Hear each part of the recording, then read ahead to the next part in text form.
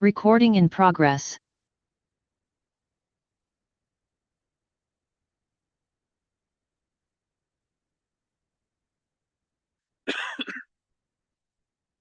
Please rise if you're able for the Pledge of Allegiance. I pledge allegiance to the flag of the United States of America and to the republic for which it stands, one nation, under God, indivisible, with liberty and justice for all.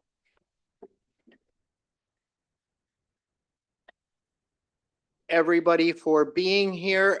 If you don't have a seat, I believe our city clerk's office is setting up a few chairs at the screen outside. If you want to sit out there and not be in the crowded room, feel free. So we start every city council meeting with our open comment period. This is an opportunity for anyone from the public to speak on items that we will not be taking public testimony during public hearings later in the agenda. Each person has up to 2 minutes to speak for a total of 20 minutes. I will be keeping track of time through a few methods. One, the clock up here, the red clock, as well as the stoplight here. So please know I may need to cut you off because of the limited time. I'd also request that each speaker be concise to allow more time for people to speak during the designated time. Participants are also encouraged to limit comments generally to topics that are within the scope and jurisdiction of the council's ability to affect policy. Council members and staff do not respond directly to your comments during public comment, but will instead follow up on any specific requests separately. If you have materials to share with the council, you may give them to the city clerk over here to distribute. And at this point, you will be invited up to speak in order of the public comment sheet. And our first speaker is Toby H. Please state your name and you have 2 minutes.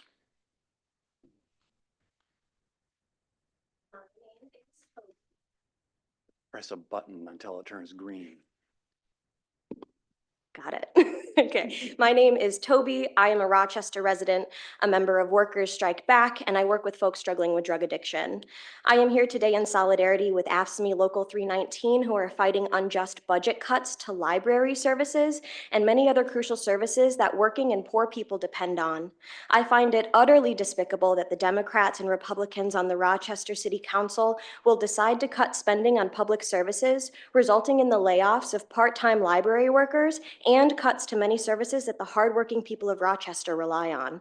Even further, the Minnesota State Legislature are getting ready to carry out their own anti-worker attacks at the state level, proposing to cut nearly $4 billion from the state budget over the next few years. This is disgraceful, and the City Council should join us in fighting for the state to tax the rich. I'm also here to stand in solidarity with everyone fighting the demolition of historic downtown buildings, as well as the anti-racist protesters who have rallied to demand justice for the 5-year-old child that was recently targeted by racist vitriol. We know that cuts to public services and austerity budgets disproportionately fall on Black and brown people, immigrants, and trans people. We also know that the regressive increase in property taxes being proposed also negatively impacts working and middle-class families. As working people in Rochester, we reject all of this. The real answer to these budget crises is for working people to reject budget cuts and austerity, reject regressive taxation, and to fight to win taxes on the rich. This is what Socialist City Council member Shama Sawant and the working people of Seattle did when they built the movement in their city to win the Amazon tax on big business to fund affordable housing. The Amazon tax campaign was successful because of a fighting strategy by Shama's City Council office.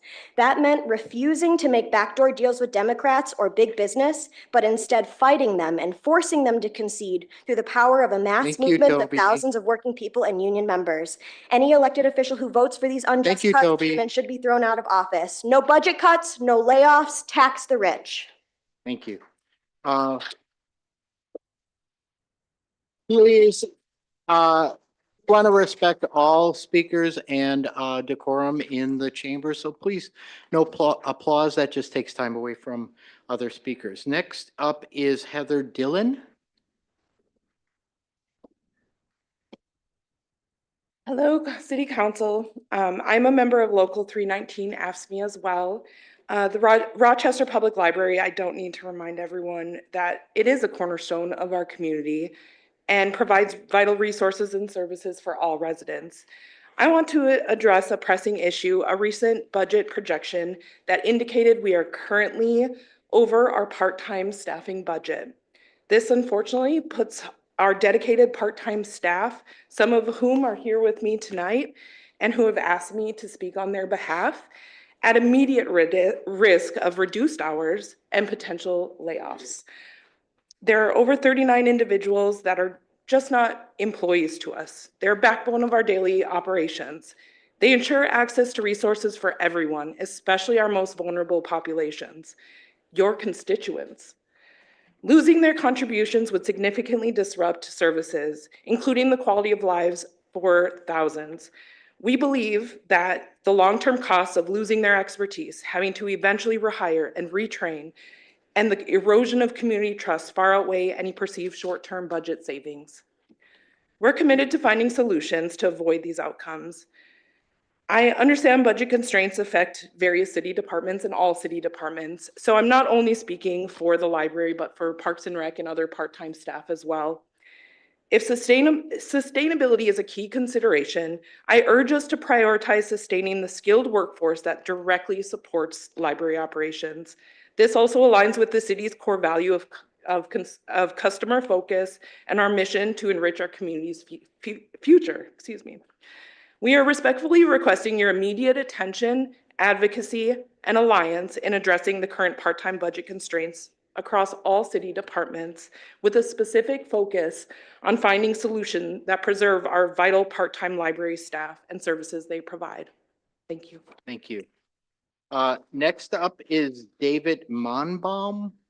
I may have mispronounced your last name.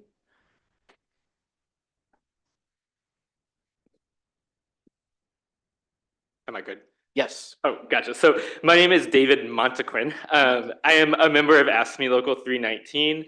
It is utterly despicable that Democrats and Republicans on this city council are getting ready to carry out massive cuts to the library and other essential public services and layoffs and attacks on public sector workers. Instead of passing an austerity budget and putting the burden on working and poor people and on public sector unions and workers, the city council should be taxing the rich to fully fund our community's needs. Some of these city council Democrats have said that the state law does not give them the right to tax the rich. This is nothing but an abdication of their duty as elected representatives, and it is unacceptable. If they had any actual commitment towards working and poor people, they would be joining us in demanding that the state legislature tax the rich to fully fund cities throughout the state. But none of this should be a surprise to working people. Whether in the city council or in the state legislature, both Democrats and Republicans are both parties that represent the rich, not working people. That's why I'm also a member of Workers Strike Back, a national organization fighting for universal public health care, a $25 an hour minimum wage, and good union jobs for all, and also calling for an end to all U.S. military funding to Israel. Workers Strike Back was co-founded by Socialist City Council member in Seattle, Shama Sawant. Shama's office led the way to win the first ever major $15 an hour minimum wage, a wage that is now $20.76 an hour, the nation's highest. Shama's office also won the historic Amazon tax on big business to fund affordable housing. But Shama's office did not do this by trying to make deals with the Democrats. In fact, the Democratic Party politicians opposed every single one of these demands despite the progressive rhetoric from some of them. Seattle's workers won only because they understood they needed to fight back. I urge all working and young people to join Workers Strike Back. Solidarity. Next up is Adam Busby.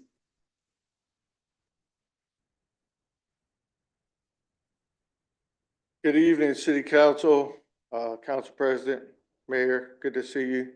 My main reason for being here today is to stand, Adam Busby, representing ATU Local 1005. My main reason for being here today is to stand in solidarity with my brothers and sisters at AFSCME, and that was my main reason for coming today. However, I feel the need to publicly bring your attention to all the missed routes that are being missed. Just one day last week, we had 20 routes missed. This is due to drivers not wanting to work overtime because of the toxic environment and the micromanaging and the microscopic video viewing that our managers are doing. So they don't want to pick up any extra overtime. We've also had a tremendous amount of people leave for our competitors in town. It's inexcusable. We hear a lot of people when they're running for office, politicians talk progressive. They talk supporting labor unions. They talk all this. I've heard, yeah, we support labor. However, most of the time it's all hat and no cattle. City Council has a chance to stand with labor and with the passengers. 20 rides along, we missed 5 today. How many people didn't get to work? How many people didn't get to their dentist appointments? How many people didn't get to dialysis? How many people didn't make it grocery shopping to feed their children? It's inexcusable. You all have a contract with TransDev. They should be filling their service, but they're not. There's a way to fix this problem. If higher management would work with me, I'm willing to work with them. There is a solution. They just have to be willing to work together with labor. Thank you. Next up is Ryan Stack.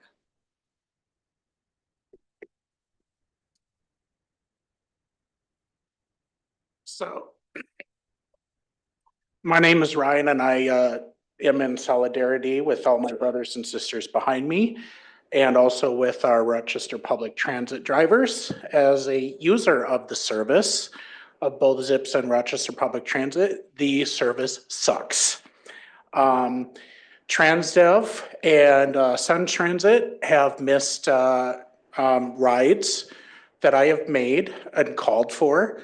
In fact, actually, I called for a ride to reserve for a ride for the May Day rally well an hour in advance, and the TransDev reps decided to send the ride a day early. And I told them, no, I don't need the ride on Wednesday, I need the ride on Thursday. And the ride never showed up on Thursday. And so I think it's time that we need to look at another operator, because the current management is just not cutting it anymore. Thank you. Next up is Veronica S.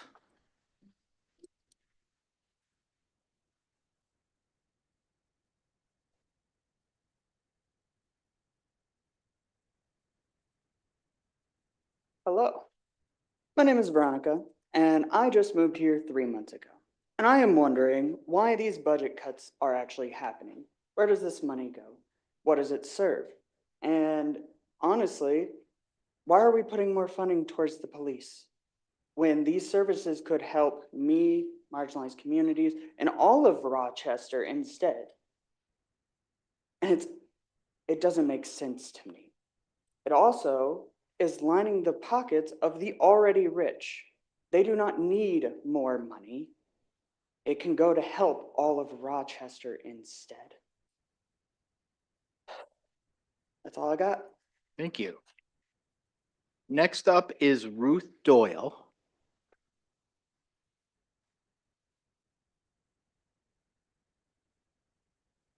Hello, my name is Ruth Poole. I'm a bus rider. I'm here to inform the City Council of some facts concerning the bus service and the plans for the Link Rapid Transit program. 2 years ago, Rochester began purchasing 4 electric buses to run on this Link program. Of those 4, One of those buses is completely out of commission and has been for a couple of months because nobody can figure out what's wrong with it. One of those buses had axles replaced. One of those buses had batteries replaced. This is an electric bus. It relies on batteries.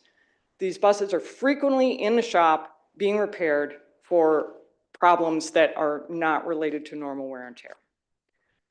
The proposed rapid charging system, en route charging system, if you look at the New Flyer website, they say that they can charge a bus. It takes 6 minutes to charge a bus for an hour and a half of service.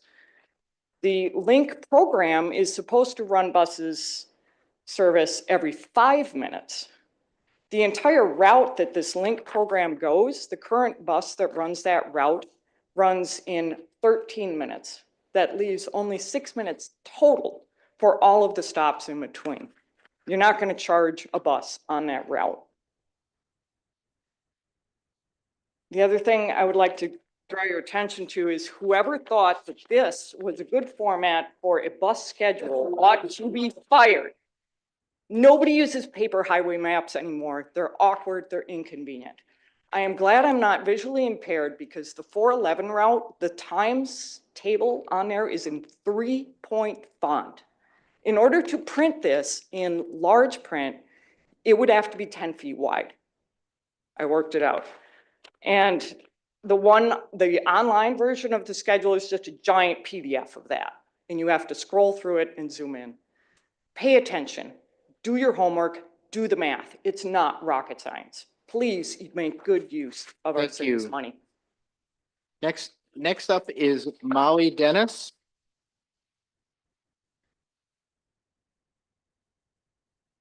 Hello, I am Molly Dennis, a resident of Rochester for many years. I am just want to echo all the amazing speakers who talk about justice, equity, and safety. I'm going to add to that a safety issue. I sent all the city council a 14-page email today, so I do not have to speak very long because it has been sent to you, as well as the Star Tribune and Rochester School District. So my speech will be a little bit short. Please read the email. I ask every word of it. It's incredibly important. I'm speaking on more right now on behalf not just of the pedestrian, cycle, children's safety when it comes to going to schools, but also the accountability of policymakers to be able to follow, have their staff have accountability for what they have expressed our residents' needs. When I was a council member on the dais, there was talk about the intersection between Elton Hills and Broadway being done after school let out. And anyone who's part of Ward 6 or Ward 5, or anyone who has kids who go to the middle school at Kellogg knows that that is now not held through. We have the construction happening. There is huge billows of smoke. There's kids walking through this construction. There is incredible amounts of safety issues when this should have been delayed and was told twice on the dais by city staff that it was going to be. So I feel that we need to make sure that city staff, the executive branch of government, does not oversee and silence the legislative branch. That is a violation of powers when it comes to both the state and federal constitution. I believe that we need to make sure that all our citizens, specifically those who are the most vulnerable, have safety. And when we look at the job of a city, not just for liability so we don't get sued, but for the basic integrity and accountability of making sure that residents have a safe ability to get to school, Thank get you, to work. Ms. And I hope that you read this email and Thank you. and follow through with what was promised. Thank Our you. final speaker is Doris Amundsen.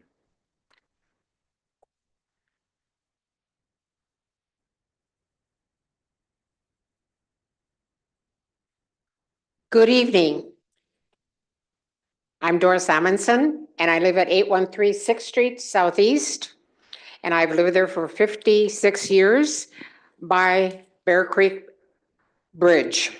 I'm here on behalf of the residents in Slattery Park neighborhood who feel as I do to share with you our concerns and opposition to several proposed plans on the conceptual design that you will be hearing about a little bit later tonight. I'm concerned about the area of the street, which is affected by the bridge that is being built over the Zumbro.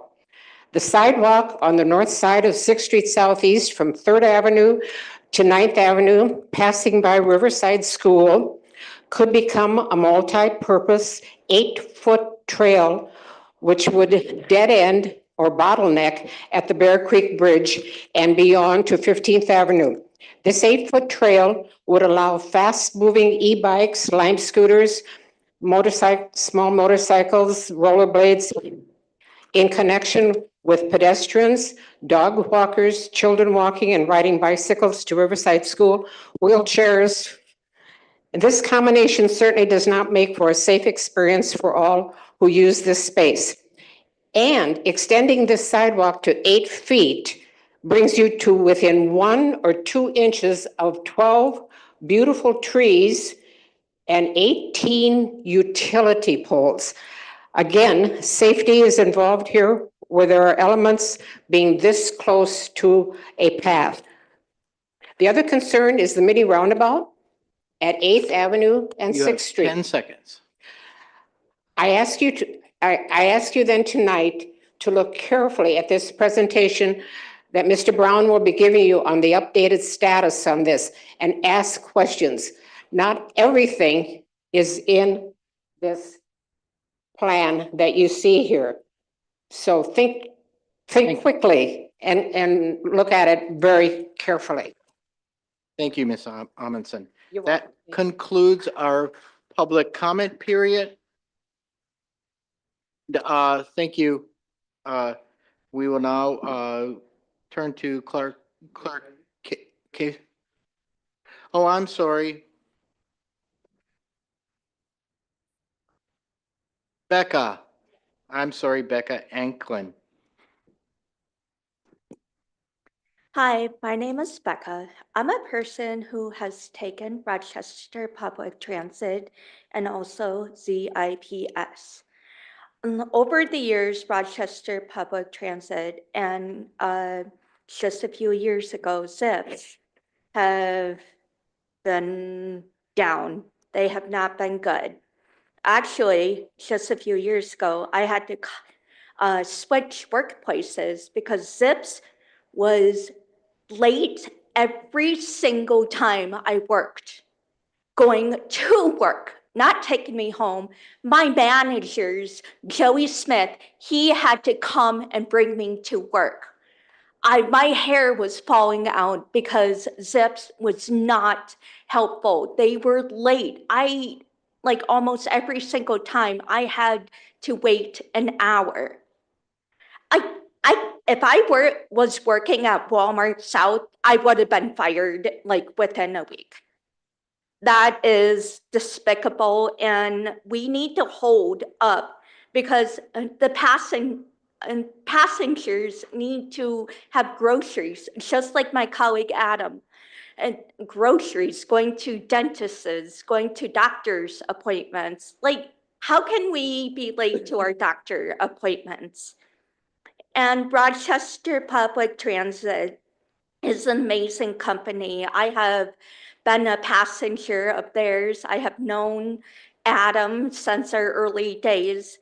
They help me get to point A and B. I was planning on using them for the May Day rally. Well, I couldn't. I had to use Lyft because they were over 10 minutes late. That is not right. There were 20 missed bus routes on the May Day rally. 20. That is insane. How would you feel if you were in Ryan and mine's shoes? You would have been frustrated and standing up here and talking to the city council. Please listen to us. Help local small businesses, Leah, and so many others, and don't destroy buildings. Thank you. Thank you, and I apologize for missing you on the list. We will turn it over to Clerk Kasel to call the roll. Good evening. Councilmember Keen. Here. Councilmember Miller. Here. Councilmember Wall. Here. Councilmember Fredericks. Here. Councilmember Palmer. Here. Councilmember Doring. Here. Council President Schubring. Here. Mayor Norton. Present. Next on our agenda is the city administrator's report. Administrator Zelms, please go ahead. Excuse me. Thank you, Council President, Mayor, members of the public. We always start this by recognizing our teammates who provide services to the community with respect, integrity, safety, and excellence in mind. And today, I just wanted to also note that they do that in order to uplift the Rochester's community vision, which is a city that cares, where all people are treated with dignity and respect, where residents, employees, and visitors enjoy high quality of life, where businesses and industry thrive, and where the land and environment are renewed and sustained for the benefit of all. It is a welcome and diverse community. So I just want to thank our teammates based on some of the things that Mayor will talk about a little bit later that have happened in our community over the last few weeks. Really appreciate how they treat our community with care in trying to advance those aspirational goals that our community has for itself. With that, I do have just a couple of things to let people know that they can get out and enjoy. So Saturdays, 10 to 11 a.m. Through October, we have Fresh Air Fitness happening at the Zumbro Riverfront in the Zumbro Market parking lot off of Broadway Avenue South. No registration required and free to attend. So if that's something you're interested in, feel free to stop by. It's actually summer. It's got green out. So we are welcoming people to take part in slow-mo summer. It's a little bit different than the no-mow May. So now we're saying just let your grass grow a little bit longer, but not too long, and then mow when it's time to mow. But that's something that's kicking off. You can get your signs at Parks and Recreation Office, which is just inside City Hall in the Rotunda. Also, in celebration of spring and summer, there is a seedling swap that's happening at Cook Park. That will be happening on May 17th from 10 a.m. to noon. So if you want to find different things to grow in your yard or in your garden, please stop by and you can be part of the seed exchange. And then RPU is hosting a water tower and well house open house. So if you wanted to find out something about our water distribution center, Friday, May 9th, 2 to 6 p.m., they are going to be hosting that at Apache Mall at that water tower there. You can see it. It's a water tower. So if you see the water tower, head there.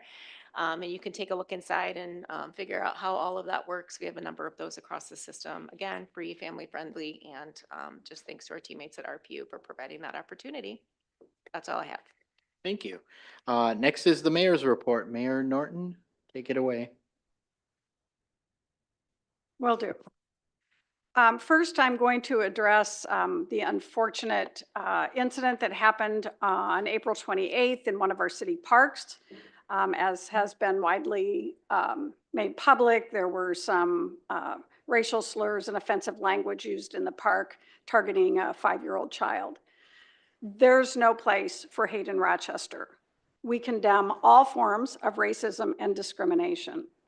Our city parks must be places where every resident, every visitor, regardless of race, background, or identity, feels safe, welcome, and respected.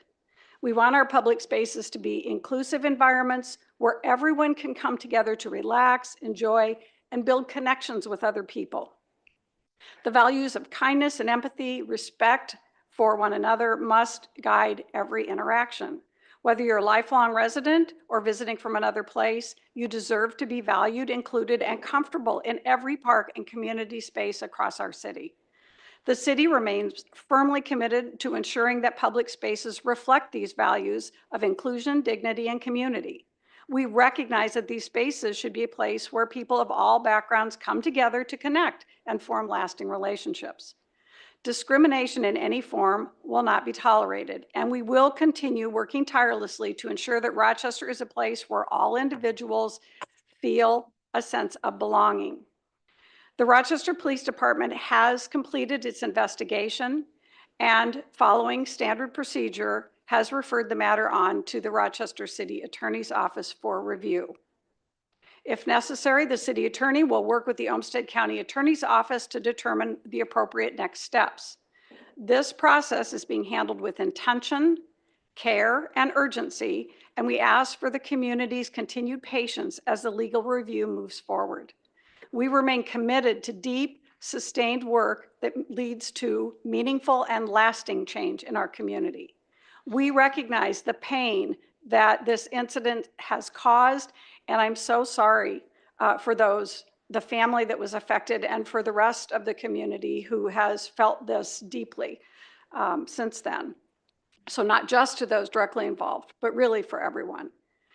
We hear and support those who have been impacted. The city is committed to doing the hard work of healing and change. There was an event this noon already. There was one this evening at 5 p.m. at the park itself. There will be another event on Wednesday over at the Rochester Civic Theater. You'll be seeing more about that, and you're welcome to attend any of these events. We will face these moments together as a community with honesty, with accountability, and with action. Hate has no home here in Rochester, and together we're going to make it an even better place than it is for everyone that lives here. So with that, I'm going to move on. I just want to acknowledge how difficult this week has been for the council, for the city, the staff here, and for every community member. And it goes without saying for the family that was affected by this. So this is the time of year we have a lot of proclamations. I warned a couple of the council members in advance. I am going to read two of them. I will not read all of them. But this one is particularly impactful with what we were just referring to. There's a group in town working on something called the 507 Experience. So the proclamation reads as follows. The 507 Experience has been locally developed as a step toward a better tomorrow. And whereas the 507 Experience is about restoring and renewing friendships and reestablishing positive and productive discussions with others in the community, and whereas the 507 Experience will bring people together for intentional conversations to enhance relationships, and whereas we believe purposeful conversation among friends and people who respect each other will transcend differences and can bring healing to broken relationships. Now therefore be it resolved that I, Kim Norton, Mayor of the City of Rochester, do hereby proclaim May 7th, 2025 as the beginning of the 507 Experience in our community to help celebrate positive and productive discussions that renew friendships and relationships. In witness whereof, I have hereunto set my hand and caused the corporate seal of the City of Rochester to be affixed on this, I guess, 5th day of May. The 5th day of May.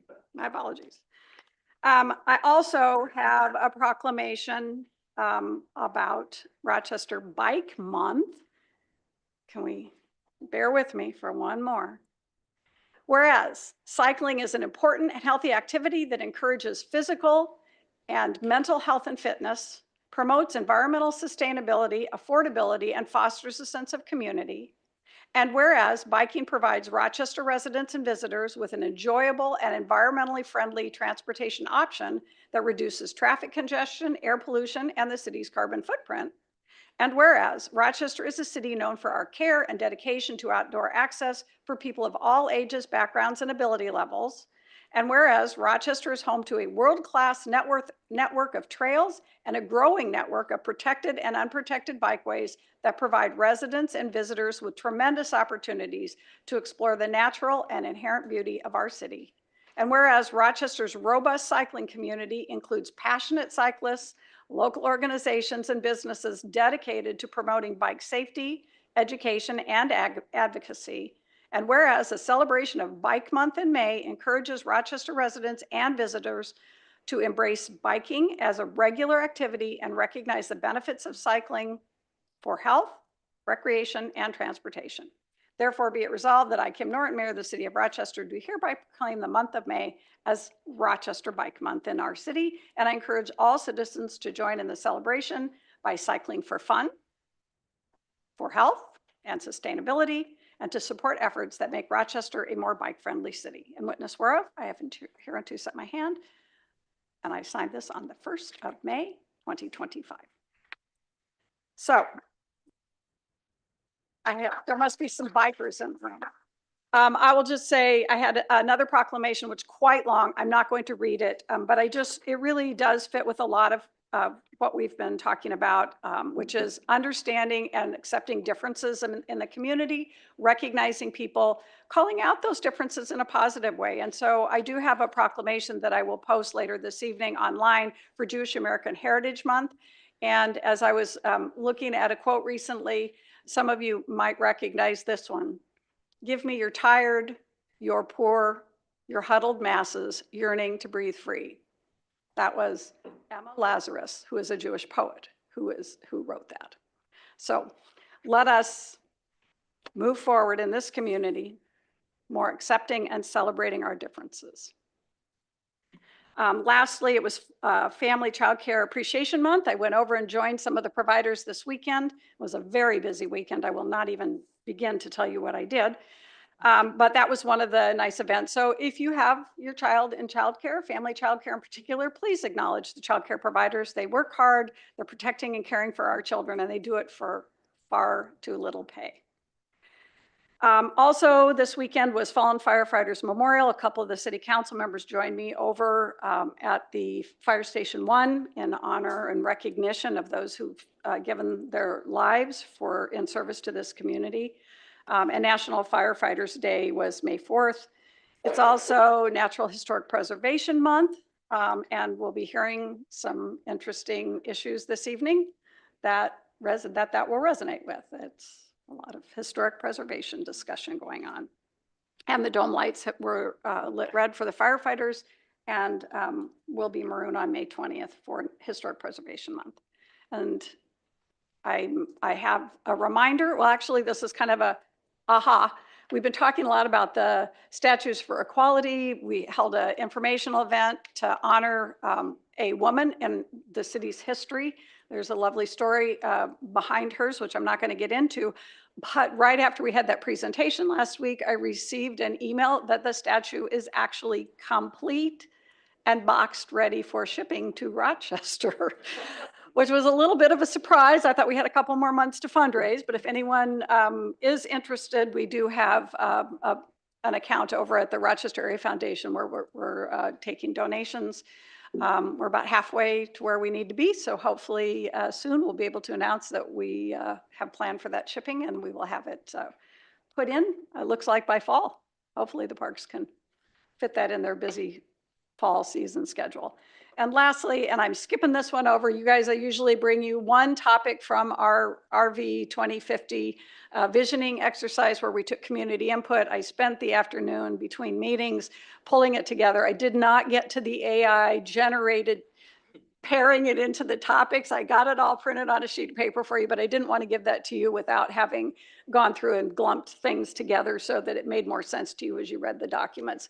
So just know I did do that work this afternoon. I will get it to you in the next day or two in your mailboxes. And it is on natural resources. And there's a lot of talk about our parks, a lot of talk about clean water, and a lot of talk about trees. But we'll have more about that in your mailboxes later this week. And that's all I have. Thank you, Mayor. Next up is our order of agenda. Are there any changes to the order of the agenda? Staff, council members, is there a motion to approve the order of the agenda? I'll move to approve the order. Moved by Councilmember Keen, Second. seconded by Councilmember Miller. All in favor say aye. Aye. All opposed say nay. Motion carries. Moving on to our consent agenda, I have not received any pulled items. Is that correct? Are there any pulled items? If not, I'd invite a motion to approve the consent agenda in full. Move approval. Moved by Councilmember Miller, Second. seconded by Councilmember Doring. Councilmember Wall, go ahead.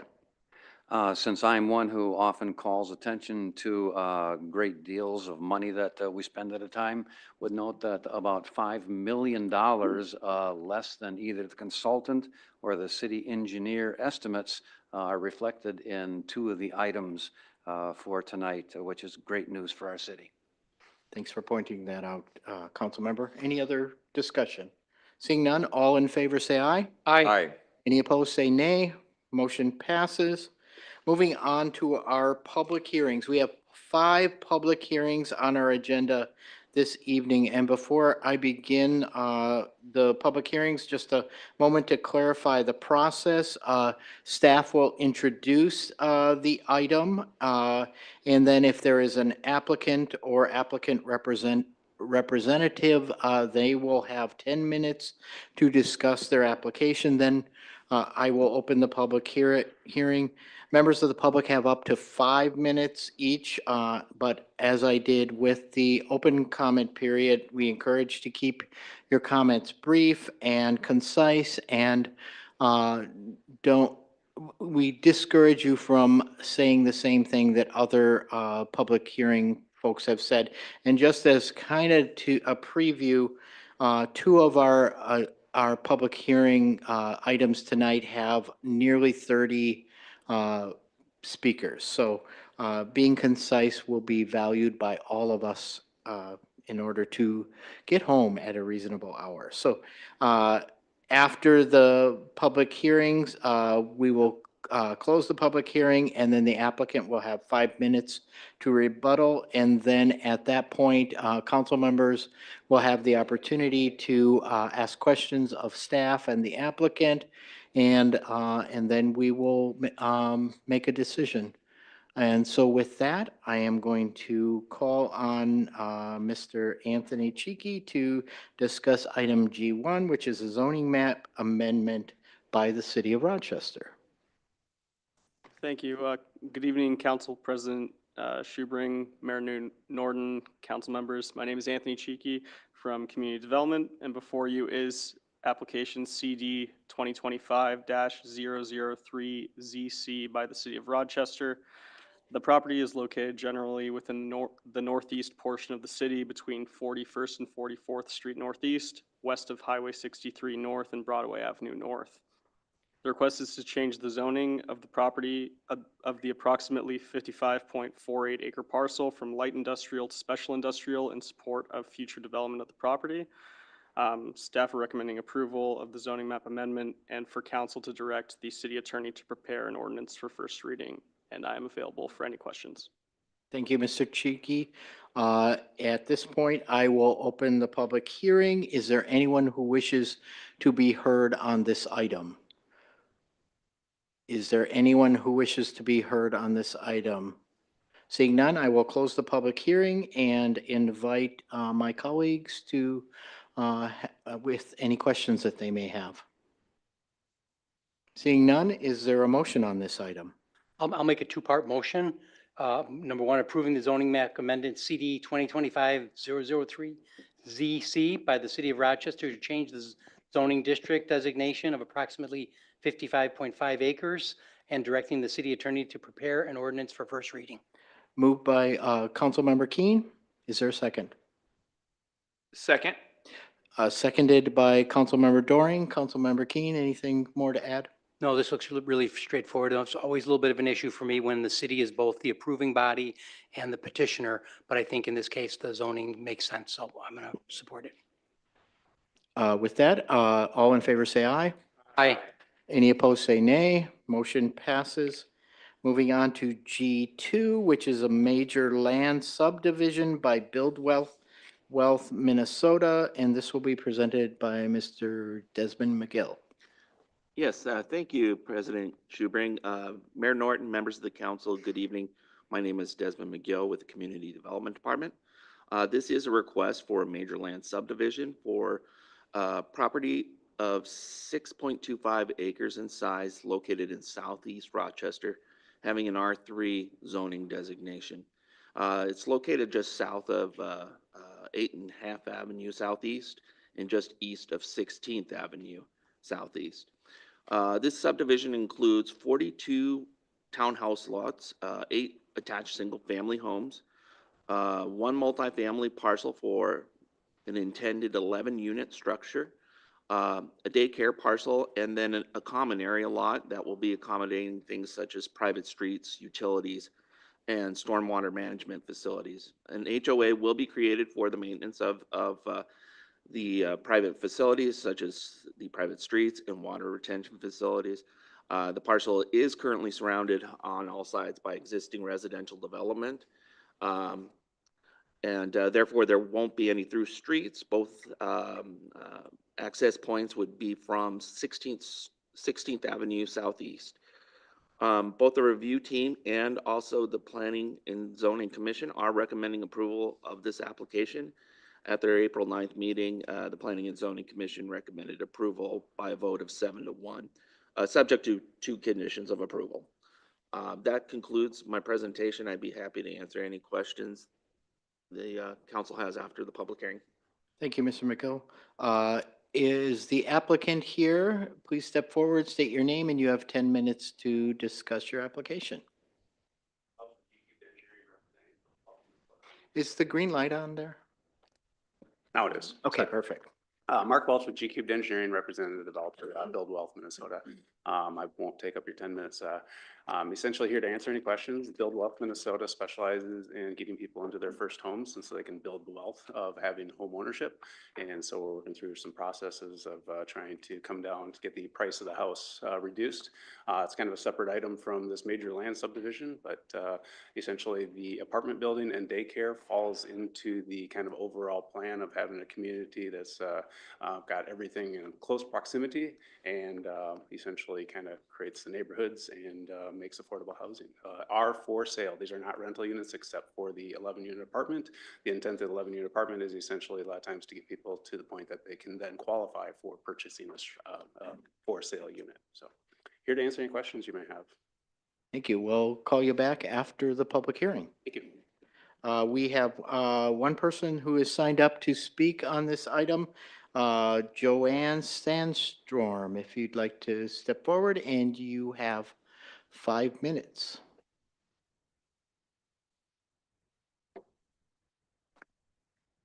Good evening. Thank you for having us tonight.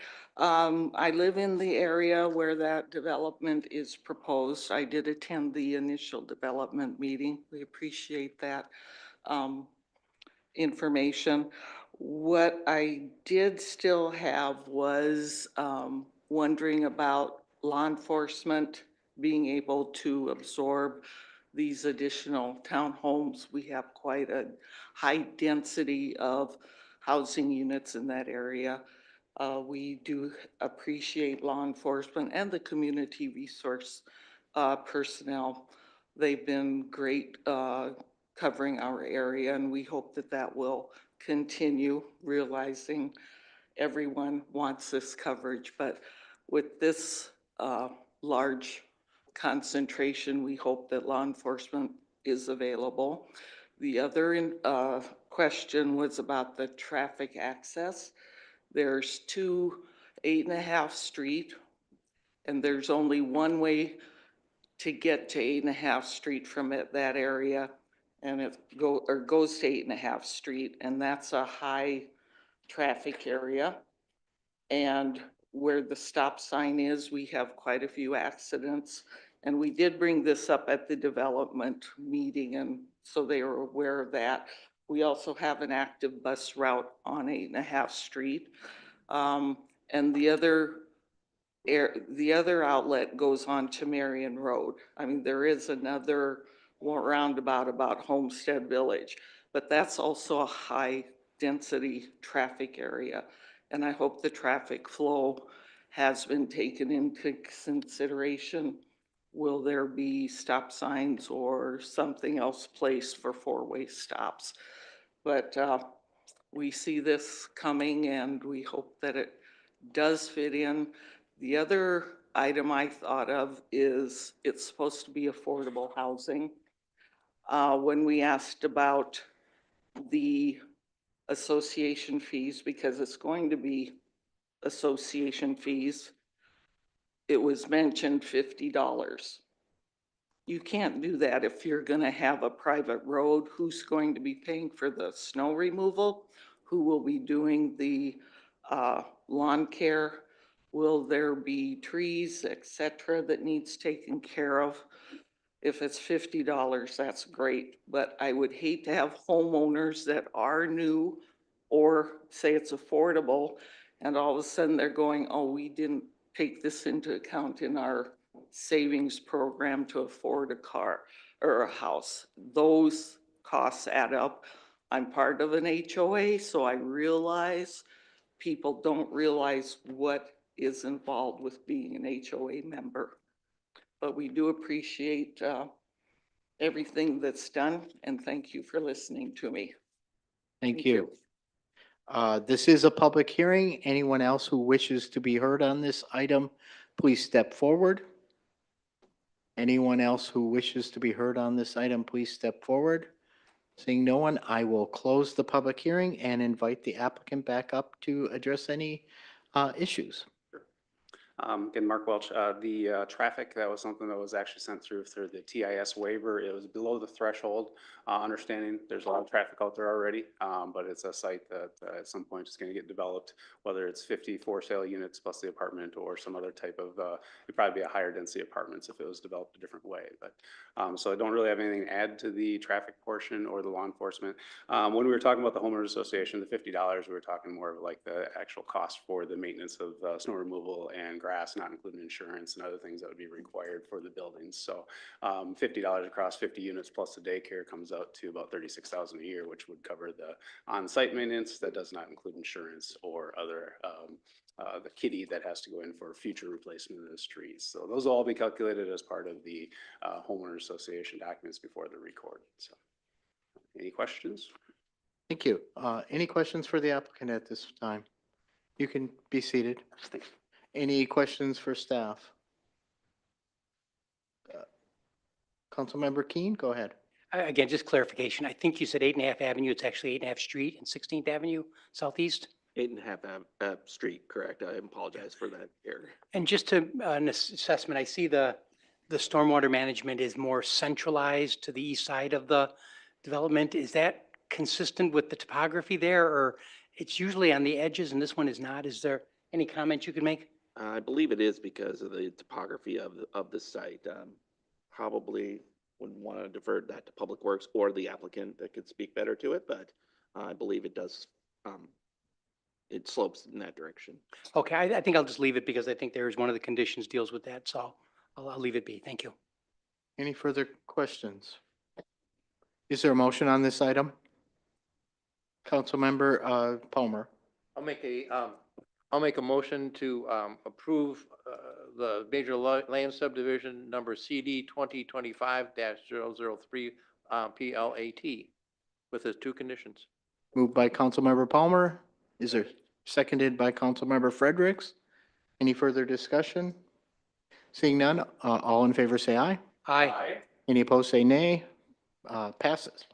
Moving on to G3, which is a utility easement vacation by Chick-fil-A. And this will be presented by Mr. Cheeky again.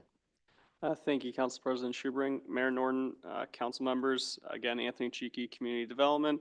And before you is CD 2025-004 VAC by Chick-fil-A Inc. The property is located at 300 17th Avenue Northwest, and the request is to vacate both an existing 15-foot wide water main easement and an existing 10-foot wide public utility easement, which were originally dedicated in 1952. The applicant has an approved site development plan for a quick service restaurant on the site. During the site development plan review process, it was determined that the existing easements would need to be relocated. Also of note, as part of this submission, the neighboring business is also seeking vacation of the same easements. This has been captured in the recommendation and associated exhibits. And as of April 21st, 2025, again, the site development plan file CD 2024-038 SDP has been approved. And with that, the additional easements have been recorded to staff and agency satisfaction. With this, the existing water main and utility easements are no longer needed, and I'm available for any questions. Thank you. At this time, is the applicant here or a representative of the applicant? Yes, Fernando Del Toro with the HR Green on behalf of the applicant. Welcome, Mr. Del Toro. You have 10 minutes to discuss your application. Thank you. Yeah, nothing really to add, just here for any questions. I think you described it pretty well. We will call you back up if there are any questions during the public hearing. Thank you. At this point, I will open the public hearing on this item. Is there anyone here who wishes to be heard on this item? Anyone who wishes to be heard on this item? Seeing none, I will close the public hearing and invite Mr. Del Toro if he has any closing words on his property or application. Nothing to add from me. Thank you. Any questions from council members to the applicant or staff? Seeing none, is there a motion on this item? Councilmember Palmer, go ahead. I'll make a motion to approve a resolution approving a utility easement vacation number CD 2025-004 VAC. Second. Moved by Councilmember Palmer and seconded by Councilmember Fredericks. Councilmember Palmer, any more to add on this? All in favor, say aye. Aye. Any opposed, say nay. Passes. Thank you, Mr. Del Toro. And we will move on to public hearings G4 and actually I'm going to just mention G4 and G5. They are both regarding the same properties. While sometimes we will combine our public hearings into one public hearing, in this case, because they are two separate and distinct actions being requested of the council, we will hold two separate public hearings for each item. So with that, I will turn it over to Ms. Woodward. Good evening, Council President, Mayor, members of council. Let's see if I can get this.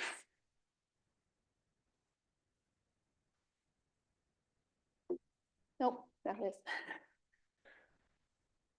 All right, so before you is a request for landmark removal for properties at 309, 311, 313, 315, and 317 South Broadway.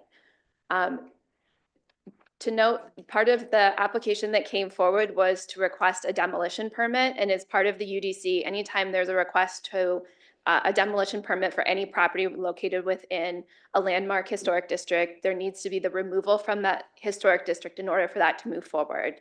So that is what is before you in this public hearing, is a request to remove these properties from the landmark historic district in the commercial district.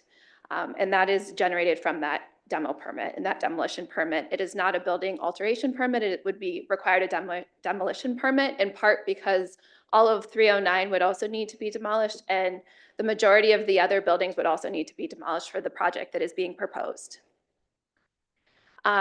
There was an HPC recommendation as part of this process, so that was the first step that took place in early April, and then City Council ultimately provides a decision on that. So HPC provides that recommendation, and then ultimately the review needs to happen at City Council. There are a couple of options in order to remove landmark designation, and they are listed up there, include reconsideration of historic significance, the reconsideration of historic integrity, or economic hardship. So not all three of them don't have to occur, but one has to be noted. So what is before you is, do the properties still qualify as contributing to the landmark historic district, and has the applicant shown the economic hardship needed? In terms of landmark designation and historic significance, the district was designated as a historic district with these two criteria, number 1 and 8. Related to the development heritage of the district, and that was really looking at the downtown central core of the commerce from 1870 to 1962, and the location, scale, and other physical characteristics of all of the buildings together making up that district. So it wasn't necessarily one specific building in that, it was all of the collection of those buildings as it relates to the commercial district. In terms of historic integrity, there are, I think 8, there's one behind there, or 7. Sorry, there's 7 different historic integrity. Just want to make sure I'm not missing any of those. These all really look at how has this been maintained over time in these different categories. So all of these are still showing significance as well. And then the last option, which is option C, would be really looking at economic hardship. The items under there in current are identified in the UDC as a way to determine economic hardship as it relates to the properties. And the UDC lays out what needs to be submitted as part of that application. So with that, the recommendations and the application was gone through, and we identified findings of fact as it relates to each of these different items that the applicant provided. And we stated, and this was provided to the HPC, and they recommended that that these stay as a historic landmark and be denied, including that they maintain their historic significance, and that has not changed, and the historic integrity maintains. And they were determined to be contributing when the district was adopted in 2024. And I would also note that there wasn't really evidence within the application to determine economic hardship, even though it was mentioned a few times. So that is also why we've noted that up in this part. So I think with that, that provides kind of that overview. I will turn it over to the applicant, and then I'm available for additional questions. Thank you, Ms. Woodward. At this point, I would invite the applicant to step forward, and you have 10 minutes to discuss your application.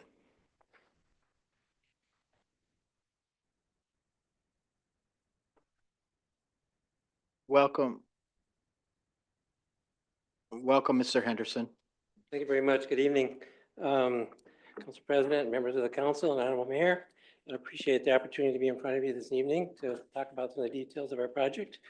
Good news, we're coming in with a short and abbreviated presentation. So we thought actually you would have a longer meeting prior to this, but you're moving pretty efficiently. But with that being said, we'll still stick with the shorter version. So what we'd like to address today is more of the merits of the project, actually. And you've heard kind of the details of what the UDC requires. UDC has crafted and created a complicated process, frankly. I think we're the first ones to kind of go through that. And UDC is relatively new. So we've had an eye-opening experience with the challenges of it. So you'll hear a little bit more about that, but I won't go into some great detail on that. But considering how it's crafted, the building owners and developers, in our opinion, providing a response to the evaluation process is kind of a futile process. I mean, the evaluation language is crafted in such a way that the Secretary of Interior standards, which is extremely subjective. And anybody could offer kind of whatever their agenda is and whatever their position is on a particular aspect of those criteria. So we obviously responded in the fashion that we thought was appropriate based on our buildings. And the city staff and the HPC took their position with kind of a view from their perspective, which obviously, you know, their view is really from what they're charged with doing is to address and hopefully save old buildings. Some of them being historic, some of them not being so historic. And in our opinion, we're dealing with buildings that we classify as ones that are marginally significant. So please keep that in mind. But that being said, regardless of the UDC's evaluation approach, we would really like the council to really consider not only our buildings, but other buildings on South Broadway and in that district, the economic challenges that we're all having. I think there's other people that maybe aren't here tonight, but they can speak to that. But I think it's kind of obvious to a lot of us, kind of the challenges that we're experiencing. There's a lot of vacant space. If you go up and down South Broadway, you go anywhere in our downtown, you'll experience a lot of vacant space. So it kind of speaks for itself in regard to economic hardships. So the existing buildings involved in our property in today's real estate market just do not have the current conditions that meets the future, what the potential market is downtown. I think a lot of us obviously have recognized the success of UMR. They're probably one of our biggest future opportunities to revive our downtown. I'm not quite sure retail and some other activities downtown are going to save us. We don't have critical mass. We don't have what's needed to really draw a lot of retail. So in my opinion, and others may not agree, but our approach is to work closely with what we think is an appropriate market. And we think our market is very strong on higher education. So we've been working closely with higher education providers to try to come up with a project that really suits their needs. And I think a lot of you are very well aware of what their needs are, and they've communicated that in many venues for that opportunity. The buildings we own, frankly, I mean, we bought them with the idea of doing a development, but we are infusing cash into them every month, keep them open. We cannot attract tenants. The Payne building is an entirely vacant second floor. It doesn't have an elevator, doesn't have restrooms, which we would put in there, frankly, if we thought we could attract a tenant. But we're just not going to continue to put money in those buildings without the potential of attracting tenants to help us make them a reasonable investment, quite honestly. Nobody would do that, I don't think. So in lieu of continuing to offer kind of rebuttal to the position of the HPC and the staff, I think we're just acknowledging, look, there's viewpoints that we're all going to have that are varying and different. And they've taken a really hard stance on how they interpret the Secretary of Interior standards. It clearly states in there that it should be applied with flexibility, and it should not be just applied with just rigid review of that. So in our opinion, it was very rigid. We feel that the standard requires some flexibility and frankly, some common sense of how it should be applied to any jurisdiction locally based on conditions of that jurisdiction or that location. So with that being said, I want to show you just quickly, I want to go through the project and show you the attributes of it. First of all, we're just showing you what we're calling benchmarking photos. And you'll see in a minute that we have gone to an approach where we would save the fronts, salvage the fronts. It's been done successfully all over the country, over and over and over again. So salvaging fronts and making them part of a historic district is nothing unusual. It's done all over the place. And it's allowed cities to really create a really meaningful development. And by using the fronts that are there, we're coming up with a front design that mimics or mocks what's already there now. So we can go to the second slide, please. Thank you. So I don't need to bore you with a lot of these, but I think anybody can Google this and find out what's been done in other cities in regard to salvage storefronts that are part of a larger development and become an interesting component for that development. So in the next slides, you'll see that we've done that. We've decided to restore the fronts of the Payne building and restore the fronts of 315, 317 buildings. They have some character. I don't really consider them as having anything extremely valuable in terms of character. But that being said, there's some character there, and it does add just maybe the ambiance of that street and the vibrancy of the pedestrian experience along that street. So if we can go back to that, right, if you don't mind. That's what we've done with this project is to create a storefront. But what we've done, and I'll show you the next slide, we've studied a number of massing options. And this being an option where there's a larger tower in back and a shorter height tower in front. And then we've gone to the next option, option 5, which has 2 equal height towers. But the most important thing to note about this is that we've set the towers back 25 feet from the frontage, which was the 2 things that were of interest as we went through the process with city staff, was the setback from the street to be subordinate to the fronts. And we started at 10 feet, we went to 15, we've gone to 25. And we've dropped the towers down to 11 stories, equal height towers. And as we've gone through the meetings, frankly, we've had 13 meetings with city staff. And that being a result of some direction from the city council a couple of years ago, when we asked for these buildings to be removed from the landmark district. And the suggestion at that meeting, some of you weren't part of the council then, so I apologize, but we have notes if anybody cares to see them, that what we were encouraged to do. And 1, if not 2, and even a city staff person indicated that we should seriously work with staff to come back with a compromise proposal. And that's what we've done. We've had, like I said, 13 meetings with staff over the last 8, 10 months, however long it's been. Very good meetings. Staff has been very cooperative, very helpful. We've gone back and forth with ideas. And this is the concept that, from my understanding, that we last had agreement on with the staff that would be a logical conclusion in a compromise position. So if you don't mind going one more.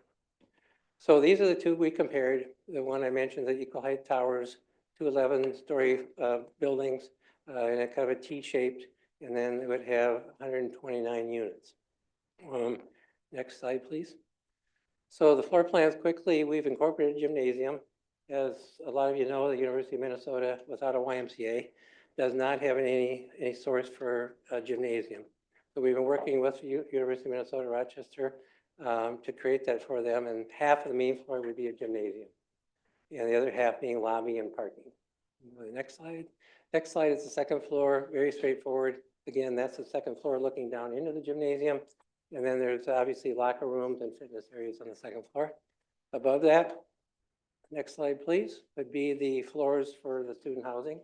The building has student housing in it. That's our market we're familiar with. We own, along with my partner, Grant Michael, who's in the back, 318 Commons. And I think if you talk to anybody at the University of Minnesota, that's been a hugely successful project for them, desperately needed. And I think based on what we're seeing and hearing and hoping for enrollment, they're going to need more housing. So we've been working closely with them for more housing. Next slide would just show you again what that gymnasium would look like, how it would activate the street level. We're more interested in activating the street level of the gymnasium than we are potential another vacant retail space, quite honestly. There's been a limited success in activating street level, unfortunately, in Rochester. And we don't want to be in that position to have a space that's not activated. So You have 20 seconds. okay, Mr. sorry. Henderson. I ran out of time with HPC too. Our idea and our hope is that you'll look at the merits of the project, strictly on the merits of what we're delivering and what we're bringing, and not be really all that hung up on the interpretations of the Secretary of Department of Interiors, whether it's our interpretation or theirs, but obviously they don't agree. So our request would be to look at the merits of the project that I just presented, and if we could leave the rendering up on the screen if there's questions. Thank you, Mr. Henderson. We'll call you back up after the public hearing. Okay, thank you. As I mentioned, we have nearly 30 people signed up to speak on this item, so being concise will be appreciated. With that, I will invite Abby A. up to be our first speaker.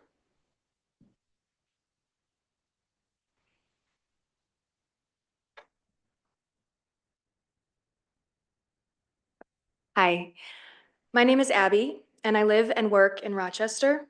I'm going to keep this short and sweet. I want to preserve the historic district because it is the heart and soul of this city.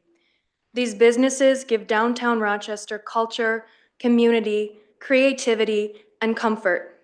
They are places of healing in a city filled with patients and their families looking for music and art therapy and safe spaces. I wouldn't want to live in a Rochester without them, and I ask you that we don't have to. Thank you.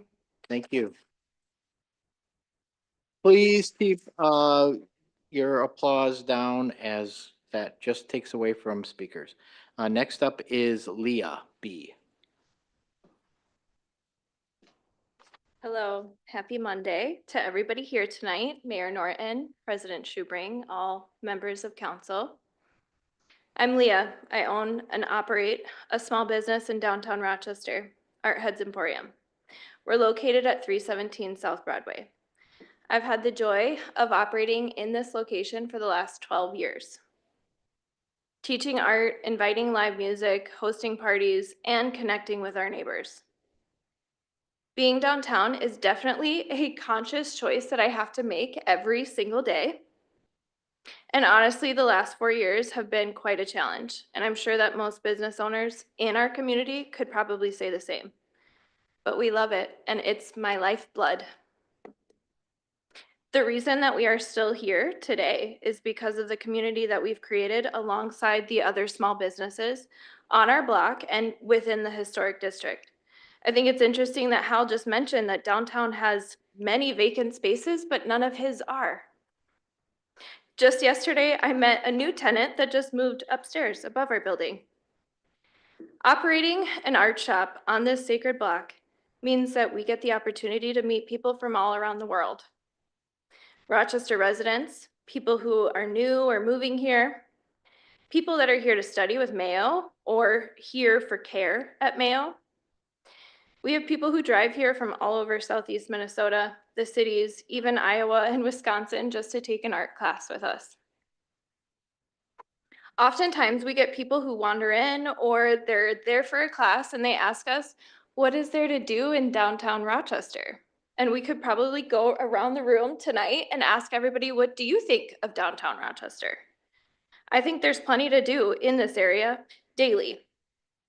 Aside from the many great restaurants and bars that we have, where is the culture and where is the community in downtown Rochester? And obviously this is a biased answer, but I would say in the historic district. It's at Cafe Steam, Art Heads, Tree Dome, Threshold, Kreezel's, Tie Pop. All of our business models are vital to the future development of community building in our city. We have all created and cultivated an energy down here that is absolutely irreplaceable. The historic buildings on South Broadway that are up for discussion are needed in our community. and they should remain open to the public, not closed for a gym. Heritage preservation is economic development. There's a reason why many newer buildings in town are still unfortunately empty storefronts. New ideas need old buildings. I know all of you have heard that saying. I think there's something really honest about that. There's an energy that historic properties hold, and people are truly magnets to them. No property owner should ever be rewarded for demolition by neglect. Please join us all in celebrating and preserving the small amount of history that we do have left here. Let's be proud. This is our city. We can do it together. Thank you. Thank you. Next up is Abe Stuckley.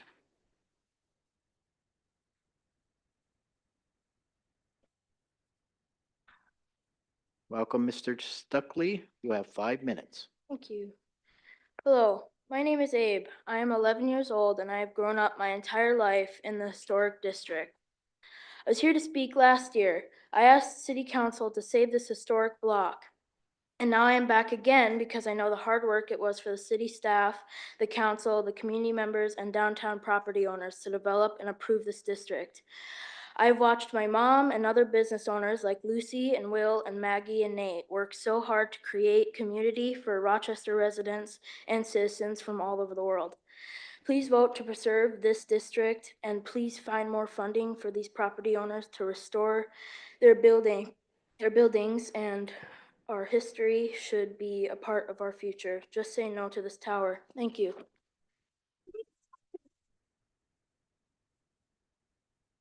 Is Lucy Creasel.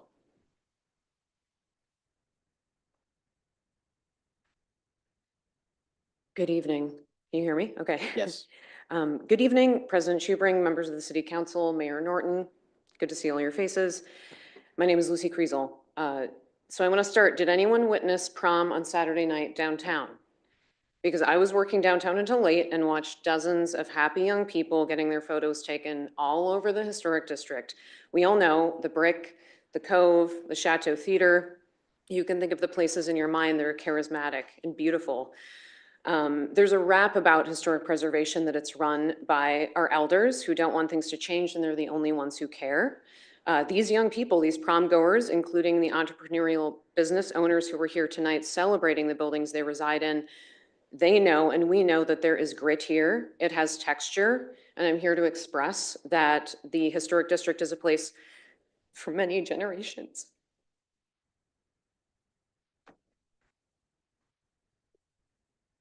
I turned to a moment when a member of our downtown community recently asked my dad, John Creasel, why are you still here? I'll attempt to answer that question now.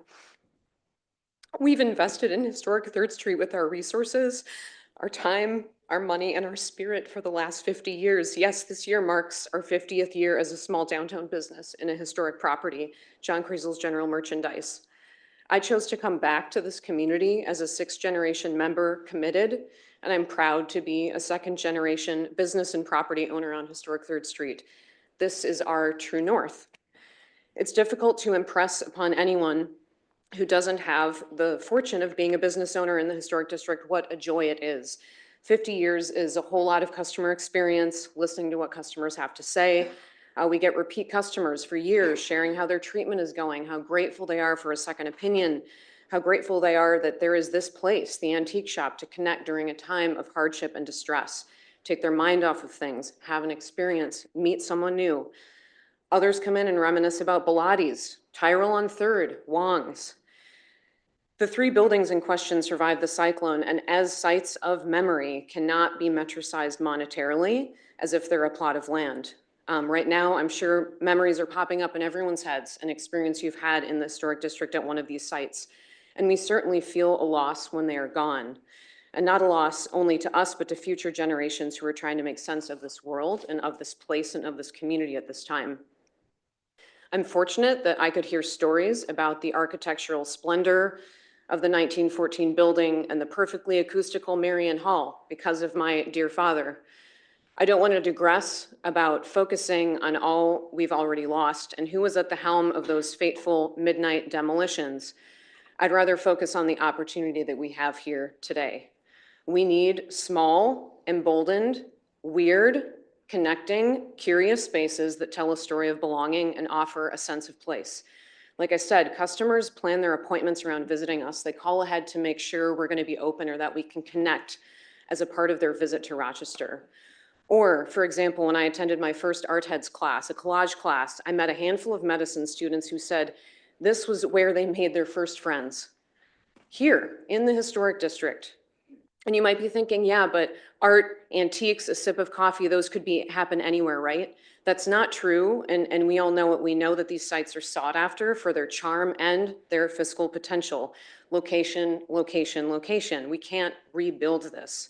This is the heart of the city, and it's time to embrace our unique history, especially now that so many people, HPC, city staff, many prior individuals have spent countless hours to establish this district collaboratively and with intention.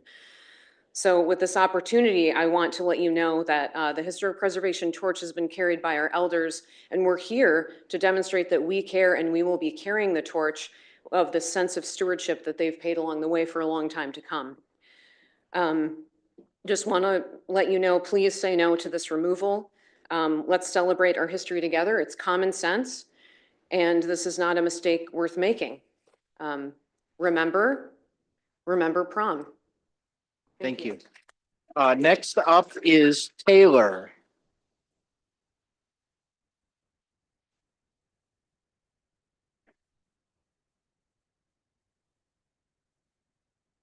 Hello, I've never spoken at a city council meeting before, so here goes what I have. Good evening, President Schuberg, members of the city council, and Mayor Norton. My name is Taylor, and I've been a proud resident of Rochester for my entire life. I'm an artist, a mother, and a photographer for our community and Mayo Clinic. I believe in preserving the historic district because these buildings and the businesses within them foster community and give this city life and heart. These buildings are treasured and have been cared for by the business owners that are passionate about fostering community, diversity, and vibrancy to our city that is constantly transformed for Mayo Clinic. As someone who grew up here, I have seen the downtown area change and historic buildings be torn down. Change is inevitable, and you can't have growth without change, but not all change is good. The pandemic forced many small businesses to close due to the economy and lack of foot traffic, as many Mayo employees started working remotely. Ever since, the City Council and Rochester Downtown Alliance have been working on ways to get people back downtown. With the results of the pandemic and the expansion of Mayo Clinic, DMC, and UMR, the options for community gathering spaces have only gotten fewer. Threshold Arts, Tree Dome, Art Heads Emporium, and Cafe Steam are some of the last few remaining options. These businesses are all prominent reasons why local residents come downtown, and are some of my personal favorite places to spend time and money. When patients ask me what there is to do downtown other than eat, I always recommend these businesses because they give visitors a taste of our city through local art, music, shopping, community spaces, and a really good cup of coffee, all within our quaint historic district. The National Community Survey posted on the Rochester government website showed that in 2024, 52% of residents felt a sense of community in Rochester. Only 41% of residents viewed downtown as vibrant. The importance of inclusivity and engagement was rated at 62%, while the result, or they wanted it to be 62, or the importance was 62%, while the result was only 46%. The quality of education, arts, and culture was rated 59%, where the importance was rated at 68%. If these community spaces and businesses go away, downtown traffic and community engagement ratings will plummet even further. Downtown cannot turn into a series of hotel and apartment building lobbies with high-end restaurants that the average resident cannot afford. I am not blind to the fact that Rochester needs more housing, but there are better options. There are plenty of vacant lots primed and ready for development downtown. Specifically, the former Post Bulletin site has been sitting empty since 2020, And the vacant lot next to Blue Duck used to have a building built in 1879 that was torn down in 2017. And the only thing that that lot is being used for is snow removal, road garbage, and miscellaneous bike parts. Our town can agree to purchase the entire Seneca factory to save our beloved corncob water tower. We can preserve and save our iconic historic district and these community spaces. The history of Rochester exists outside of the history of Mayo Clinic, and Mayo Clinic's history should not be the only one that is preserved. Preserving our city's history is just as important as developing its future. To conclude, change is inevitable, but it's important to make the right changes to keep Rochester a place people want to live and not just visit for their healthcare or their four-year residency. Please vote to keep these important community spaces in these historic buildings and don't let the intentional neglect of their owner justify their demolition. Please say yes to our treasured past and please say no to this request. Thank you. Next up is Ethan Shones.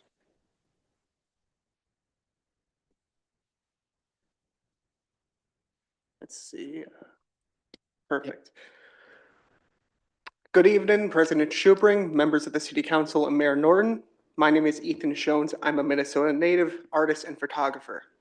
I believe it is important to preserve the historic district because of music and art have a long history here in historical downtown with businesses such as the Bach Music Company, the Connolly Camera Factory, etc. And what places like Treedom, Threshold Arts, Art Heads, and Cafe Steam have done is continue that long history. I love going to these businesses in the historical district. Cafe Steam is a great place to sit, read a book, occasionally listen to musicians if they have them. I've been to multiple classes at Art Heads and they've all been phenomenal. Showing people how easy it is to pick up a pencil or brush and make art is important. And with their classes, I hope they will inspire people to pick up art as a hobby and express themselves. When I go to Threshold Arts, I am in awe seeing all of the creations from local Minnesotan artists. Plates, paintings, jewelry, leatherwork, 3D printed objects. Giving these artists a place to sell their art and allow people to appreciate it is so important. And having a place like Threshold to do that is amazing. And then there's Freedom. I've gone there almost weekly since I've discovered them when moving to Rochester 4 years ago. I've bought CDs, vinyl, cassettes, and they've given me the ability to expand my musical taste and build up a sizable collection of music. They've also been a major help when it comes to bringing music to downtown. I've gone to so many concerts there. My first concert there was seeing my best friend perform live with this band. My shirt is from seeing him perform live at another concert over at Thesis Beer Project. Some of the pins on my camera bag are from seeing artists at Tree Dome. When I go to these concerts to see music or to take photography, I see a community of people of all ages, from high schoolers to gray-haired adults, even a child or a mother with their baby jamming out to music, and bands and artists, not only from the Minnesota area, but from out of state. They buy their merchandise, their shirts, their CDs, they give them money to allow them to do what they love. And to lose these growing pillars of the Rochester art and music community for a glass elevator for yet another high rise in the Rochester skyline would be a huge disservice to the art community and would be a major loss to the music community here. Please say yes to our treasured past and the many people enjoy historic downtown. And please say no to their request. Thank you. Thank you. Next up is Becca A.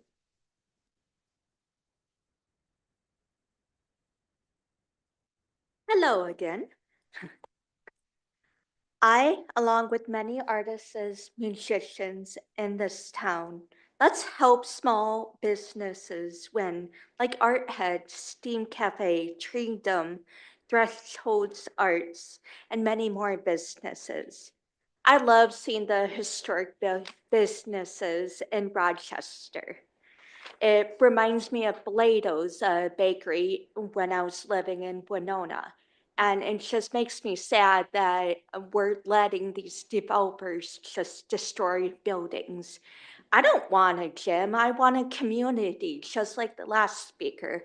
I love going there. I love saying hi to Leah every time and seeing her little boy grow up. It's a community. It's like art abilities. It's a community. Think of what you're doing. Thank you. Next up is Kevin Reynolds.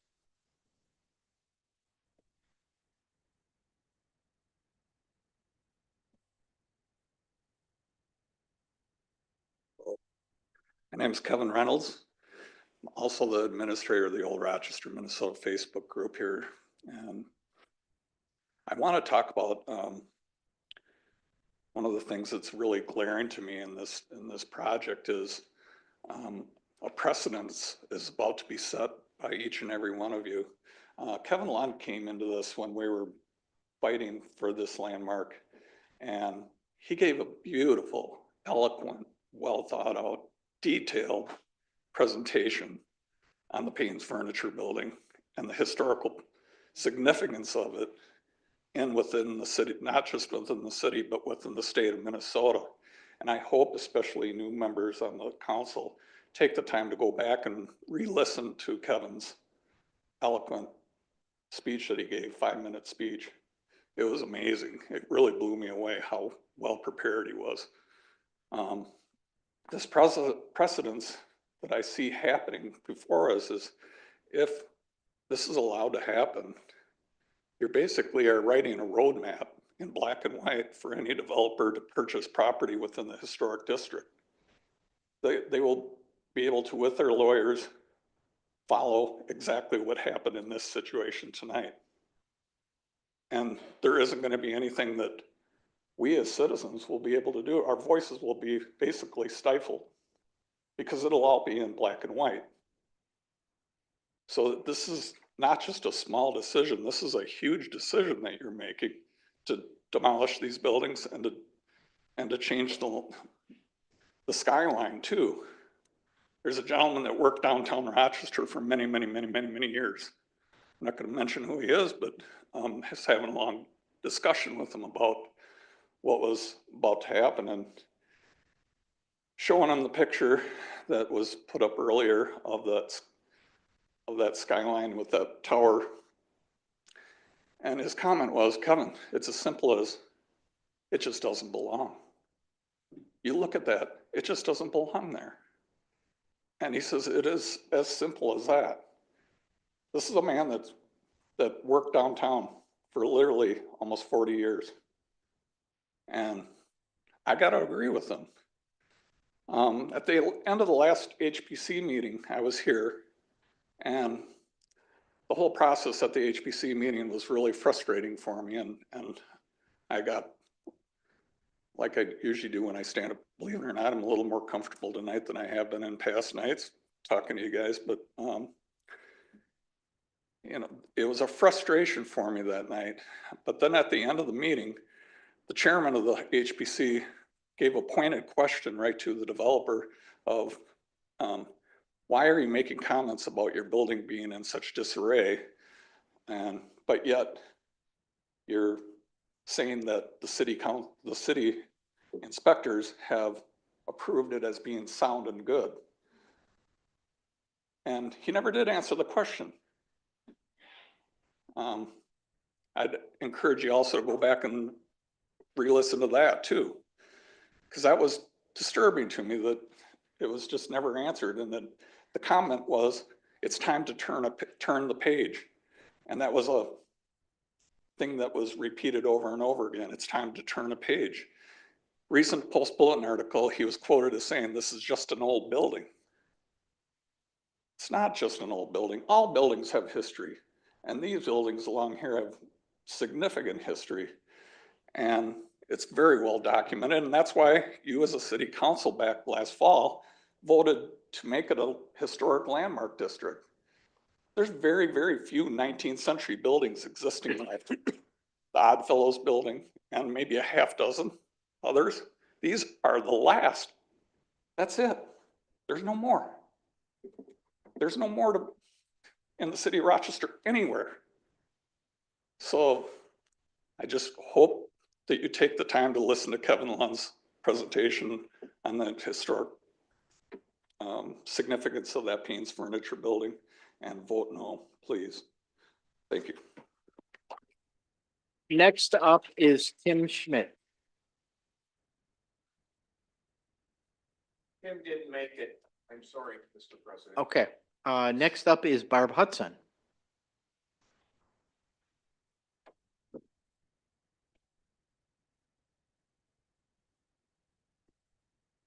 Good evening. My name is Barb Hudson. I'm going to just address some of the statements that our applicant has made. Since 2017, or for the last 8 years, the Rochester Downtown Historic District has been reviewed, studied, discussed, and evaluated by city staff, committees, commissions, and the Rochester City Council. This district meets the United States Secretary of Interior standards for landmark designation. The Minnesota State Historic Preservation Office also validates the landmark designation of this historic district. In January of 2004, the Rochester City Council agreed, and the buildings were deemed significant to the historic development of Rochester's commercial core and voted to landmark the district. Today, the owner, the applicant of some of the buildings in this landmark district says, the buildings are simply old and have no historic significance. It's time for them to go. It's time to turn the page.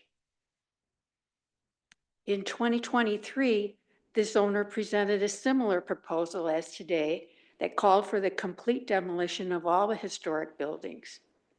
It was rejected by the Heritage Preservation Commission and by the city because this would substantially alter the entire district. The Unified Development Code of Rochester, which was mentioned by the applicant, is something that seems new, but these ordinances have been around since the city has been around. These ordinances are precisely designated and designed to protect Rochester's historic heritage from the wrecking ball. Similar to building codes, developers must follow these codes when building or renovating. And I'm sure not every developer appreciates building codes and would prefer to build less costly. The state's Destination Medical Center Corporation Board recently approved grants for preservation efforts in the downtown district, and the city created a no-interest loan program. City staff are still willing to collaborate with the developers to create a plan for adaptive reuse of these buildings. Now, Mayo Clinic is investing over $5 billion to build a massive, bold, forward, and unbound project. Yet, creatively and respectively, they're designing around the historic Calvary Episcopal Church. Surely Rochester leaders can come up with a creative way to preserve and design around this treasured historic district. Thank you. Next up is Barry Skolnick.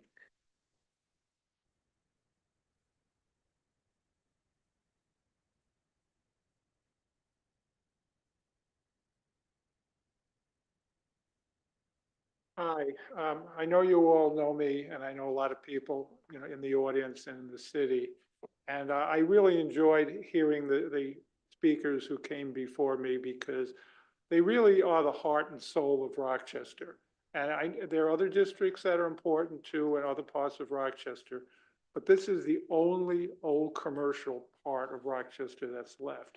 And I think it's very, very important that we maintain that so future generations can see what Rochester was when it was developing. I don't want to wipe it all away. Let's leave some of it there for people to enjoy. You heard what the people said, that it's the heart and soul. And it's gone through numerous years of review, as has been said by other people. And the council looked at it. This is the second generation of the Hal Henderson proposal, and it's I don't really see that much. I mean, it's changed, yes, but is it that different from what was rejected a few years ago? I don't think so. So it's just like, again, people want it there. They like it there. It's good for our tourism. And it's going to be better when the consultant that you just hired is going to be there to work with them. And it's very, very important that it happens. Al mentions that he has economic challenges. Yeah, there are economic challenges, but hopefully with the help of the DMC and the city, we'll work through those economic challenges to make it what everybody needs here. They need a place to go. Tourism does that. The people who live in the city need a heart of the city, and this is our heart. Please don't put a dagger in the heart. Please let's keep what's there and for future generations to appreciate. And thank you very much. I can't add much to what all the other people have said. I just think we should just keep what is. It's a wonderful place, and I don't destroy it. And the businesses like it, and the people like it. Don't destroy it.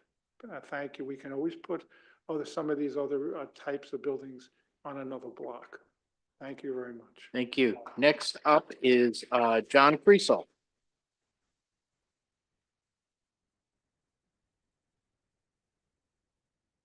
Mr. President, members of the council, Kim Morton, our wonderful mayor. Thank you for giving me an opportunity to speak here this evening on this very important, detailed point. Approximately 50 years ago, plus, Louise Hill, along with Park and Rec, had the vision to embrace Rochester's own old town, all of which are within our historic district.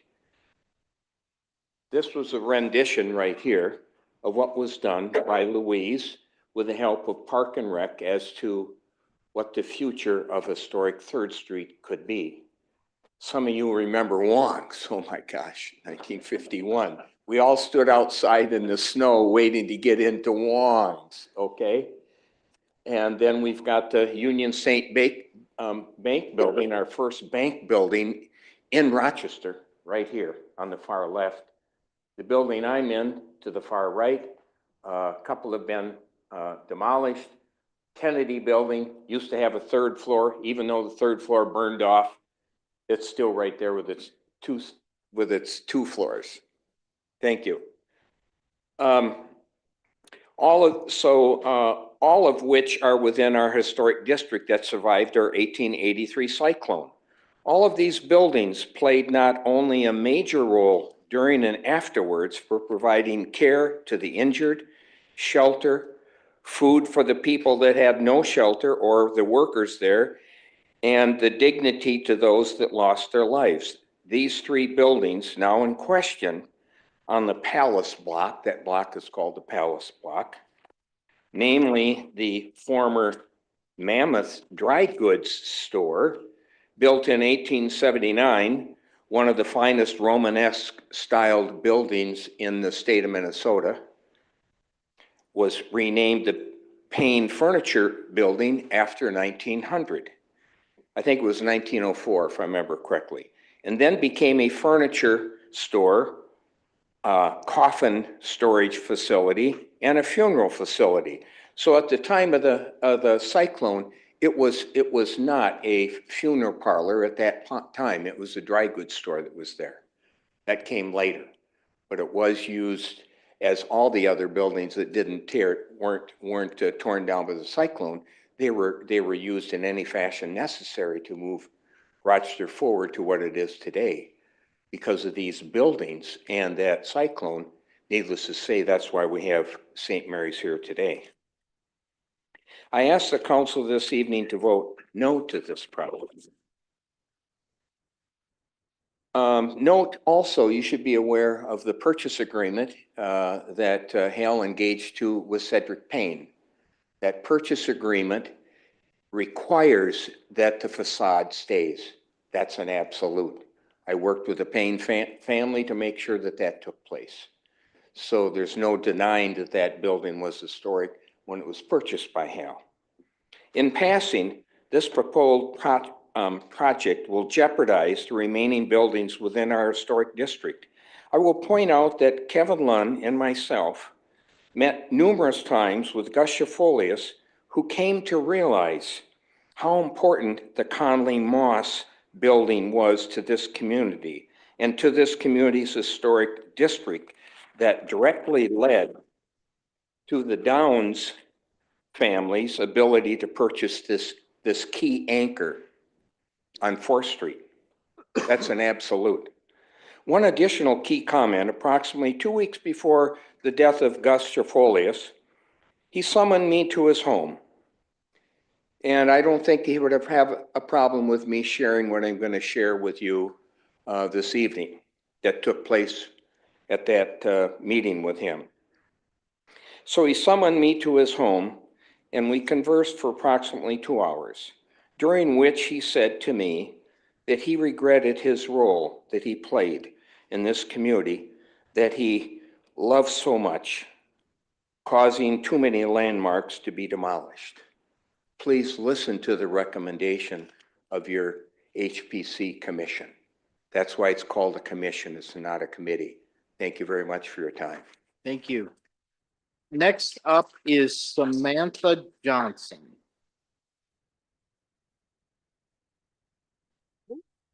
Good evening, Council. My name is Samantha Johnson. I am a scientist and an artist who lives in Rochester, and I've been here for the last 6 years. I also serve as a panelist for the Southeastern Minnesota Arts Council, where we review grants that show where we delegate arts to the community.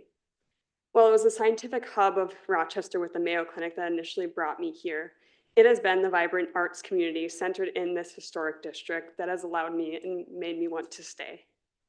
What I love most about this historic district is how it serves such a wide variety of people and communities, all while the businesses support and uplift one another. These businesses are a cornerstone of major Rochester events such as Rochester Thaw, Social Ice, and Rochester Art Walk, just to name a few. And these are events that not only draw in visitors, but also serve to create an atmosphere that many of us rely on for both personal and professional connection. Eliminating these historic buildings would not only dismantle the communities that they've fostered, but also fracture the culture they've helped shape through these important businesses and the notable events that they've had within them. So my husband and I recently made the decision to buy a house and stay in Rochester. It wasn't our career or the location that persuaded us to make that decision. It was the historical district on Broadway and the community created within that helped us to decide to plant roots here. Rochester already struggles with the feeling of being a transient city, with many of our visitors coming for the clinic. We don't need to reinforce that perception by removing spaces that encourage people to stay here and build their lives here. I urge you to consider the bigger picture. Eliminating these historical buildings would strip the city of one of the few remaining centers for local culture, heritage, and identity. And I will say, Mr. Henderson's photos of that cookie cutter apartment complex is not what we want as a community. And I believe that the city council would agree with me based on their choice of art in the back of the room back there. So I would say, please say no to this request to erase a vital part of our Rochester community, history, and culture. Thank you. Next up is Benny Peterson.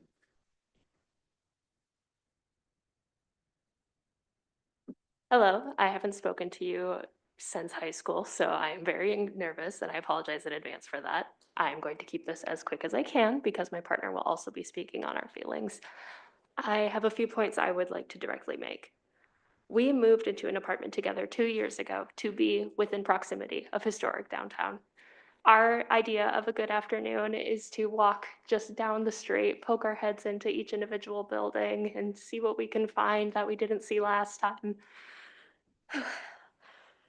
The first thing that you'll notice when you step into any of these businesses is they each have their own unique atmosphere. And I think it's preposterous to imply that they don't have one that's of significance.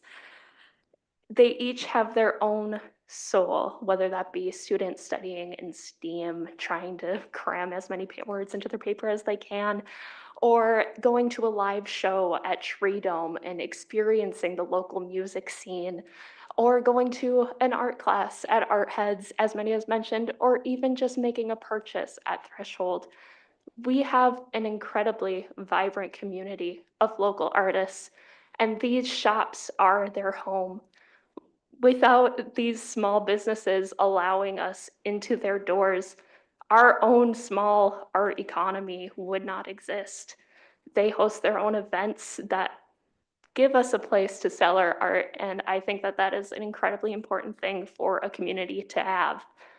My last point I would like to make is that when walking down the street, you do see how vibrant it is. And I think that that is a silly thing to imply, is that these shops are not full of life. And personally, I would much rather see that than a bunch of sweaty people playing basketball. Thank you. Up is Atlas Nadel.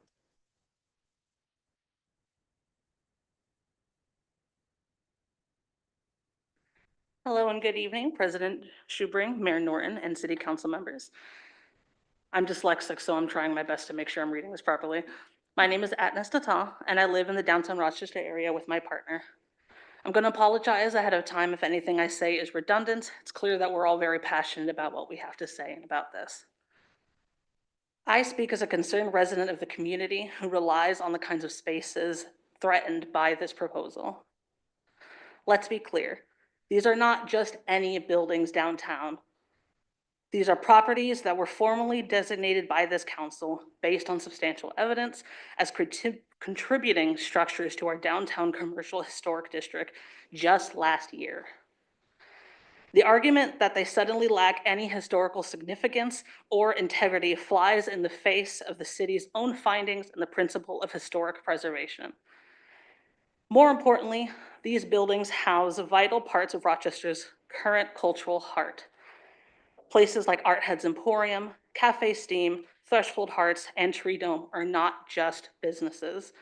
They are active sanctuaries and hubs for our city's artists, our young people, and critically, our LGBTQ community. They are established, essential gathering spaces for locals and visitors alike. To allow the demolition of these buildings, displacing these specific community hubs would be devastating. It sends a chilling message about what and who Rochester values if this were to pass, especially now in a climate where vulnerable communities need more support, not less. We should be actively protecting spaces that cultivate belonging for our youth, our queer residents, and our communities of color. As a disabled and queer person, but most importantly, a human being, witnessing this process, I see the potential displacement of these safe and creative havens as a profound failure, a display of ignorance to the real needs and cultural fabric of a significant part of our city. I may not speak for everyone in Rochester, and that is a hard reality for me, but I speak loudly for many when I say, we see this for what it is, an attempt to erase history and vital community presence, an attempt to erase art and culture. Please listen to your Heritage Preservation Commission. Listen to the community members who rely on these spaces. Uphold the denial. Respect our history, protect our community, and demand development that adds to Rochester, not destroy it. Thank you for your time and consideration. Thank you. Next up is Rachel Larkin.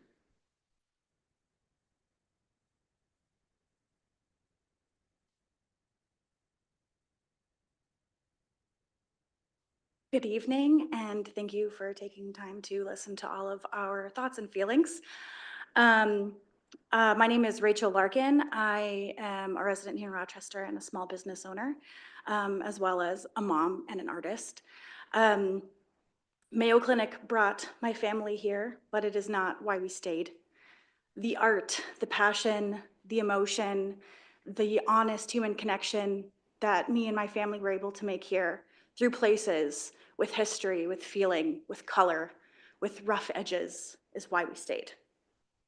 I could tell you moments that brought tears to my eyes when we brought my daughter into Cafe Steam and I got to explain to her how we can ask someone's pronouns, and the baristas helped her practice.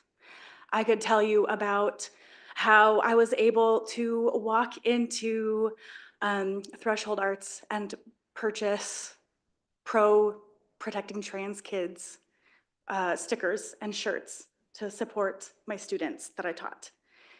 But what's really important here is that Rochester has a hospital, but it is not a hospital. We do not need to sterilize everything. We do not need to wipe away anything that isn't sharp-edged and clean and glass. We can let some things be a little bit crooked and a little bit quirky, because people come here for Mayo. but they don't stay here for Mayo. They stay here for the human connection, for the history, and for the art. So please consider creating more history today by allowing us to hold more precious moments in these spaces. Thank you. Thank you. Next, we have Mary Sitz.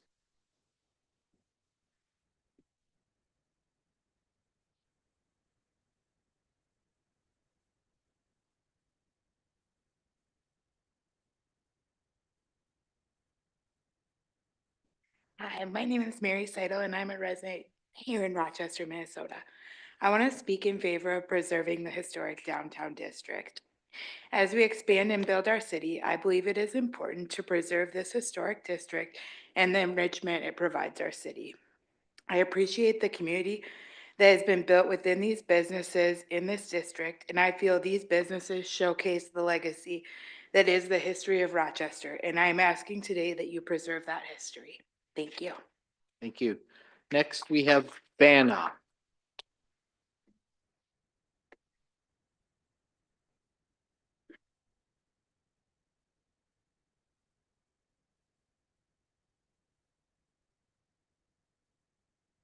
Hi, I'm Vanna. Excuse me. I was digging up a bunch of rotten irises and planted 300 dahlias, and then I just came right here.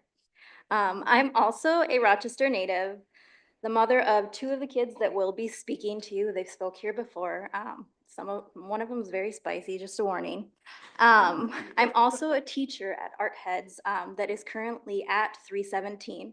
I'm obviously here to protect these buildings, so I can hear my heart pounding in my ears right now.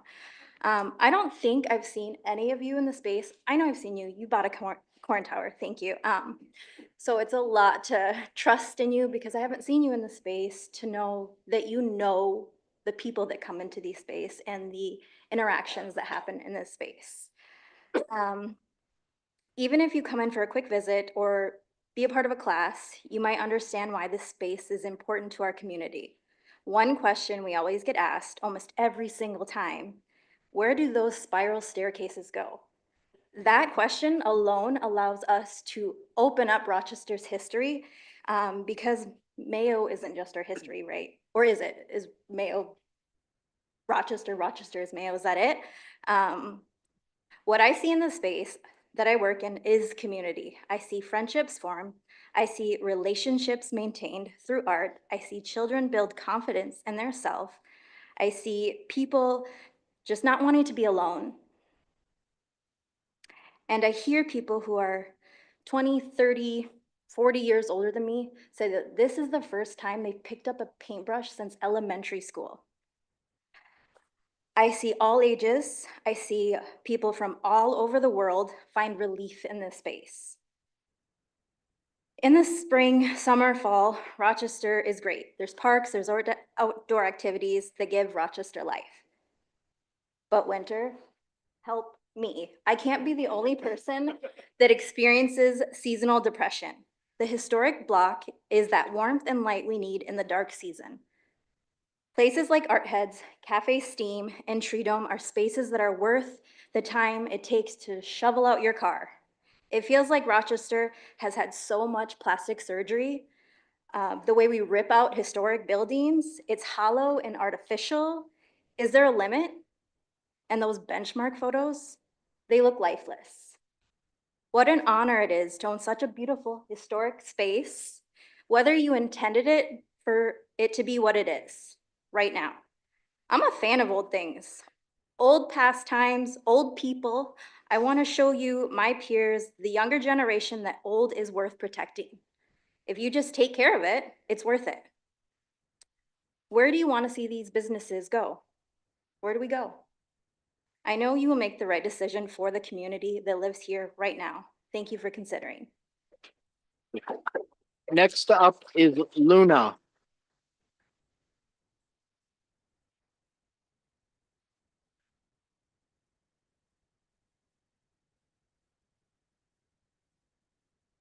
Hi again, I'm Luna, I'm 13, and I'm back because clearly some of you aren't listening.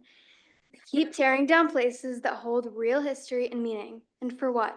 more banks, more parking lots, more overpriced apartments. You're not improving the community. You're wiping out everything that makes it unique. Be honest with yourself. When you were young, what made you feel connected to this place? It probably wasn't a parking lot or a fancy apartment. It was the old corner store, the weird little building that sparked your imagination. But now you're paving over those memories like they never mattered. Maybe that's what bothers you, because deep down, you know it did matter. You just don't want to admit it. And to those voting to tear down these buildings, you're choosing profit over meaning, and it shows. Everything else is already gone, and now you want to take what's left? I don't understand how people can care so little about the past, but I'm asking you one more time. Do the right thing. You're not just tearing down buildings, you're tearing out the heart of this place. One day you'll wonder why it feels so empty. I hope you can sleep at night with your decision. Thank you for listening. Thank you. Next, we have Phoenix.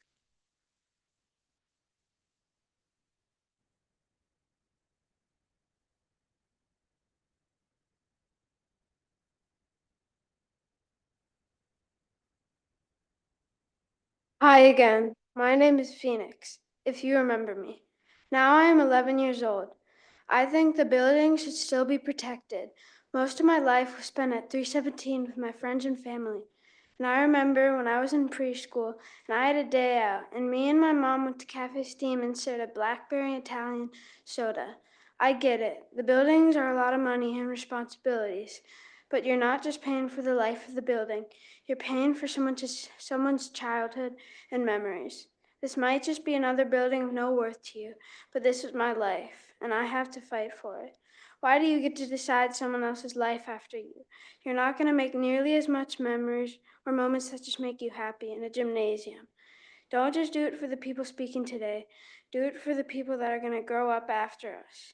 If I'm being honest, Rochester is boring as it is, and it's the small buildings that make people happy and smile. Thanks for listening to me today. Thank you. Next, we have Emma Hildebrand.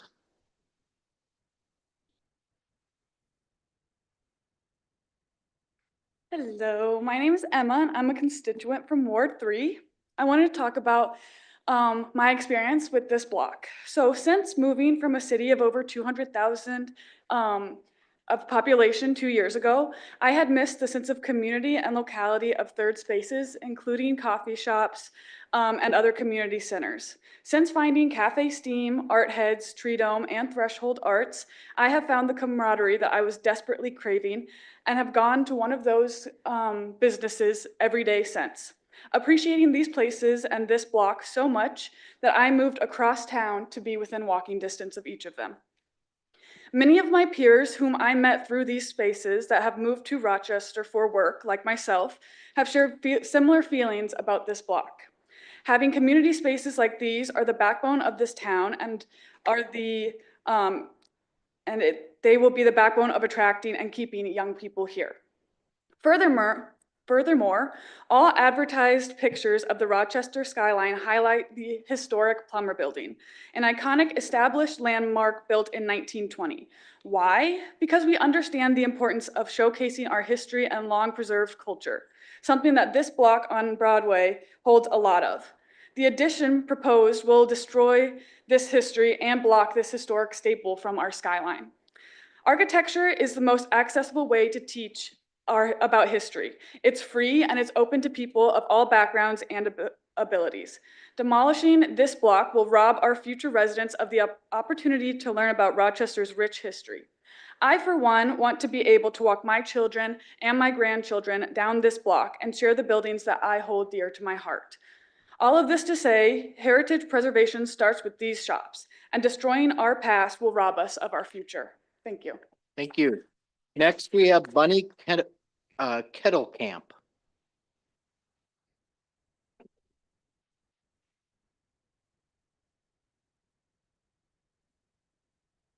Took a nice twisting step down the stairs.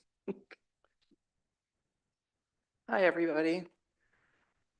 This is my first time here for how do you do to you and you. Welcome. My My name is Sean Kettlecamp. I am the researcher at the History Center of Olmsted County. And I wanted to let you all know that the History Center is going to celebrate its 100th anniversary next year. And it was C.C. Wilson, the noted Rochester pioneer attorney, who went to Bert Eaton, another famed attorney in Rochester, Will and Charlie Mayo, Judge George Granger, another noteworthy personalities, asking them for $25 because he wanted to enroll them all in the Minnesota Historical Society because he felt that Minnesota history was something that they should all should interest themselves in. And this led Bert Eaton into creating the History Center for Olmsted County in 1926. It's fascinating reading, learning about the creation of the collection, entirely made up of donations of artifacts and money. And such was the importance of preserving our history. It's fascinating also the John Steinbeck novel about the Dust Bowl, The Grapes of Wrath, where the Joad family is meant to or had to leave their home in Oklahoma and move to California. And they had to leave a lot of their things behind. And to paraphrase the mother in that story, she said, looking back on some of the things that they were leaving, how are we going to know who we are without our past? I wonder what Will and Charlie Mayo, C.C. Wilson, Bert Eaton, and the rest would think of what's left of Rochester. Will Mayo spoke in his last public comments via radio of Rochester in 1939 as the town where we've spent our lives and the town that we all love so well. This topic tonight, this is the last nearly entire block of Rochester's beginnings. It's the original business district. The entire town was platted from the building on the northeast quadrant corner of the Broadway and 4th Street. Aptly referred to as our historic district, this was set aside already by the Historic Preservation Committee and the City Council. This is settled. The Payne Furniture Building with its original bonnet top pediment is historic and unique. For one reason, is it's lasted as long as it has. It's the only building that still has that along the cresting of the building. All the others next to it had fancy brickwork as well, and all had to be leveled off.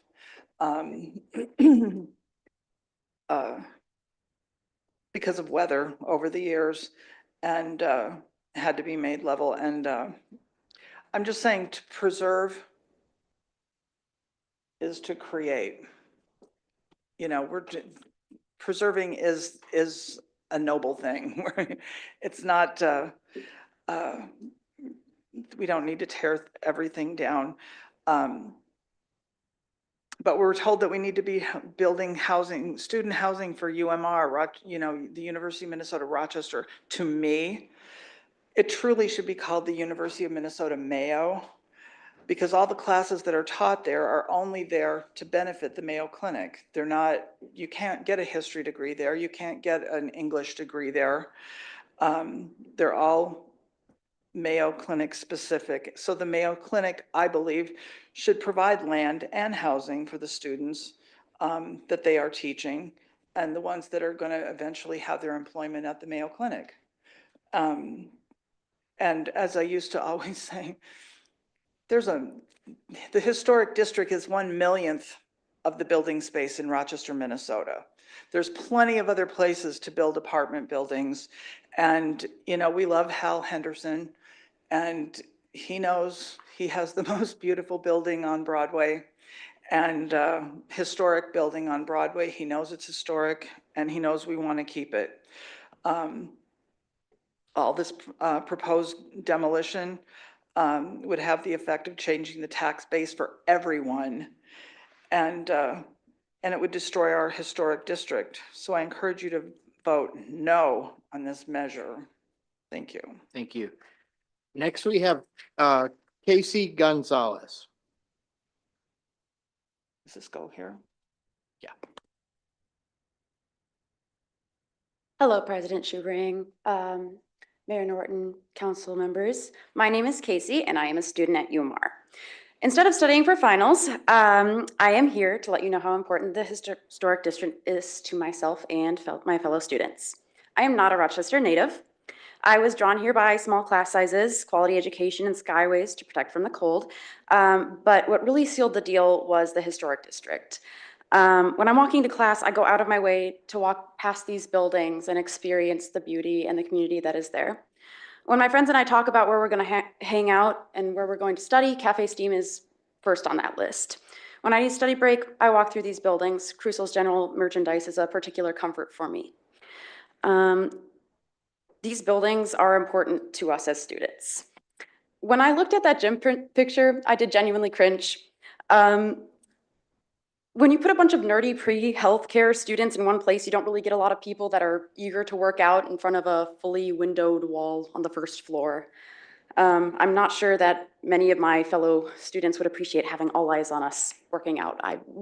I don't know of any parties that happen, really. It's just study. Hey, do you want to study on the weekend? That's our idea of a party. UMR is growing, but that growth does not need to happen in the historic district. Don't use us as an excuse to destroy important parts of the city. Please don't take these buildings away from us. Thank you. So we have Sydney Ellefson. I hope I got that right.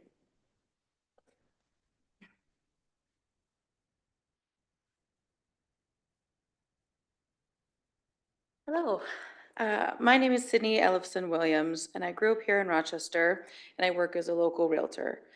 I have a deep appreciation for the historic properties in our community, whether it's the historic homes in Pill Hill or Old Southwest, or it's these historic storefronts on Broadway. These properties must be protected to preserve our city's history.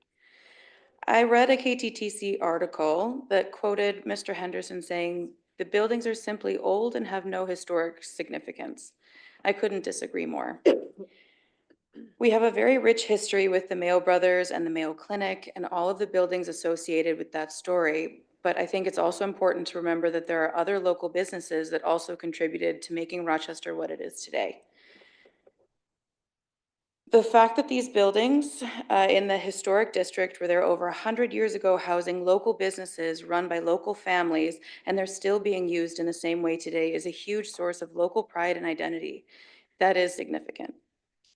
I agree that buildings like these are the heart and soul of our downtown community. The character and history in these buildings cannot be replicated in modern builds, and it would be an atrocity to demolish them to make way for a modern high-rise that are a dime a dozen and won't be used by the majority of Rochester locals. I understand the facades will remain, but it's also the utilization of the properties that's historically significant. I believe it's imperative that we preserve these buildings to preserve the culture and community they create. Thank you for your time. Thank you. Next, we have Ember Thompson.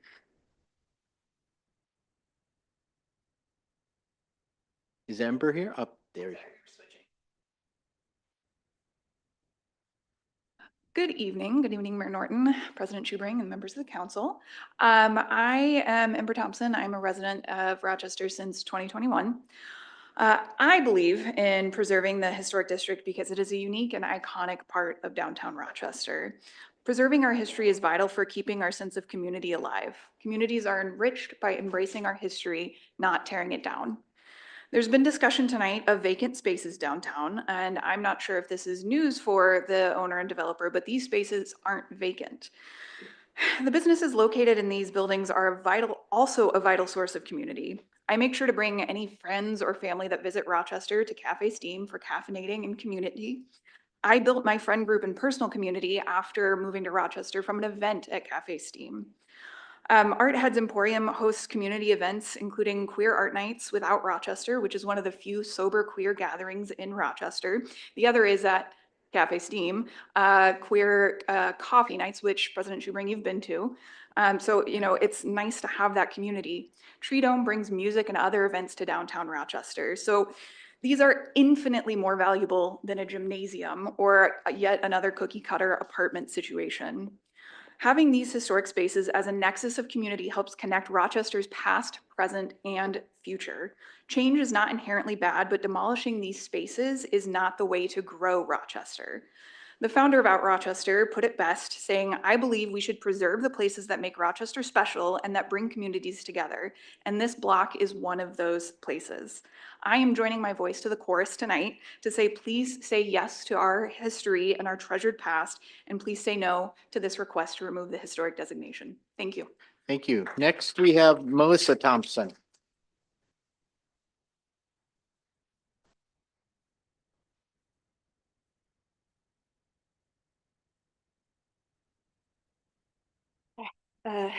Hello, members of City Council, Mr. President and Mayor Norton. My name is Melissa Thompson. I have been a Rochester resident since 2021, but before that left Rochester in 1999. And sufficient to say that the Rochester my parents moved us from is very different than the Rochester that I moved to. And I chose to come back to Rochester, and I'm always looking for ways to connect with the community, connect with our history.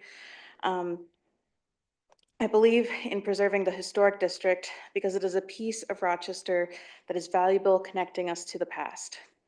Not that long ago, for a personal project for a graduate school class, I put together a digital library that featured postcards of Rochester dated before 1920. And I was surprised learning and seeing how few of Rochester's sites from that time still exist, how few buildings. The historic district, despite all of Rochester's change, was the most recognizable of all of these. This also helped me in connecting the dots in the goings-on and locations of the surrounding area by being able to locate those images in reference to the historic district. But my favorite part of this historical district is the local businesses that are in these buildings. I have been to community events at Cafe Steam, at Artist Emporium, and at Tree Dome. I have bought art from Threshold Arts, and every time I wear jewelry from Threshold, somebody asks me, "Where did you find that?" And every time I get to tell them, in downtown Rochester at Threshold. And it gives me a little bit of a sense of pride of our local community, of our local art. I can say that finding community in these spaces is one of my favorite things about Rochester. Please say yes to historic Rochester and say no to this request. Thank you. Thank you. Next, we have Amy Garrettson.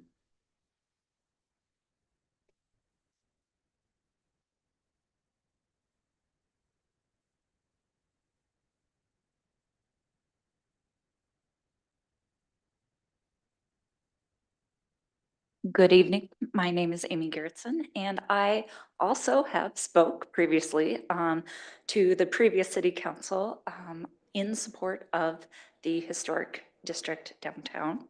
And I come here tonight to share just a few words with you from South Broadway business owners Nate Nelson and Maggie Panetta, the purveyors of Tree Dome. They write, "These buildings and their tenants have created truly vibrant public spaces, attracted economic growth, and foster civic pride.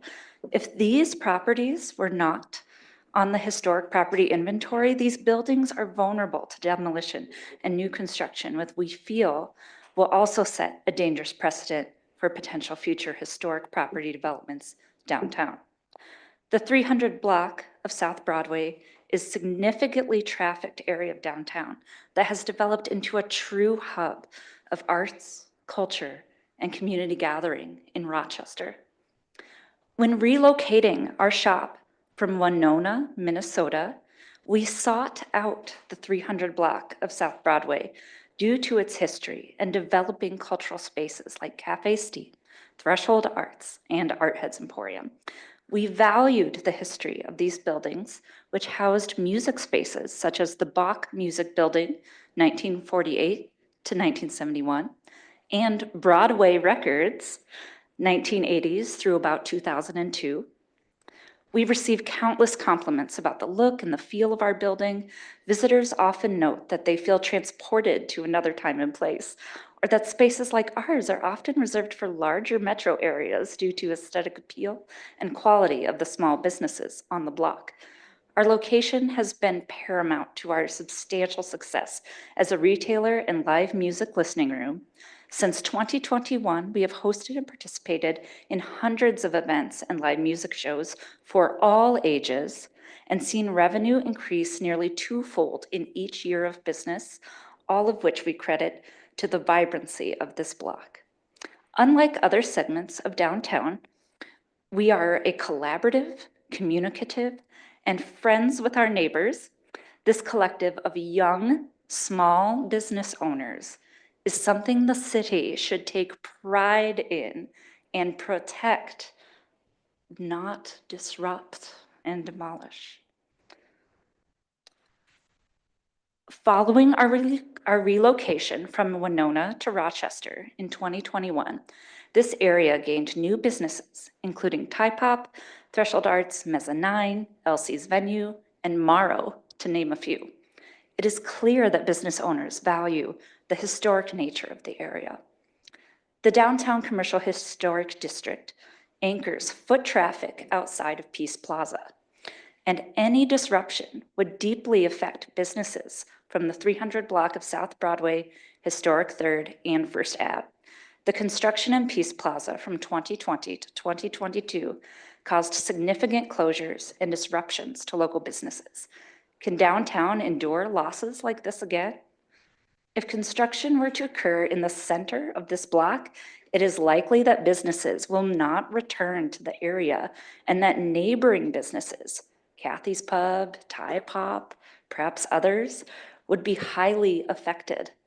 We implore you to consider the larger ramifications of this appeal in regards to the larger downtown ecosystem. For these reasons, we urge you to deny the appeal's support of the Historic Preservation Committee's recommendation to deny removal of 309, 311, 313, 315, 317 South Broadway Avenue from the historic inventory, and to support businesses located in this area now and into the future. Thank you for your time.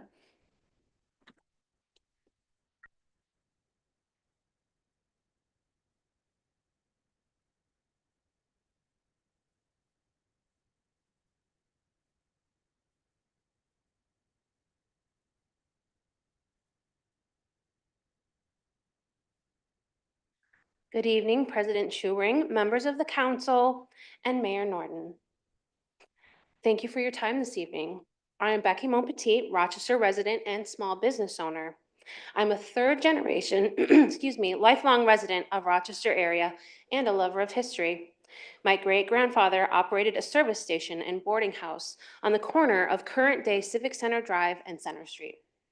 I have the unique perspective of directly observing the city's changes from the past several decades, as well as the perspectives of my family members who readily share their memories. I own a business that in part is dedicated to helping people fall in love with where we live, Rochester, Minnesota. I receive a lot of communication from people who are lonely, who are looking to connect, and do I have a recommendation of where they can do that? More often than not, I find myself encouraging people to head to the historic district, to walk around and see what is happening, to pop their heads into Creasel's Give Shadow Rocket Rosebud Spirit Dog a little scratch behind the ears, hear a story, and look up for the best views. To enjoy a warm or refreshing drink at Cafe Steam, browse the curated music selection at Tree Dome, support local artists at Threshold Arts, or to simply breathe in the magic that is Art Head's Emporium. I recommend this area because I trust it. They are a welcoming space for all. I believe in the preservation of this historic district because I've seen incredible history built here, and now I want to see it preserved here. Significant aspects of my family's history in Rochester have been lost to development, growth, and demolition in the name of progress. We only have dusty photographs as memories of what used to be. The historic buildings in question are more than structures. They're part of our collective story as a city. They tell the story of Rochester through architecture, the generations that passed through them before us, and the love and care of the tenants that are passionately creating new stories, art, food, and commerce for our community. These buildings have a history of supporting the arts and are clearly a location that provides the concept of third place to so many, a gathering spot outside of one's home, their first place, and workplace, their second place, where people can relax, connect, and engage in social interaction. Broadway Records was located in the historic district in the 90s, and it was my third place as an awkward, curious, and music-loving teenager. Development amenable to higher education was mentioned. However, students don't just need a place to sleep. They need a place to live, to explore, to recreate, and to blow off the steam of rigorous academic stressors. Architectural historical preservation matters, even with its cost, because it safeguards the cultural, emotional, and communal value embedded in the built environment. Preservation comes at a cost, but so does erasure. Once a historic structure is gone, its legacy is irretrievable. Keeping just a facade is like framing a beautiful piece of artwork and throwing away the original. It strips away the history, context, and meaning. Frank Lloyd Wright, whose very work has touched our community, said, "Buildings, too, are children of the earth and of time." This district deserves the respect needed to build a lasting historic and architectural legacy in Rochester. Please keep this district from becoming an old, dusty photograph. Please vote to preserve the small amount of history we have left. Thank you.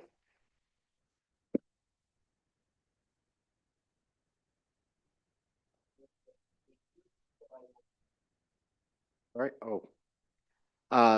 So that concludes our speaker list, and I will at this point close the public hearing. And before I invite the applicant back up for his rebuttal, I did want to address my colleagues. We do have in our rules and guidelines that we are to take a break every 2 hours, and I am looking for guidance as to whether we should push through this agenda item and then take a break at that point. That would be my inclination if council members are good with that.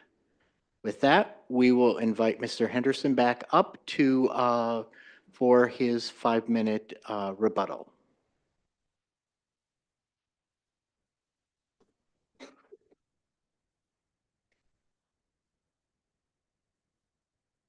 Thank you, President Schubring and members of the council and Honorable Mayor Norton. Well, you heard a lot of passion there and comments about their desire for these buildings. I do appreciate the fact that people have enjoyed these buildings without any doubt. But going way back, they've all said they couldn't afford market rents. And if I were to charge market rents, they would leave. So unfortunately, trying to help them out and making them have viable businesses, and even you've heard acknowledgement tonight that some of them are doing really well. Well, I can provide you information about the rents they're paying. And I guess it's time that things will have to change. I just cannot continue to rent these spaces for what we're renting them for. And pay the taxes. Frankly, tax bills just came out. And I think a lot of you heard about what's happening with real estate taxes. One of our properties went up 29%. All of these went up 6%. One of the tenants, I won't say which one it is, doesn't even pay enough in rent to pay our taxes. So it's pretty clear that they've enjoyed these buildings, and I'm glad they have, but they have not been able or willing to pay the rent that it takes to allow that to go on. So I appreciate the passion. I love the fact they've loved these buildings, but they've loved them, and that's great. And I hope they've loved them well enough to even buy them, but they haven't stepped forward to do that. And I don't know what else to say. We cannot continue to rent these buildings for what they're renting them for. And it just isn't a wise investment. There's ongoing repair. They don't heal themselves. These old buildings need a lot of tender loving care. And frankly, we are not passing the charges off to the tenants. So that would be something else. They are not familiar with really what market rate rents look like. They've had that opportunity to enjoy really favorable conditions. And I guess I did it to myself. And not just me, my partners. So Grant Michaelitz has the same feeling I have. I'd rather have tenants than no tenants, but from what we've just heard, now it's working against me. We've tried to be favorable. We've tried to help the arts community. And now you've just heard that I'm a bad guy because we want to do something different with the building. They just won't work like they are now. It's just that simple. I don't know what else I can tell you. Things would have to change considerably.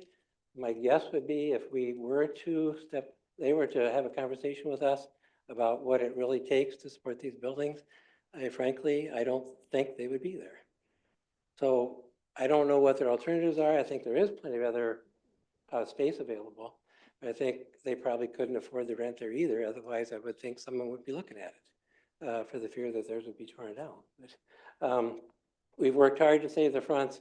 We've worked hard to satisfy all of the needs. There's obviously mixed needs and desires in the community. You've heard a lot about the art community needs and others, but there is a need at the University of Minnesota Rochester. So how do we balance those needs and how do we make the most out of what the future of our community should have? We need students, we need people to fill the jobs and needs of the community and healthcare. And what better opportunity is to do that in Rochester, Minnesota? So that's another need that obviously this group would not acknowledge. So I appreciate the fact they've enjoyed these buildings. I've done a lot of restoration myself. I live in the old Mammoth Valley School. But I do think I've got a sense for what is truly historic, what's valuable to save, and what's basically marginal, and doesn't have the ability to really support itself and sustain itself long term. This is not the gateway I think we would like to have for our city, a progressive city, and one that has other needs right now. I think there's plenty of space. A lot of them could consider going to. I think there's somewhere over 400,000 square feet of vacant space in Rochester downtown right now. So I guess it would have to come down to a discussion about how bad they want to stay, because I can't continue, we can't continue the way we are. And we bought these buildings and we've been waiting to get this approved all this time, much longer than we ever expected. And we've been enduring the consequences of it for all this period, which has been 3 or 4 years, if not 10 years in some cases. So, again, I appreciate the passion. You've heard some very passionate stories today, but I don't know what I can say about it other than they have to face reality in terms of what the market rates are and what they'd have to pay to operate those buildings in today's conditions. With the expenses we endure, any one of you, I can sit down and show you personally. I don't want to reveal it publicly. I don't think it's fair to them. I don't think it's fair to anybody to see the finances, but I don't think they want me to reveal them, frankly. So we surely will if somebody wants to see it. Thank you, Mr. Henderson. You're welcome. Thank And you. actually, if you may just stay there for a moment, because we are going to now do question and answers. But I do have a question that just to your final point there. In your application, you had the opportunity to provide information on economic hardship, and you didn't provide anything, and you just spoke to economic hardships. So how do you expect us to make a decision based on what sounds like economic hardship without any documentation? I don't think it's a fair request for us to reveal that. It's confidential information. If anybody wants to personally see it, I'm happy to sit down with them individually. We have no problems whatsoever to show it to anybody that wants to see it. I just don't think it's the right thing to do. I don't want the rents they pay, I don't think they do either, to be public.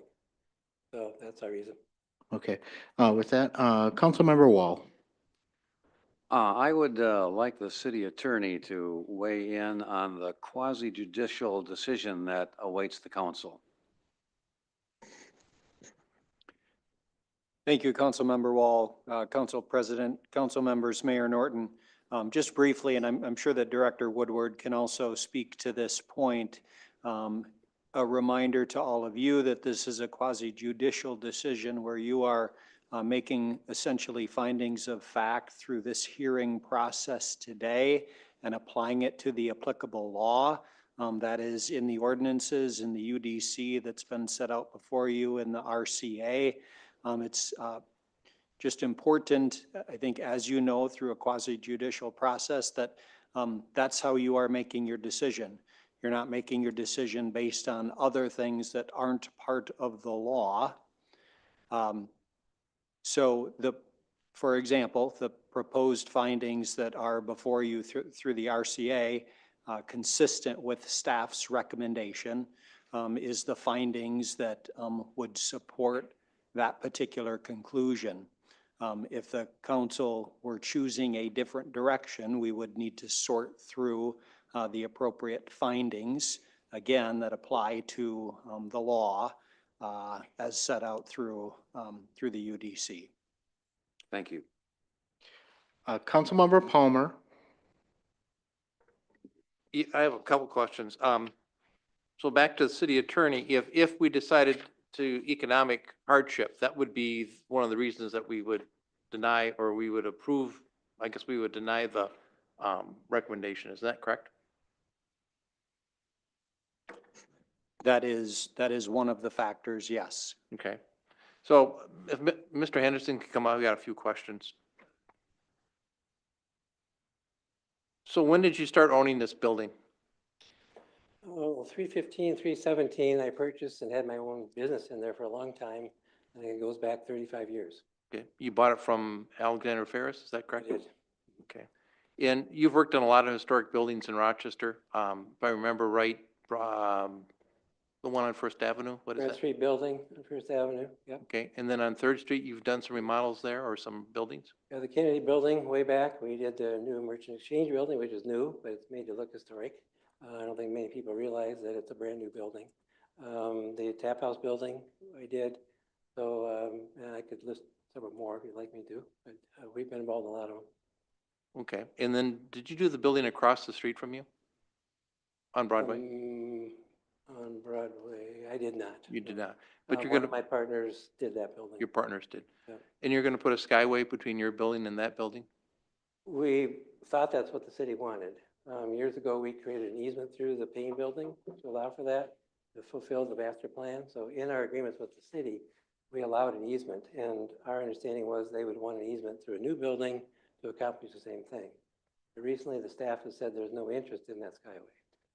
Okay. I've not heard that confirmed by the council. That came from the staff. And you met with the staff, would you say 18 times? 13. 13? And originally you wanted to tear the whole site down and start over from scratch, which would be more reasonable. But you're now proposing to save the fronts of the buildings, is that correct? That's correct, yeah. And that's gonna be costly, what does that cost about? It's at least 700,000 per front to completely restore them. The brick is falling off, frankly, unfortunately. The ties that hold the brick on to the backup brick have been severed, and they're starting to bow out. And someday, probably, they won't stay up much longer. So, they just need, and the windows are bad, there's water intrusion, and it's just a constant effort to keep it up. And so right now, the property is valued about $3.5 million, I think is what the assessor has. Collectively, yeah, Okay, and you're proposing your new building would be how much? probably, well, with today's market, it's probably north of 50 million. $50 million. So if the current taxes now are $65,000 a year, the $50 million building, our taxes would be about $375,000. Well, probably at least that. We pay more than that for 318 Commons, and this building would be a sister to that. So by the time it would be built, we'd probably be paying close to 450,000. Okay. And now you're in front of the city council and we have to balance all the different needs that we have. And so the economic hardship is one of the things that you're trying to prove. And one of them is that you can't get rents enough to pay for the property taxes and the upkeep. Is that what you're trying to say? True. Insurance, don't forget about that. Insurance? Insurance, the list goes on, which I think we do have that with us if somebody wants us to take the time to show all of you. If you really want to dive into economic hardship, we're prepared to show you that. Okay. Excuse me, Mr. President. Go ahead. Just if you could Mr. ask the, Spindler, Greg. I'm sorry to interrupt. If you No. could just ask the speaker to make sure that he's directing his speech towards the microphone. I'm just Right. concerned about the record here, and I'm having a hard time hearing as well. Thank you for pointing that out. The small microphone is what you have to focus on. Okay. Go And- ahead, council member. And the building you're proposing is 129 units? Yes. And you have an agreement with the U to help with that with the gymnasium, is that correct? We have conversations with them, with not just the U, but other higher ed providers as well. Okay, and then that would add density, and that would be our housing that we need for Rochester. When I viewed the historic Commission's meeting, they were talking about the facade, and you're gonna take that facade, leave it, set back your building 25 feet, and then go up with that. 318, is that 9 stories? The one that's It's directly 9 behind? stories, correct. So when you look at it, one of the things with the facade was a big deal to some of the historic preservation people, but I looked to my right and I saw the Garden Inn, and then I looked to the back and I see the 318.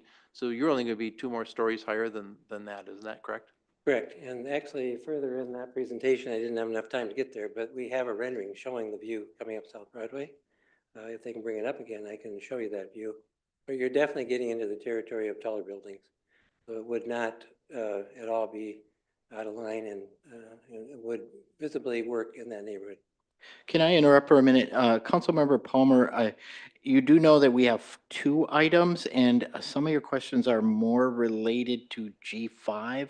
So if you can keep your questions to the request for landmark removal. But don't we need to have the reason number 3 is economic vitality? That is a part of this So one, we're yes. sticking to, okay. Okay. And that is what you're working on is right now is telling us economically it's not viable to keep the buildings going. Yes. Okay, thank you. Councilmember Keen. Thanks. I have a question for staff, and I just want to understand that the request for landmark removal it looks like it's all 5 addresses, but with the saving of the facades in the front, how did it get to be 5 versus the one building that was going to come down? The total building was going to come down. How did it go from a request to take them all out of the historic district?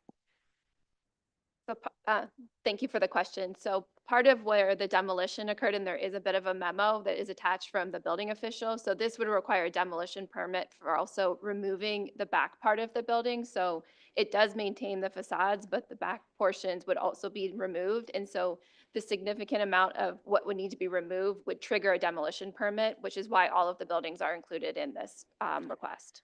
I think I've heard that before, but I want to understand that is that a staff judgment, or is that what, because if you're saving the facades, aren't you therefore attempting to save the historic, like the community's interaction with the building, as opposed to saying, no, it's the inside of the building, and is that a different thing that we're getting involved in? Because this idea of setting it back and then doing a modern building, I thought that was accepted in the historic districts, but apparently something's happening here that doesn't allow it.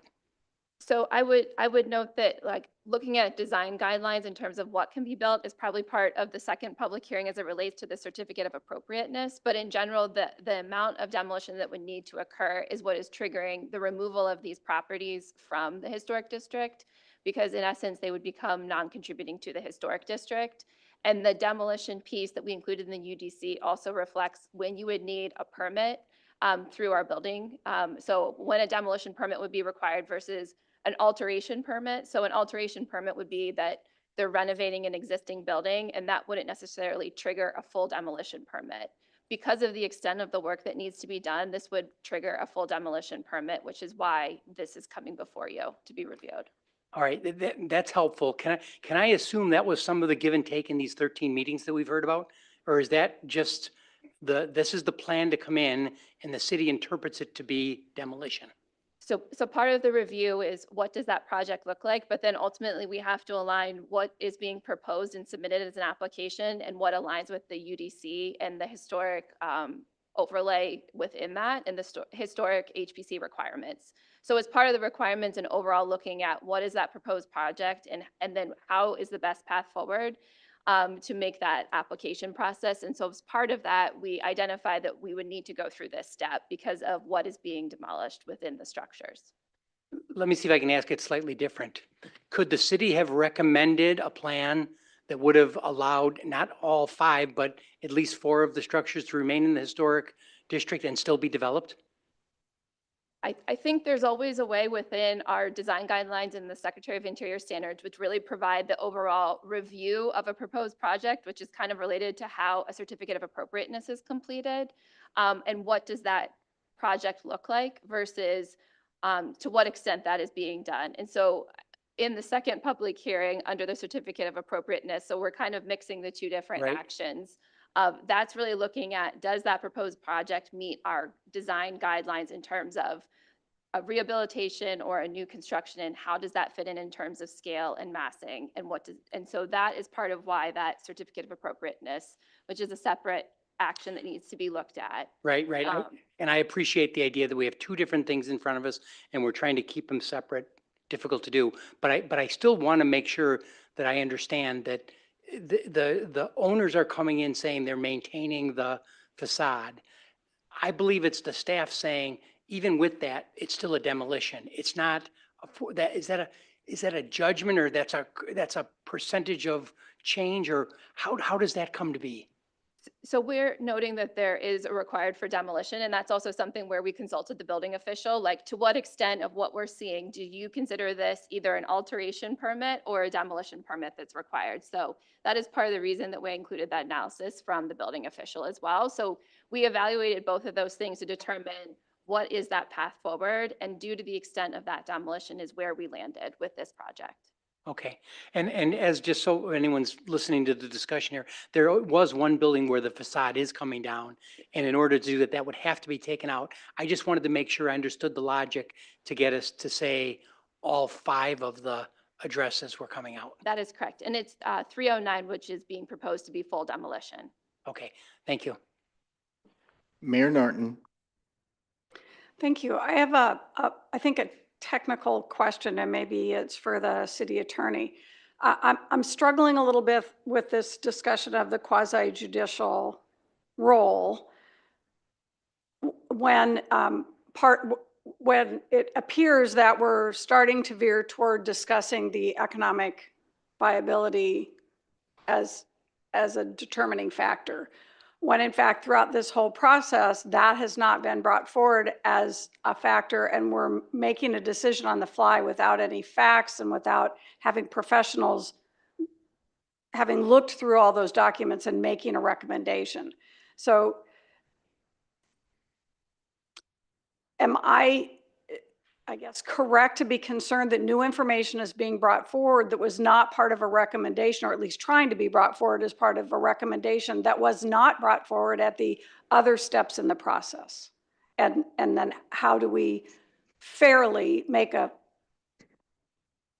last minute decision without any facts? Thank you, Mayor. I can give a try at that, and Director Woodward can fill in additional space there. I think what I would say is, I think I understand your point.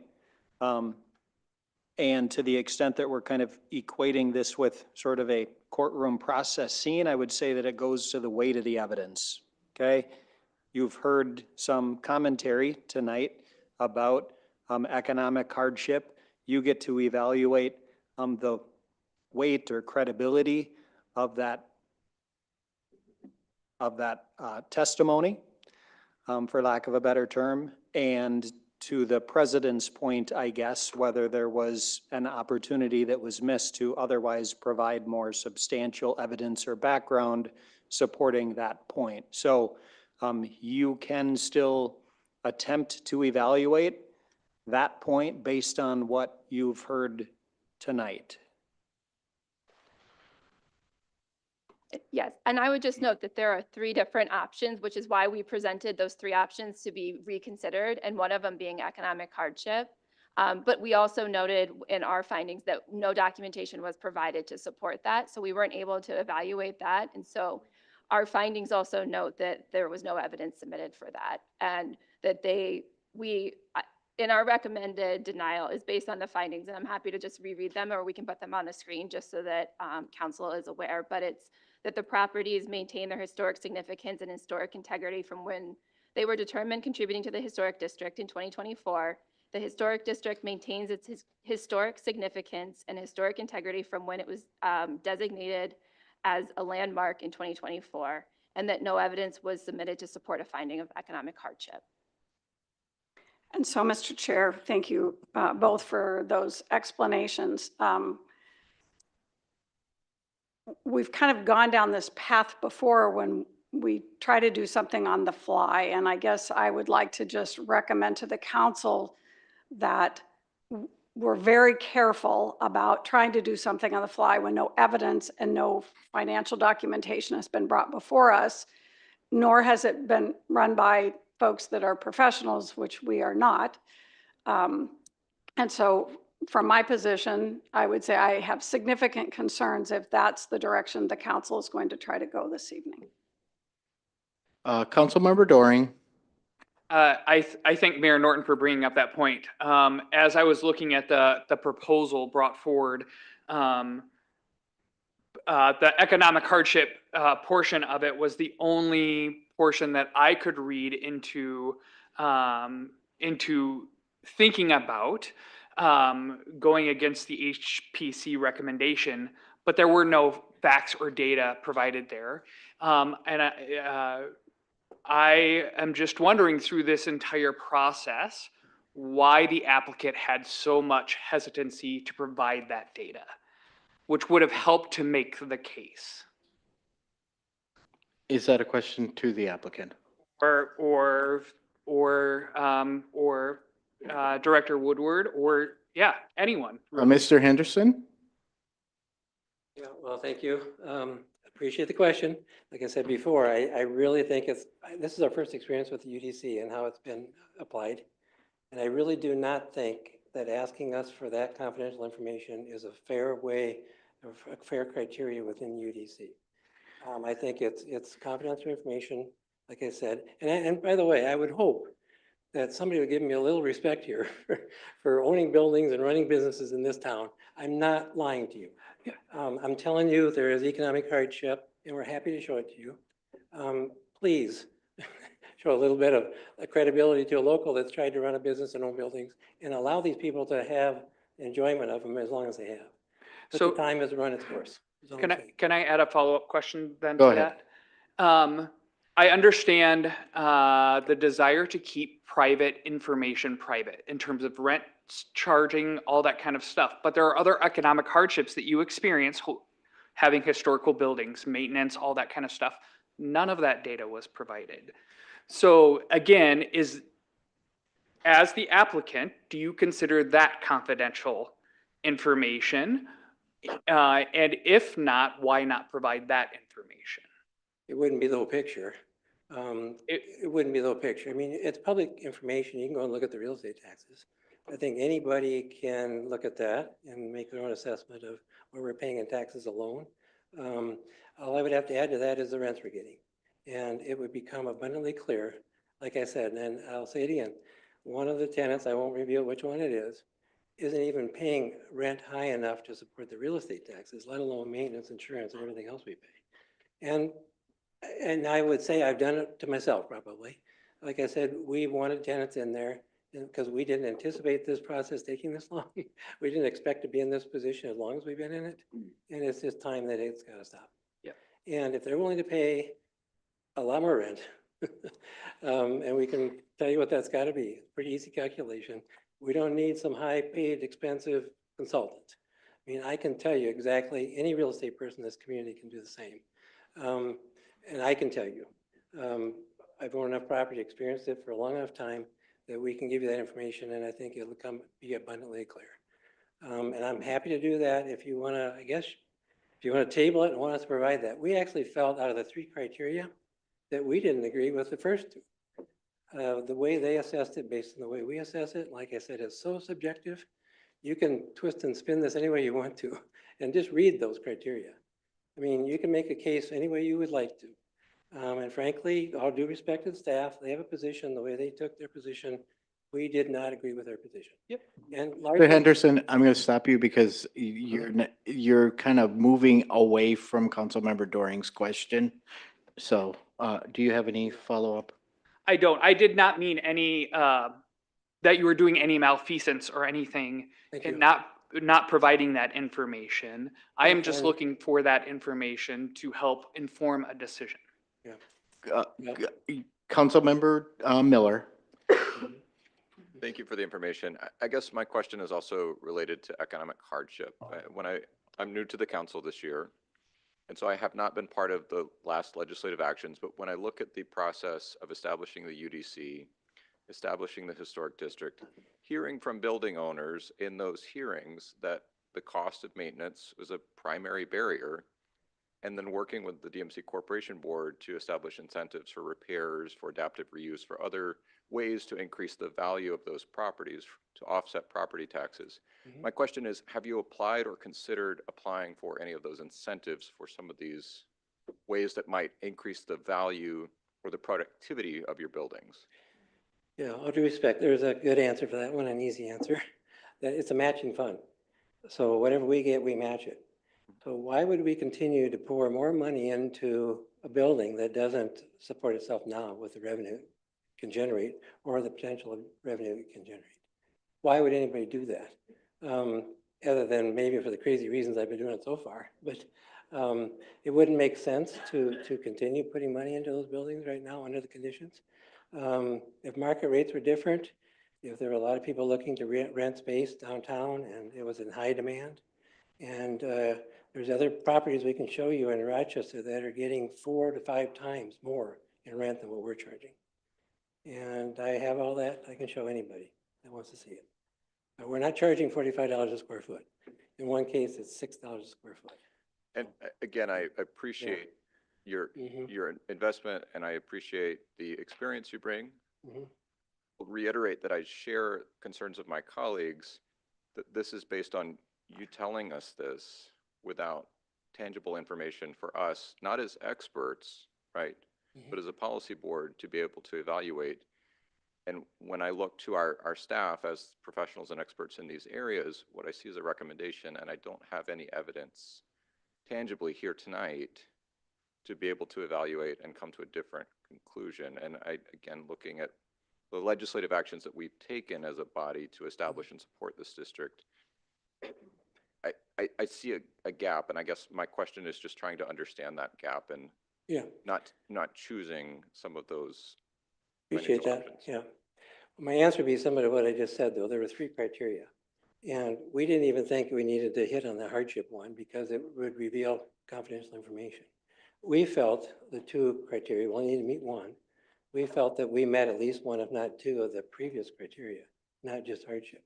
So we did not focus on hardship for the reason I've said over and over, it's confidential information. So we have spent time, and I spent time talking about hardship. I thought it was pretty clear to everybody with the vacant spaces we have, and things that are happening downtown. Unfortunately, these spaces are not renting, and many times a good reason for that. And respectfully, Mr. Henderson, I would ask on the first 2 criteria, the district was established in last year, correct? Yes, correct. And we are evaluating any change from those criteria which were evaluated at the time, correct? The landmark district, I guess. Or perhaps this is a staff question. Are we evaluating? Yeah, maybe because I don't recall. I mean, I don't remember the landmark district. We were just simply being asked to be removed from the landmark district. So I might direct this to staff and. Go ahead. Thank you for the question. The historic district was approved by City Council in January of 2024. There was a previous request when it was just listed on the potential landmark list from the applicant to remove it at that time, and that was not recommended. And I understand that. And so what we're being asked to evaluate tonight is the historic significance and historic integrity, and should there be any changes from the evaluation that was done at the time of establishment in 2024? Is that correct? That is correct. We're not reevaluating a past legislative decision, correct? That is correct. You're evaluating whether there's been any changes to historic integrity or historic significance with these properties since it was established in 2024. Okay, thank you. And so respectfully, Mr. Henderson, my question to you would be on points, criteria 1 and 2, what in your opinion has changed since this district was established? Because in my mind, we're not reevaluating the 2024 legislative action, we're evaluating changes. Well, I think we made the same points back when we requested to be removed. I don't think we've changed anything from our perspective on it. Okay, thank you. It's clearly what the criteria requires, and we don't agree with how the staff assessed it. Thank you. Further questions? Is there a motion on this item? Make a motion. Councilmember Palmer. I'll make a motion to remove 309, 311, 313, 315, 317 South Broadway from a landmark designation because of economic hardship. I'll second it. A motion has been made by Councilmember Palmer and seconded by Councilmember Fredericks. Councilmember Palmer, you have the floor. I think the economic hardship is pretty easy to see. We have heard that rents are low, that they're not making the cost. You look at the taxes that are paid on those buildings is $65,000, which is not the best use for that property. And so I think that those criteria have been well met. Councilmember Fredericks, do you have I understand the desires and the passion of the 30 speakers we had tonight. I am passionate about old structures and history myself. With that said, I believe in property owner rights. All owners of private property should have the right to do as they wish within law and zoning. Councilmember Wall? One of the reasons I asked about the quasi judicial is because, and I think it was correctly stated, that passion is not a part of this decision. So quite dispassionately, with respect to the good work that Mr. Henderson has done in this town, and with respect to the passion by the 30 speakers, I really haven't heard evidence that would allow me to support the current motion. Thank you. Council, I'll just say I will be voting against this motion. And I think to disagree with Councilmember Palmer, I don't think economic hardship has been proven. Mr. Henderson did have an opportunity to provide that information to the HPC. And I watched the HPC meeting, and the same line of questioning was a part of that discussion. And I was looking for you to give us some documentation in the interim. And I feel that you have not provided that. And at the 11th hour, you tell us that we can all look at it if we would like to.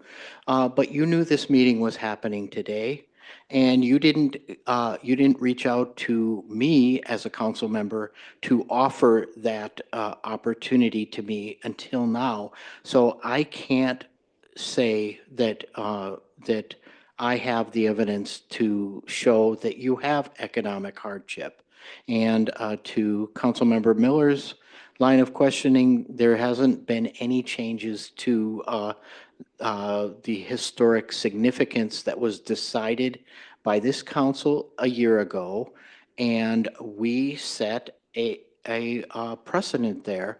We in June, we initiated a $1.7 million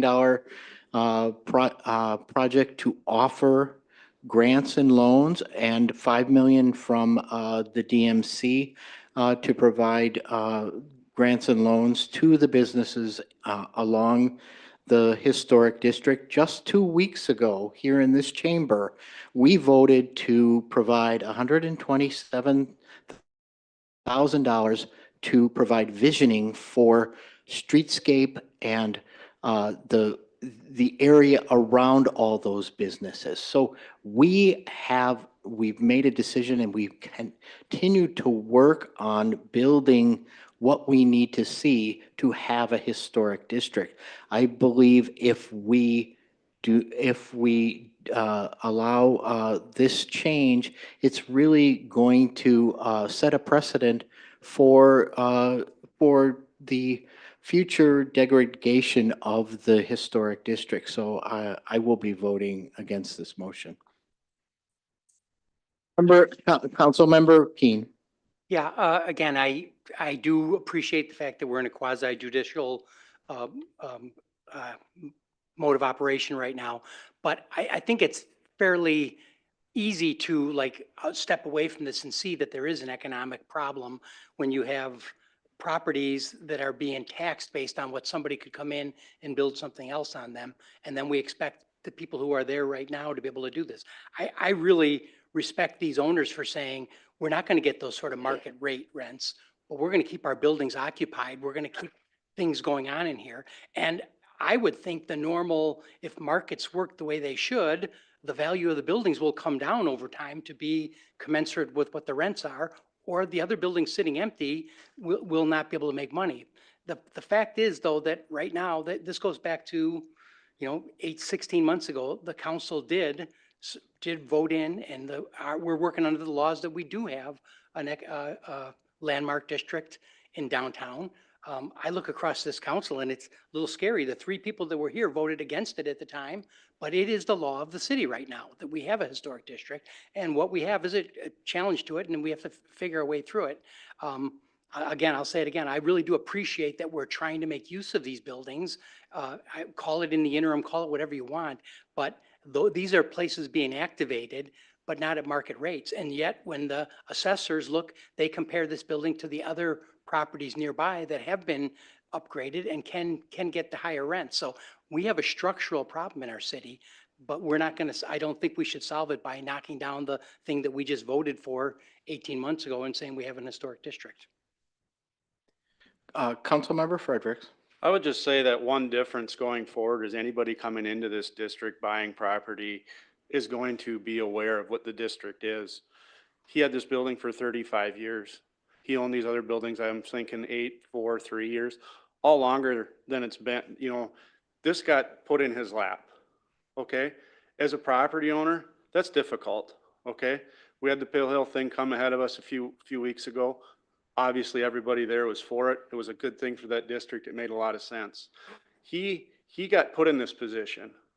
And now we're holding his feet to the fire to try and make him figure out a way to make it work. It's a huge investment. It hurts. Do we want business owners investing in this community? Do we really want people to move here to make investments? I heard Patrick Sieb get up in front of the DMC 2 years ago begging for stuff like this to happen. He's trying to make this happen. It's way bigger than the loud voices we're hearing in the room tonight. You live here. Please order in the chamber. Please. It is. Really? We're going to do that now? Council member, please. You don't need to respond. Council member Palmer. I'm going to make a motion to table this until we get some financial information. I'm going to have to ask our city attorney if we do. Can we table something when a motion is on the table? Can the mover of the original motion table it? Or does that council member replace his previous motion? Looking to the parliamentarians to help me with this. I'll give the parliamentarian an opportunity first, but we'll weigh in if need be. Clerk Kasel? I believe we can continue it until a further date if we set. I'll make a motion to continue until the 19th of May. Is that a replacement to your previous? I didn't get a second on the previous. Yes, you did. You got from, no, I'm talking about your motion to. I don't think it has to replace. I think a motion continue takes precedence. Correct. Okay. I need a second, though. Is there a motion to table? To continue until the 19th of May so financial information can be provided. To continue to the 19th of May and seconded by Councilmember Fredericks. Is there discussion? Request a roll call vote. Please take the roll, Clerk Kiesel. Councilmember Keen. Nay. Councilmember Miller. Nay. Councilmember Wall. Nay. Councilmember Fredericks. Yeah, yes. Councilmember Palmer. Nay. Councilmember Doring. Nay. Council President Schubring. Nay. Motion fails. We are back to the original motion. Is there any further discussion on Councilmember Palmer's motion to, can you rephrase your motion? The motion was moved to remove 309, 311, 313, 315, 317 South Broadway from the landmark designation because of economic hardship. Further discussion? If not, Clerk Kiesel, can you take the roll on this motion? Councilmember Keen, Nay. Councilmember Miller, Nay. Councilmember Wall, Nay. Councilmember Fredericks, Yes. Councilmember Palmer, A. Councilmember Doring, Nay. Council President Schubring. Nay. Motion fails. Is there a motion on this item? Sure, I'll make a motion adopting a resolution denying the request for landmark removal at 309, 311, 313, 315, 317 South Broadway. Second. A motion has been made by Councilmember Miller and seconded by Councilmember Doring. Anything further to add? Mr. President, Mr. Spindler Craig, if we could get some clarification from Director Woodward. Ms. Woodward, please go ahead. Thank you, Council President. I just want to clarify that it is based on the findings provided in the packet and by teammates, and that's included. Is that part of your motion, Correct. Councilmember? Friendly amendment accepted. Yes, based on the findings. Thank you. That as well. Anything further to add, Council? Clerk Kiesel, please take the roll. Councilmember Keen, Councilmember Miller, Aye. Councilmember Wall, Aye. Councilmember Fredericks, Nay. Councilmember Palmer, Nay. Councilmember Doring, Aye. Council President Schubring. Aye. Motion passes 5-2. Thank you. We will take a 8-minute break and take up the next public hearing. Oh, and before the members of the public leave, I do notice the 30 people that signed up for G4 also signed up for G5. If you do not want to speak in G5, I'm going to leave these out there and you can cross your name off, and that will make our public hearing a little shorter than the first one. Thank you all.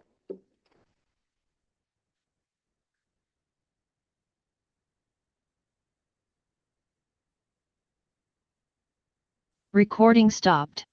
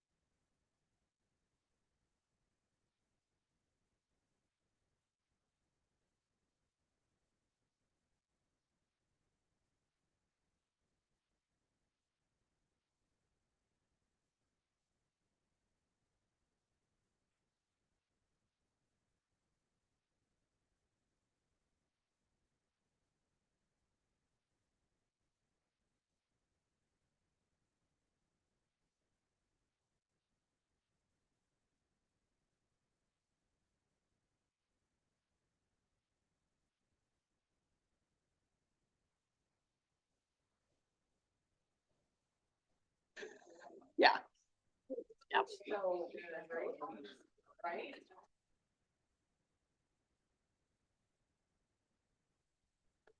Folks, if you could please be seated, we're going to continue the council meeting. Please take your seat. I'm speaking directly to the Creasels here. Great. Our next item is. Recording in progress. Our next item is G5, which is the appeal of the Heritage Preservation Commission denial of certificate of appropriateness by 311 Broadway Development LLC project. And Ms. Woodward, take it away. I don't know if your mic is on. Okay, hold it closer. I've also heard some comments that people on this side aren't hearing as well. So if you can just hold the mic really close. I don't, oh, no, it's on. There we I don't go. think it was on before. Here we go. So what is the next item before you is whether or not the certificate of, hear me. Next one. Is that it? Do- There we go. Tried to get them all together. So this is an appeal of the certificate of appropriateness. The certificate of appropriateness was reviewed by the HPC. Generally, the HPC provides a recommendation, and any appeals would come before City Council. And so the certificate of appropriateness really deals with whether the proposed project within a historic district meets the guidelines that are established for the historic district, including both our Secretary of Interior standards as well as our design guidelines. And I'm going to walk through a little bit of that. But I just wanted to note, and I think we've kind of gone through the majority of kind of what this project looks like, but it's really a residential tower. There's a glass elevator on Broadway, which is that 309 that would come through and be fully demolished. The proposal is to include a ground floor gymnasium, which is really going to be 2 stories. So that would take out both of those floors. There's interior parking via the alley behind the buildings. And it would just maintain the facades of those other structures. So once again, this is really looking at alterations within the historic district as it relates to our those guidelines. There was an HPC decision to deny this, and this is being appealed by the applicant to City Council for review. I just want to also note, because it's one of the components as the historic district ordinance was established and then incorporated into the UDC, we do take into account local design guidelines. So it's not just Secretary of Interior standards. And these local design guidelines really also allow for consistency in looking at some of the priorities that the council has and the city has. And so those also includes environmental, sustainability, safety, equity, and compassion. So those also are part of the design guidelines and were included as we were building out the heritage preservation program here. When we're looking at alterations, there's a number of different guidelines that are provided overall with the Secretary of Interior standards, and they're all listed on the screen, but I'm going to kind of really note that the one that we're really looking at is number 9. And that is new additions and exterior alterations or related new construction. And we're really looking at what does this new addition look like within the historic district, and what are the materials, features, and spatial relationships that characterize the property, and that the new work will be differentiated from the old and be compatible, including especially with massing and proportion, scale, and size. And so these are the things that were reviewed at HPC in terms of the guidelines and how it relates to the proposed project. And it was found in HPC, these were the findings of fact that were identified and shared from city teammates to the HPC, that the project does not meet the Secretary of Interior standards, particularly number 9, and the new addition would destroy historic materials, features, and spatial relationships that characterize the 3 contributing properties and the relationship to the district. And the proposed addition is incompatible with the historic scale, proportions, and massing of the district. It's not necessarily just for those individual properties, but how the overall district, because just as a reminder, this is looking at all of those properties within the district, and that's how it was categorized. And that a demolition permit is required for these to occur. I would note there were a lot of, it was mentioned before, there's probably about 13 meetings. Some of them also had to deal with proposed financing in terms of accessing potential TIF funding, as well as design of what does that look like. Also in the packet was a memo that we reached out to New History, which does some consulting work with the city as it relates to evaluating projects. And we had them also look at the project, and that memo is also attached to the RCA in terms of what makes a project that would be compatible with those design guidelines and how that could look moving forward. And so with that, I will open, happy to answer any questions.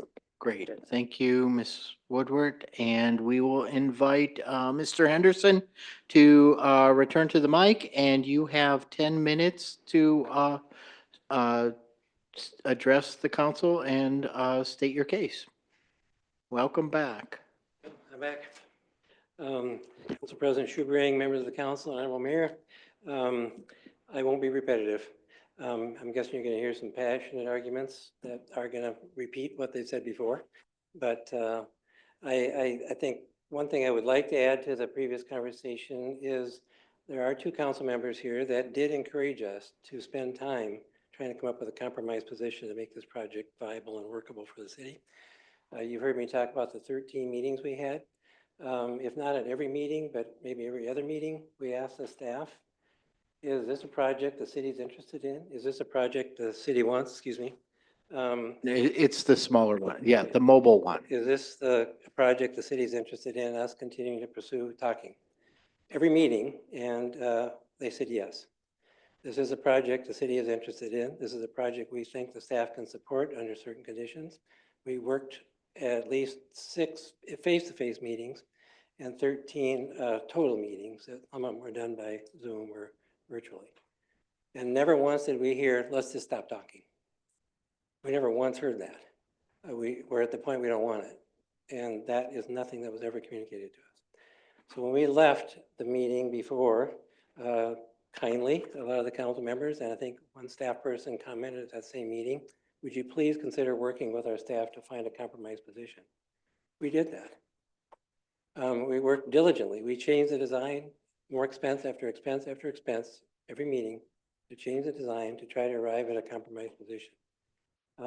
So I respect the fact that the councilmen that were here and are still here suggested that, and we're still interested in the project. And we got that message all along for the last year. So I'm confused, frankly. And I'm guessing you're confused with this process too, because it is extremely confusing. The UDC process, I think we're the first ones to test it, is very difficult. And it's very, very subjective.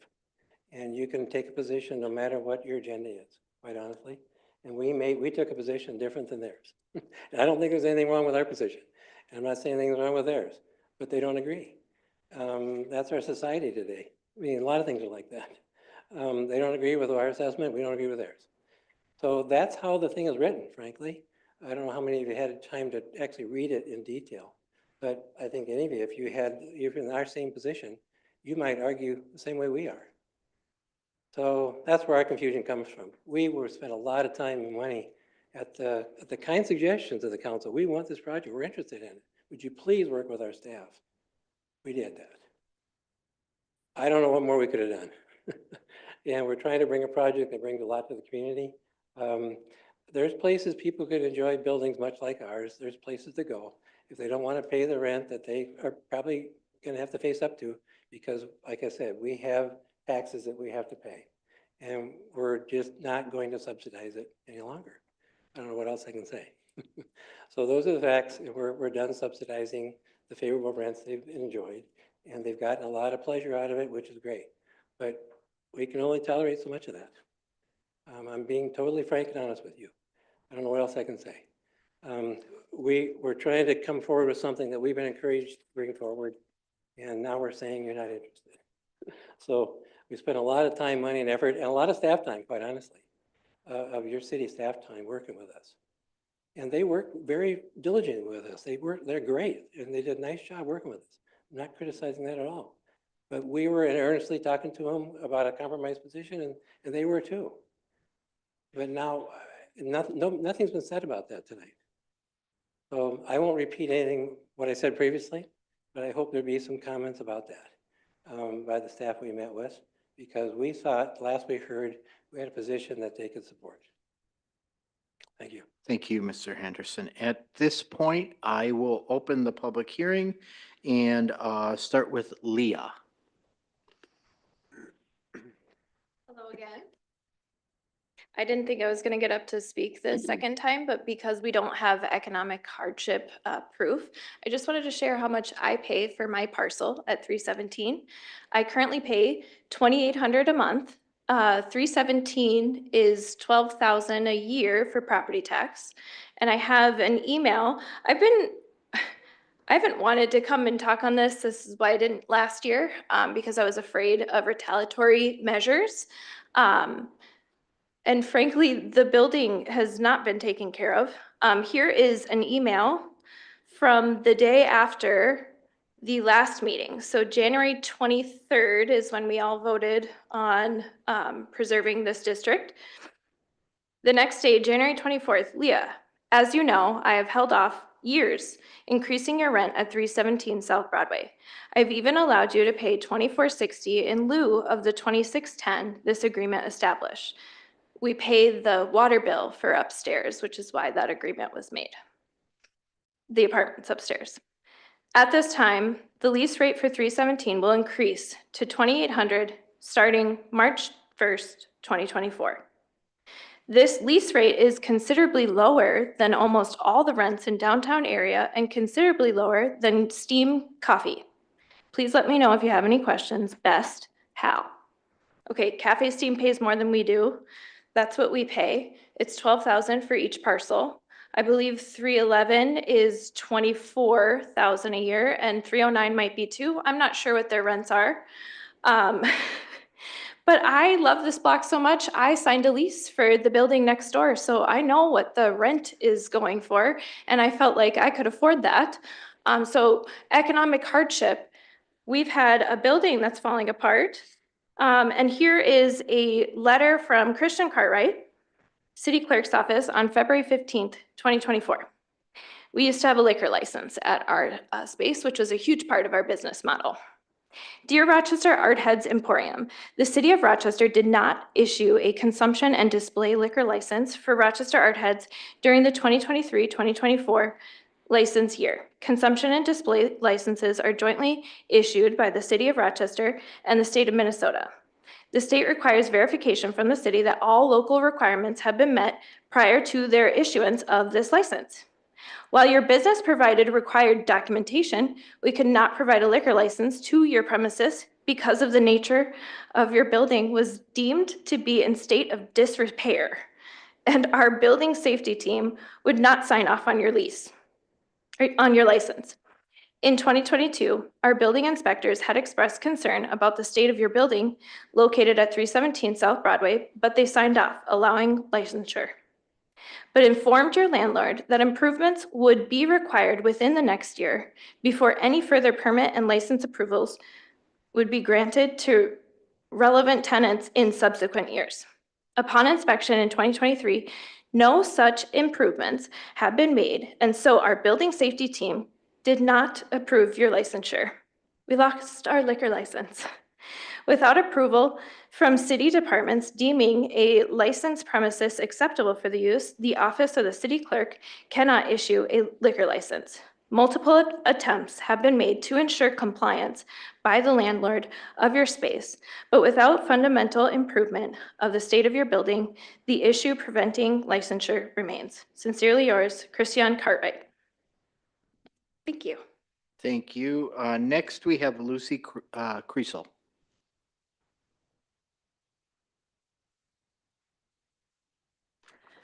Good evening again. Yeah, I didn't expect to be up here. It's kind of hard to know what to say. There's no denial of a power dynamic here with those who are in the spaces.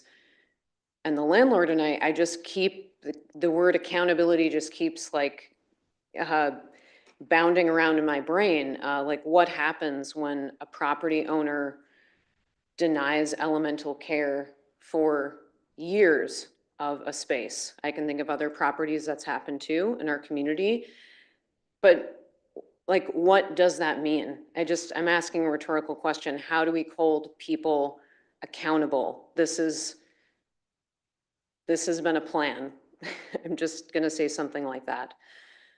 I also want to just touch briefly on, we own a historic property and we applied for, I think, sure, they could always be better, but the awesome financial opportunities that have been afforded us in the historic district, we need a new roof, and it is going to be substantially helpful to have this economic, I always get the order of the words wrong, but the historic initiative development, you all know what I'm talking about. It's awesome, right? We have to do it, and we want to do it because we care. You heard everyone speaking to the passion, and like, we are still here. So I just want to point out, like, that's a pretty good thing. And the fact that that has not been approached by the owner of these spaces, I think it's just a yellow flag for me. It's concerning.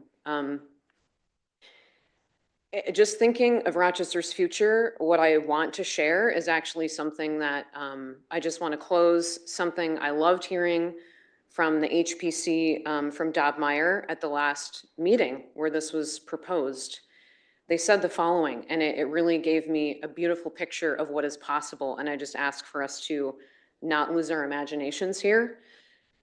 So he said more or less this. There was a lot of discussion about the birthplace of the city, evidence of our origins, and I think that's truly relevant. You look at historic cities across the world, in our state, on the eastern seaboard, and when you walk the streets of those cities, and in particular, those districts which are more historic, their appeal does not lie in any given property achieving a certain level of economic productivity. Historic preservation is about more than that. It's about the whole. If you walk the city streets of Rochester 100 years from now, wouldn't it be neat to see 19th century buildings that across America have been destroyed to make way for progress? So please think critically and say no to this proposal. I do not believe there is evidence that this would be the best choice for our community. Thank you for your time. Thank you.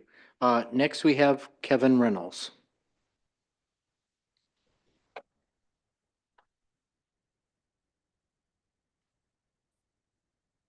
I just wanted to comment on the beautiful home that Hal Halverson lives in. It's the old Montessori school, the old Bamber Valley School that he spent a lot of time. Beautiful home. I drive by it every day because I live right over by the stone barn. So, I mean, if you have the passion to restore a property, it can be done. And he's shown that he can do it, because that is one beautiful piece of property that he lives in. And I just want to reiterate that this is setting a precedence going forward, that the decision that you make here is going to actually make that roadmap for any developer to buy a property, not only in downtown historic district, all the way up to the Oddfellows building, the old bank building, even the Pill Hill district that was just voted in. Nothing's going to stop the developers from buying those properties because you're going to be setting a roadmap in black and white for them to follow. Thank you. Thank you. Next up, Barry Skolnick.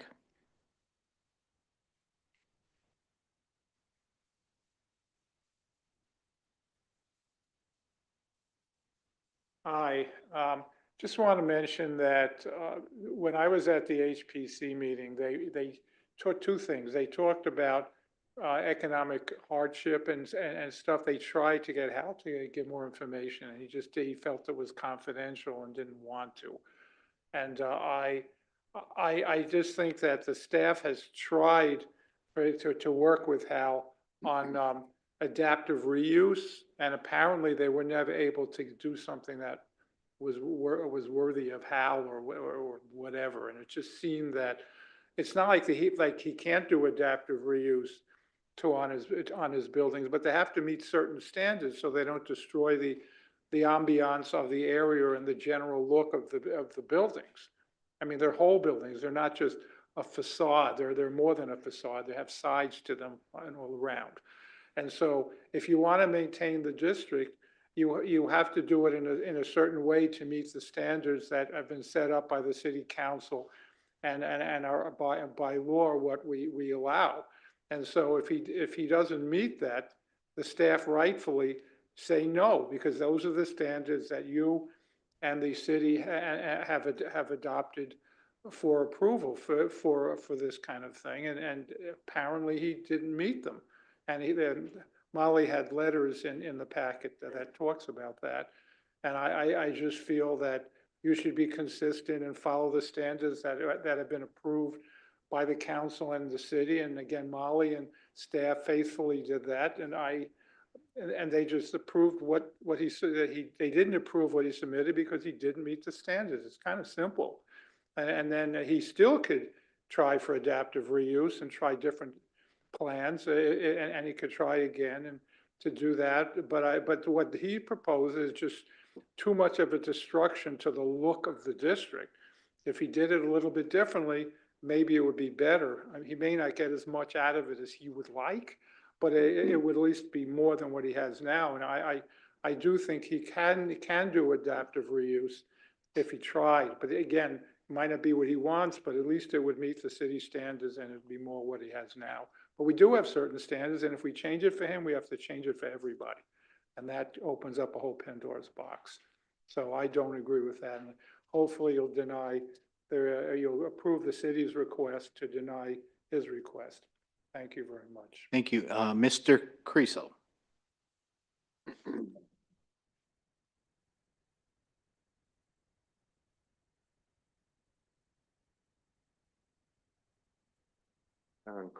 John Creasel, Mr. President, members of the council, Madam Mayor. A couple of few questions that I think are relevant. Is the UMR planning to utilize portions of this project? If so, I think it would be important to know to what degree, what percentage. Will there be a skyway? I think I heard earlier, no, but will there be one? Will there not be one? I asked the question regarding to what degree UMR might be a participant and a leaseholder from this standpoint. I want to remind members of the council that there's project-ready land currently available next to where the YMCA used to be. And it would seem to me that the citizens of Rochester are still asking, why is that piece of property looking so derelict when it is ready for development right now? City of Rochester authorized $12 million to go to the UMR to build their campus down there, which is yet to be seen. So why jeopardize these particular buildings for a project that would be non-contributing to the historic district when there are other options? Certainly the scale as it relates to this particular district is, I'm going to say, is out of scale. Having been downtown there now for about 50 years, I'm well aware of the activity in the alleyway. The alleyway, we've had many projects. I think some of you people might remember that there have been studies as how to activate the alleyway. Well, the project that was, I can't remember the name, but just most recently built at the south end of the alleyway, the cars that come out of the parking area do not pay attention to one-way travel. They come out whenever they like. It's very unsafe, I'm going to say, for any pedestrian to walk in that back alley. I'm very concerned about additional parking that I think on this project, I'm not sure, would be exiting and entering from the alley side.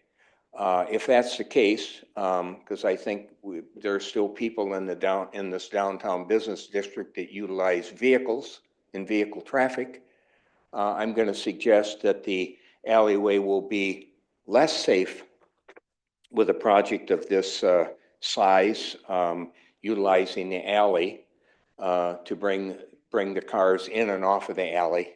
Would definitely have to be a one-way, which it is right now, but people don't use it as a one-way. I'll just say, you can talk to law enforcement about that if you like. And then I'm going to say the waste stream, I'm very concerned about. Those of you that haven't visited the waste stream under 318's Common, at times it is,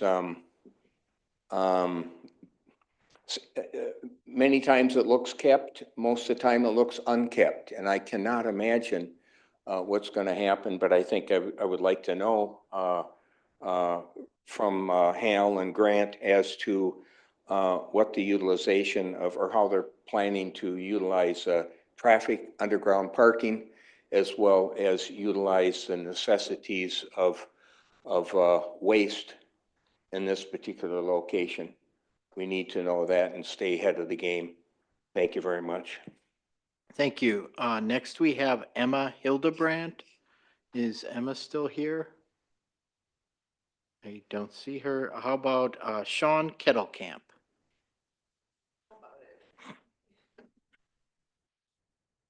Or, as I said before, Bunny.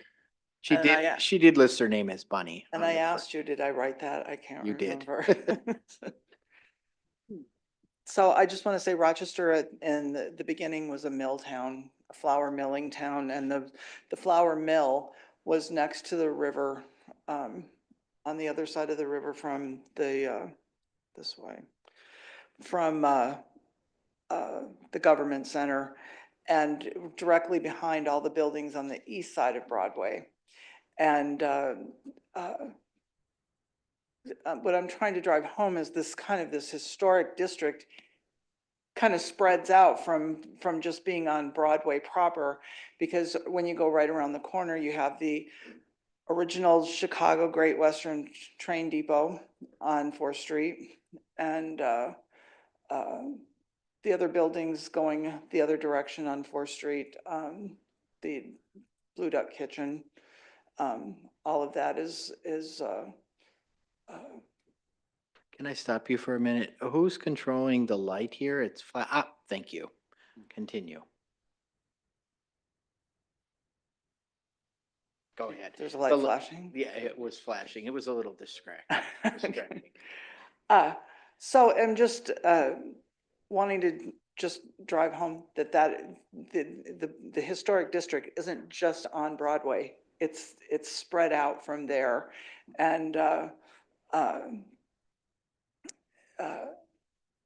I'm just hoping that you'll vote no on this project, and Thank you. You know what I'm thinking. Thank you. Next we have Casey Gonzalez. Is Casey still here? Next we have Martha Grogan. Hi, I'm Martha Grogan, Mayor Norton, President Schubring, and council members. This has really been an amazing city council meeting, I'll have to say, and I am thrilled to see the passion and commitment of so many young people coming here. So I think no matter what happens today, I feel like this is really a great step forward for our city, and recognizing that it seemed to take a lot of courage for some of the individuals who spoke. So I think that's very important. I want to start with just a practical aspect to the project that we're looking at now. There hasn't been any mention of the structural risk to excavating for a building of this size in buildings that were built in the late 1800s. I've had personal experience with that in a project that was extremely well engineered, supposedly, where there was a significant, massive 3-story building collapse. Fortunately, not during the time when school was in session at this particular thing. So I worry what's going to happen.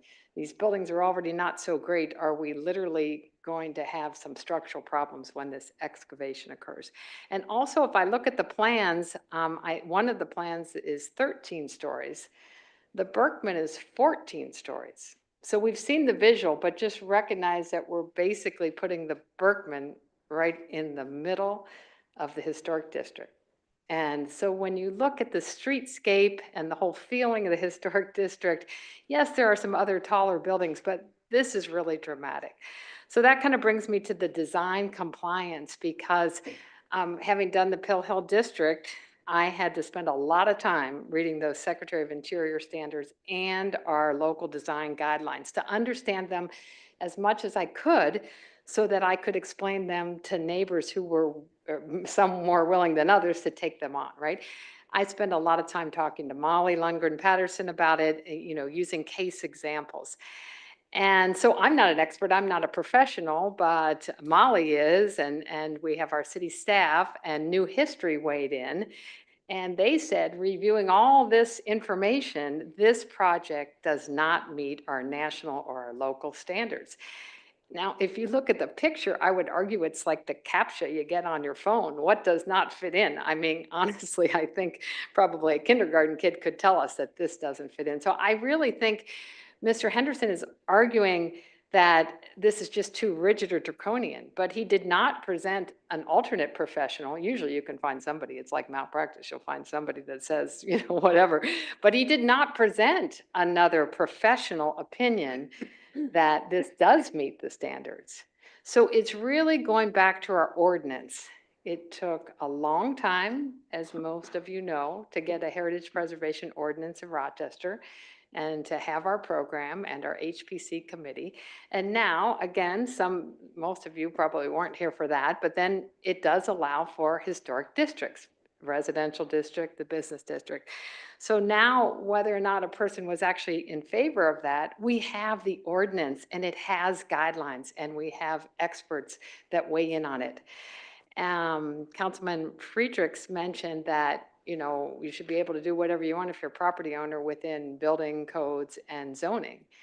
But the Heritage Preservation Program is an overlay on the zoning. So you can't just do whatever you want.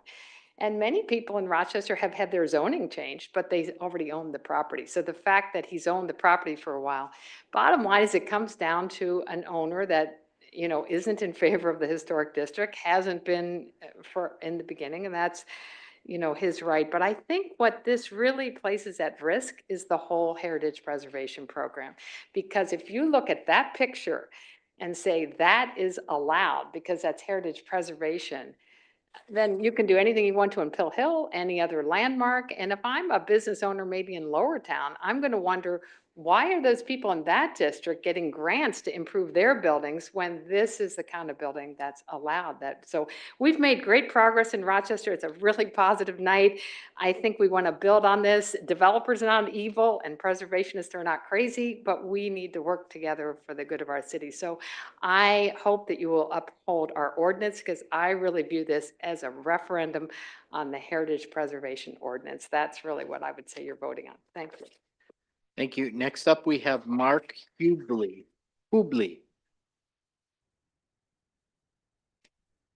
Wow, I got up here a lot quicker than I thought I would. There's a lot of passion coming from the audience. President Schubring, Mayor Norton, council members, a lot of you already know me. My previous role was as the chair of the Heritage Preservation Heritage Preservation Commission. At that time, I was lucky enough to be on the commission when that downtown district was created. And I felt like we all understood. We understood where we were going. We were going for a downtown that was walkable, energetic, colorful, built community, created excitement, and was magnetic in the way it brought people downtown. I can't think of a more egregious mistake than to allow 5 of these storefronts or 5 of these addresses to suddenly be turned into a glass window of an empty gymnasium. You would definitely be writing the death certificate of the majority of the other businesses on that block, because what would that draw? That wouldn't draw anything new downtown. All night long, I've been hearing very, very brave people who are the tenants of that building talking against the wishes of their landlord, who has already threatened to raise their rent tonight simply for having different points of view than he has. These brave people were pointing out that you're already winning downtown with this particular collection of properties, because it is building a community, is building a cohesive community. There's several examples given tonight of businesses that came here because that little area of the historic district is working. So don't drop a bomb on it. Don't let it be gutted. Keep working. You've created great tools over the last 2 years, fantastic tools that are going to continue to build that downtown district into what it was that we all thought we were going for. So don't change course now. This certificate of appropriateness should be denied because it's inappropriate for the goals that we've been pursuing downtown. Keep building community. It's working. Keep it going. Thank you.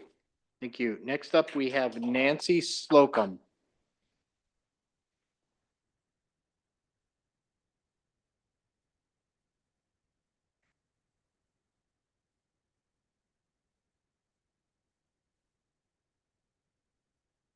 So I'm Nancy Slocum, and I didn't speak before. And I used to speak to this in this room a lot when we first began, but it's been a long time since I've been involved in the heritage preservation business. I just wanted to speak from having grown up in this town, and also my family had been here for a long time. The Payne Furniture Building was something that was a part of our heritage from the beginning. I'm a Rochester recidivist. I went away for a long time and then I came back. And then I got very involved with the heritage preservation business. And in the beginning, we were trying to find a way to get a group together and have heritage preservation in this town. We had a lot of big setbacks, and I was disheartened by the Fifth and Fifth and the college apartments and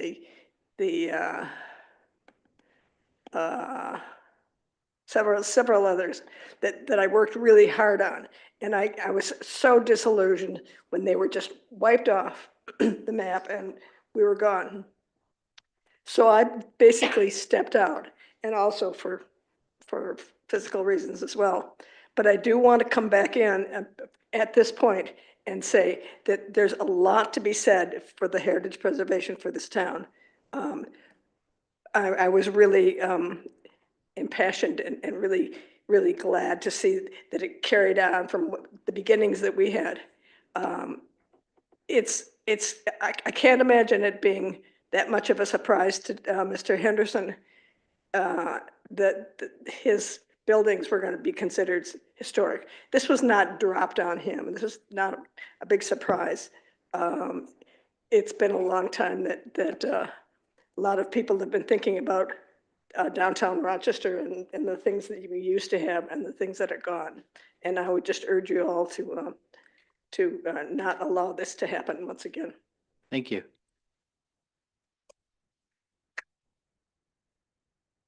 That concludes who's on my list. Is there anybody I missed? Step forward and state your name. Thank you. My name is Shruti Naik, and I have been a resident of Rochester for over 16 years now. I moved here from the state of Texas, and part of the reason I stayed here was because I was able to build a community. And that community was built in that block, on that block, in those buildings.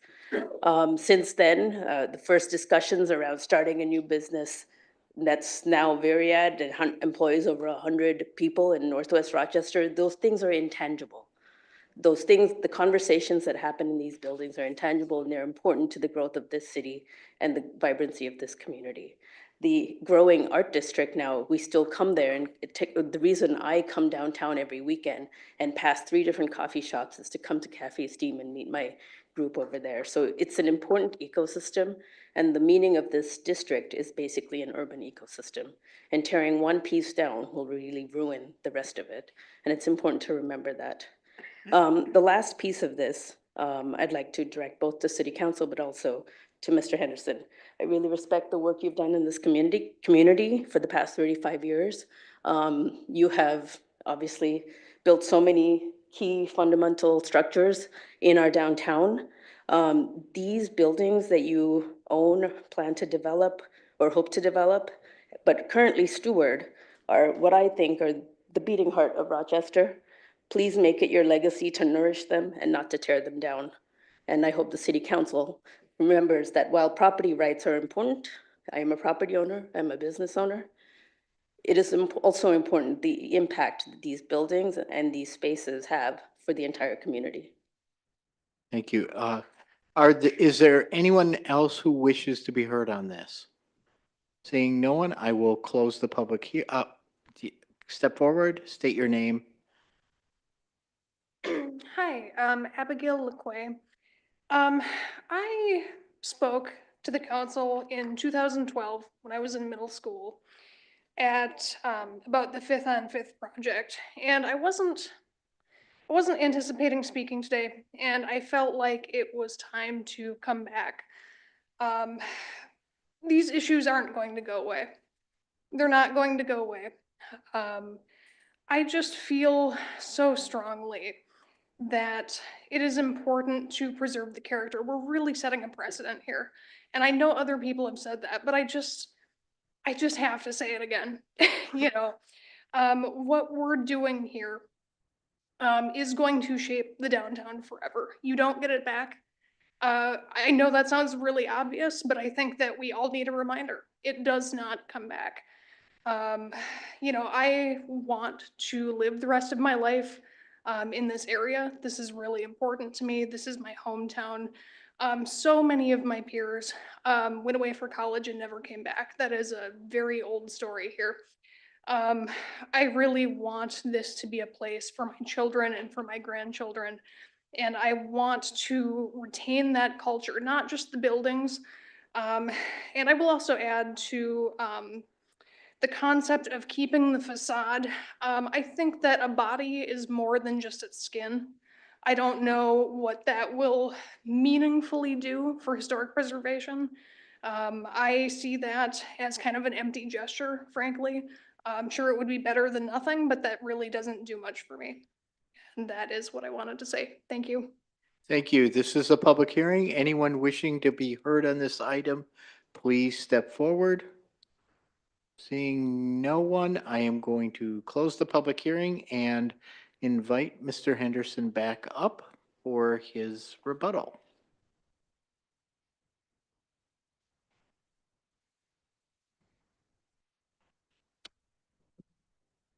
Thank you, President Schubring and members of the council and Mayor Norton. Thanks for the opportunity to speak again, and a lot of new information got brought up. It's exhausting what more they can bring up. But there's a number of things I'd like to comment about. It's pretty clear that we're at the crossroads of what makes economic sense and what people want as their passion and want somebody else to allow them to have that passion. I don't know how we can continue to do that. I mean, I'd like to, but it doesn't make sense. I mean, there's a big difference between owner-occupied properties and properties that a person holds for an investment. I would never put as much money in my residence as I have if it wasn't my own residence. And I don't think Mr. Kriesel would have done the same for his building if it wasn't his own business in there. There's a huge difference there. And I think that needs to be pointed out to the council, that if it's owner-occupied properties, there's tax benefits. There's all kinds of benefits, at least back to yourself. And or have a personal residence that you're willing to put money into to salvage and save and ongoing. My house is being painted for the 10th time today, so because I want to save the natural wood. I do appreciate historic preservation. These buildings are at a fine line between what is historic and what isn't. We've got the Mitchell Library, the Lumber Building. We can go on and on about the Foundation House. Those are valuable, valuable historic assets. I'd be the first one to say they're precious. Can anybody really say, I can't, and I've owned these, you'd think if anybody loved these buildings, I would, because I've owned them for a long time. I bought them to run a business out of, I bought them to have some development in the future, and you don't continue to put money in something that we thought would have had a development potential by now. So, I mean, there's a lot of, I think, clear-cut answers to a lot of the statements that have been made. We've done a number of buildings in the downtown area. I could list them all for you if you want me to. Clearly understand the structural challenges, clearly understand them. We've probably done 5 or 6 that have to be shored up because buildings are next to them. I don't think some of these arguments are valid. We're professional architects and engineers. We understand how to do that. We've done it many times. So we did have another historic preservation opinion. I didn't think it was valid to bring it up because like I said before, everybody's just going to say, well, yeah, you paid them for that opinion. They paid for their opinion. So what did we accomplish? We had two consultants basically disagreeing with each other. Is that going to help the discussion? Our consultant did not agree with the assessment that the new history had. But if you want to see it, I can give it to you again. But we didn't think it was productive. So it's just another, our idea, our thoughts, our passion against somebody else's ideas and thoughts and what they want. So again, I respect your time and thanks for listening this evening. You've heard a lot of information. I really think that our viewpoint of this and what we've done and what we tried to do should get some definite consideration. Thank you. Thank you. At this point, council members, any questions for Mr. Henderson or staff? Councilmember Miller. I'll repeat Mr. Wall's question from the prior item. Could staff clarify the criteria for this public hearing? Because, and is it true or not that economic hardship is part of this criteria? I don't read it in the packet and would like to confirm. Thank you for the question. Economic hardship isn't, what is before you in this public hearing is really looking at the design of what is being proposed and does it align with our local design guidelines and the Secretary of Interior standards. So it is looking at, does this proposed project align with that? And it falls within that rehabilitation category in terms of adding on to the existing historic building. And what does that look like? And does it meet those standards? Okay. And can you please just for the record and for everyone here, reiterate, is it true to understand that it is the scale of the proposed development that is, and the related demolition extent required that is not in alignment with our standards? Is that the core issue that we're considering here?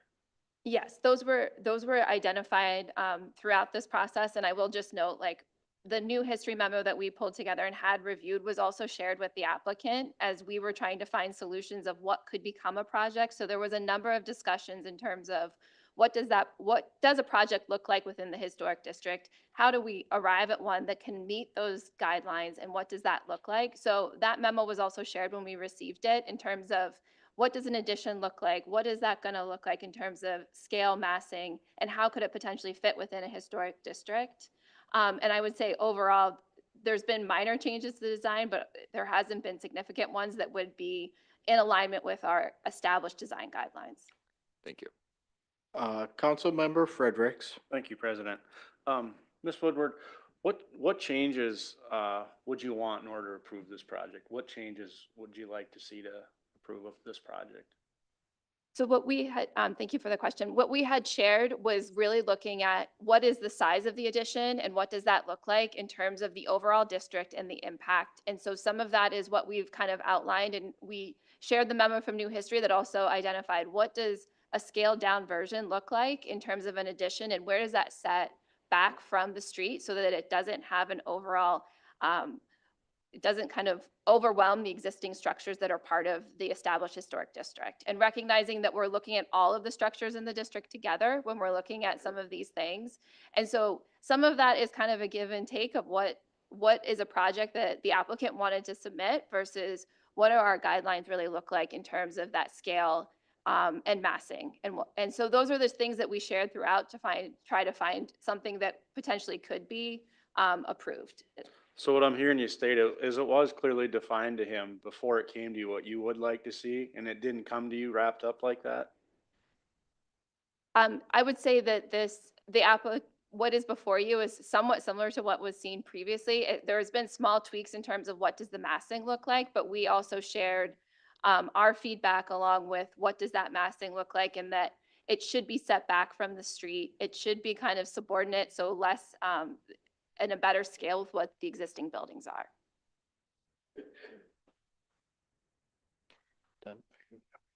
Councilmember Wall. Mr. Henderson is kind not to name names, but I am one of those council members who encouraged compromise a year ago to save the facade and somehow work with staff to come to a project whereby everyone could succeed. In spite of 13 meetings with staff, would it be fair to say, and this is along Councilmember Frederick's question, it would be fair to say then that a compromise was never reached with staff. Would that be true? I would say that is correct. I think we provided feedback of what our design guidelines look like and how that arrive at a project. And I think also the applicant has a project that they want to move forward. So I think there was trying to find some solutions that went back and forth of like what could make a project that could get approved. But ultimately, this is what we received as an application that came before us. Thank you. Councilmember Keen. Thank you. Mine's more of a procedural question. We just went through G4 and we made a certain decision.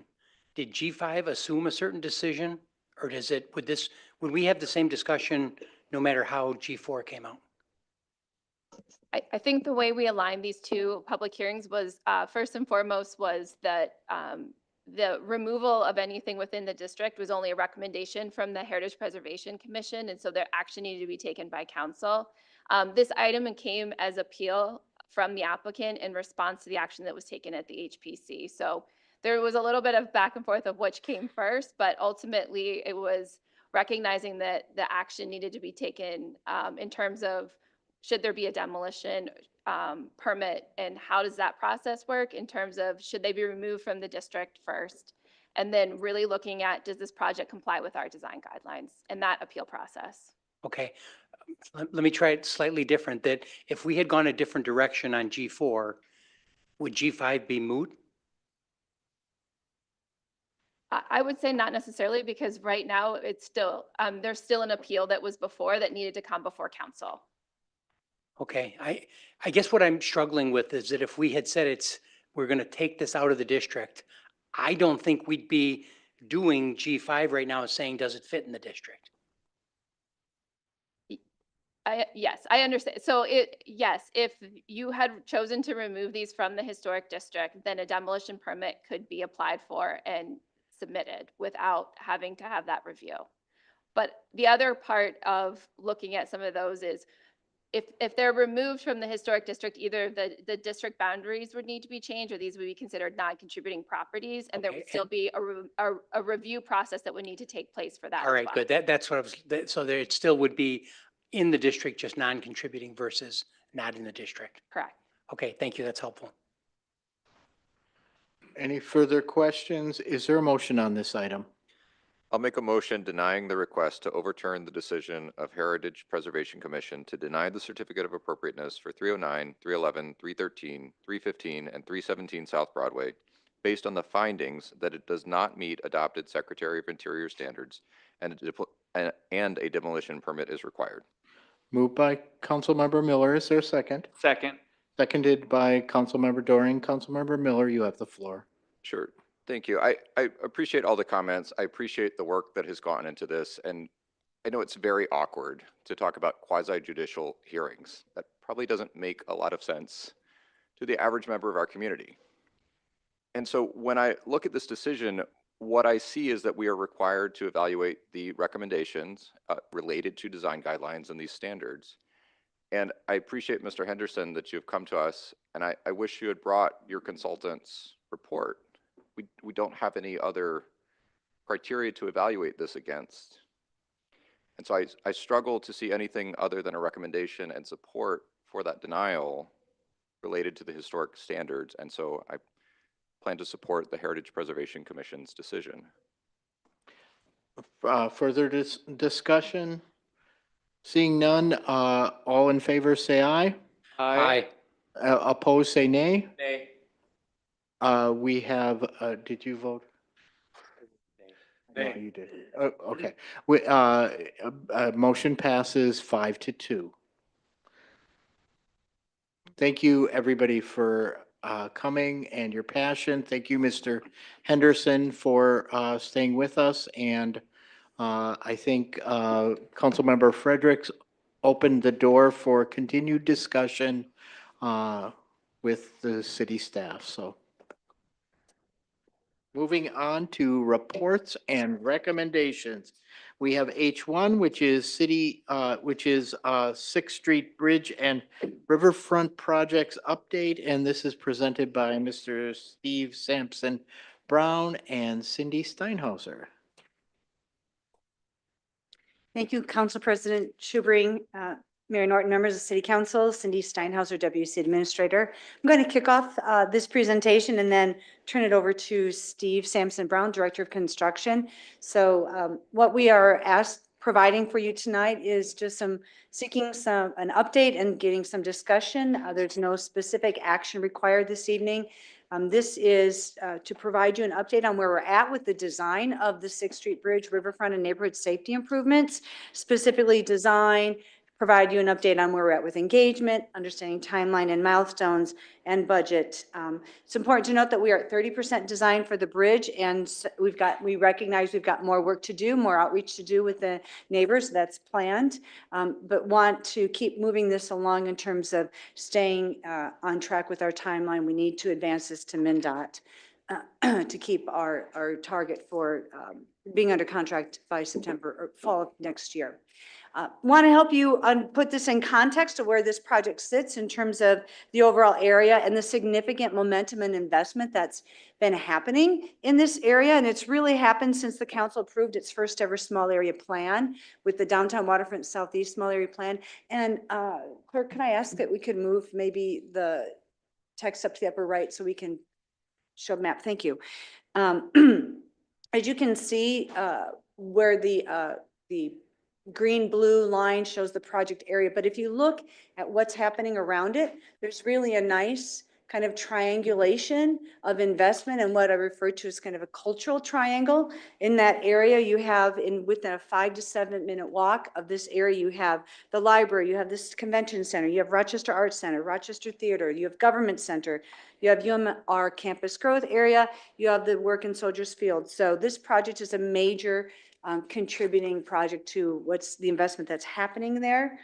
There has been significant policy, significant policy action that has been positioning this area for that kind of investment. And so you can see across the many plans going back to 2012, but the more recent activities since 2018, leading up to the adoption of the small area plan in 2021. And all of these plans have embedded within it lots of community engagement that has really informed what was ultimately eventually adopted in those plans. The small area plan also positioned us to be competitive for state and federal funding. And what you see here since 2022 are a list of what I think are really key projects or key initiatives that have happened that have really, again, positioned further investment in this area, not only the state and federal funding that we've received to leverage local funding, but also the kinds of commitments that we're seeing from the private sector in continuing to see this area as an opportunity for revitalization and investment. And so at its core, that we're taking a very strategic approach to this revitalization, of which this project is a part of, and embedded in that community revitalization work is ultimately delivering on an area that supports mixed-use development. We recognize we've got really great old historic neighborhoods. We've got riverfront amenities. We've got riverfront to capitalize on. We've got our proximity to downtown. How do we improve connectivity?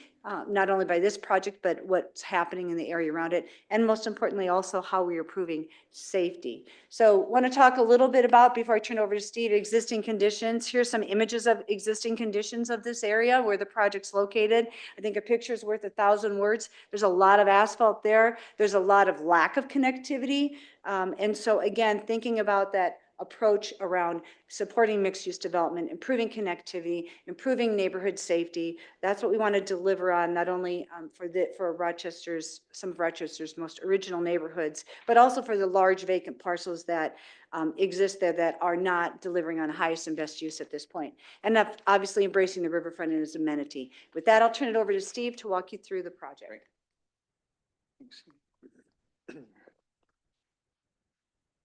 Good evening, Council President, Council members, Mayor.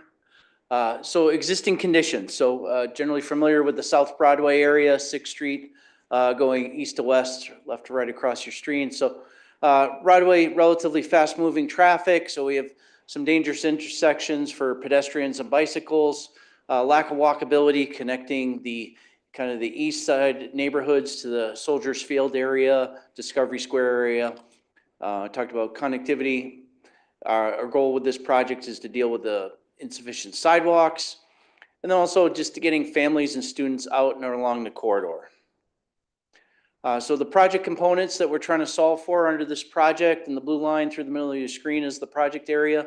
We're going to improve access to neighborhoods, the riverfront, and also key destinations on the downtown. We want to do that by providing equitable transportation of walking, biking, rolling. There's transit stops on 6th Street within the project limit, so we have all modes of transportation happening. We also want to do it through traffic calming, on safe, comfortable use of modes by all users, and that's one of the goals of this project. And of course, we want to improve the Zumbro River access. It's a resource to the community, and we want to make that easier for people to connect with who live in the area. So where do we start? So one of the key features is the 6th Street Bridge. Here's a rendering of the angle that we're going for in terms of look and style. So one of the things that came out of the public feedback sessions that happened so far is people as a bicyclist or a pedestrian want to be separated from car traffic. So we've really done that with this design. We've got narrow 11-foot lanes proposed for the bridge deck.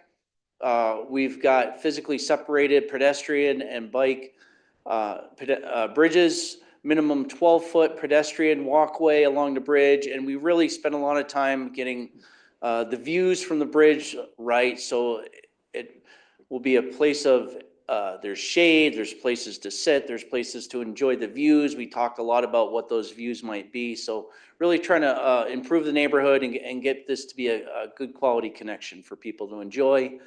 Here's a different perspective of the bridge. Again, you can just see how it'll look as we're looking to the east, and on the bottom of the screen in the photo is Broadway Avenue. So again, we've got an area on Broadway. We've got to get people, now that they're using the bridge, across Broadway safely. So we're working on this design where bikes and peds are going to go back and forth east to west, and also definitely to the north. There's a trail that heads into the heart of downtown.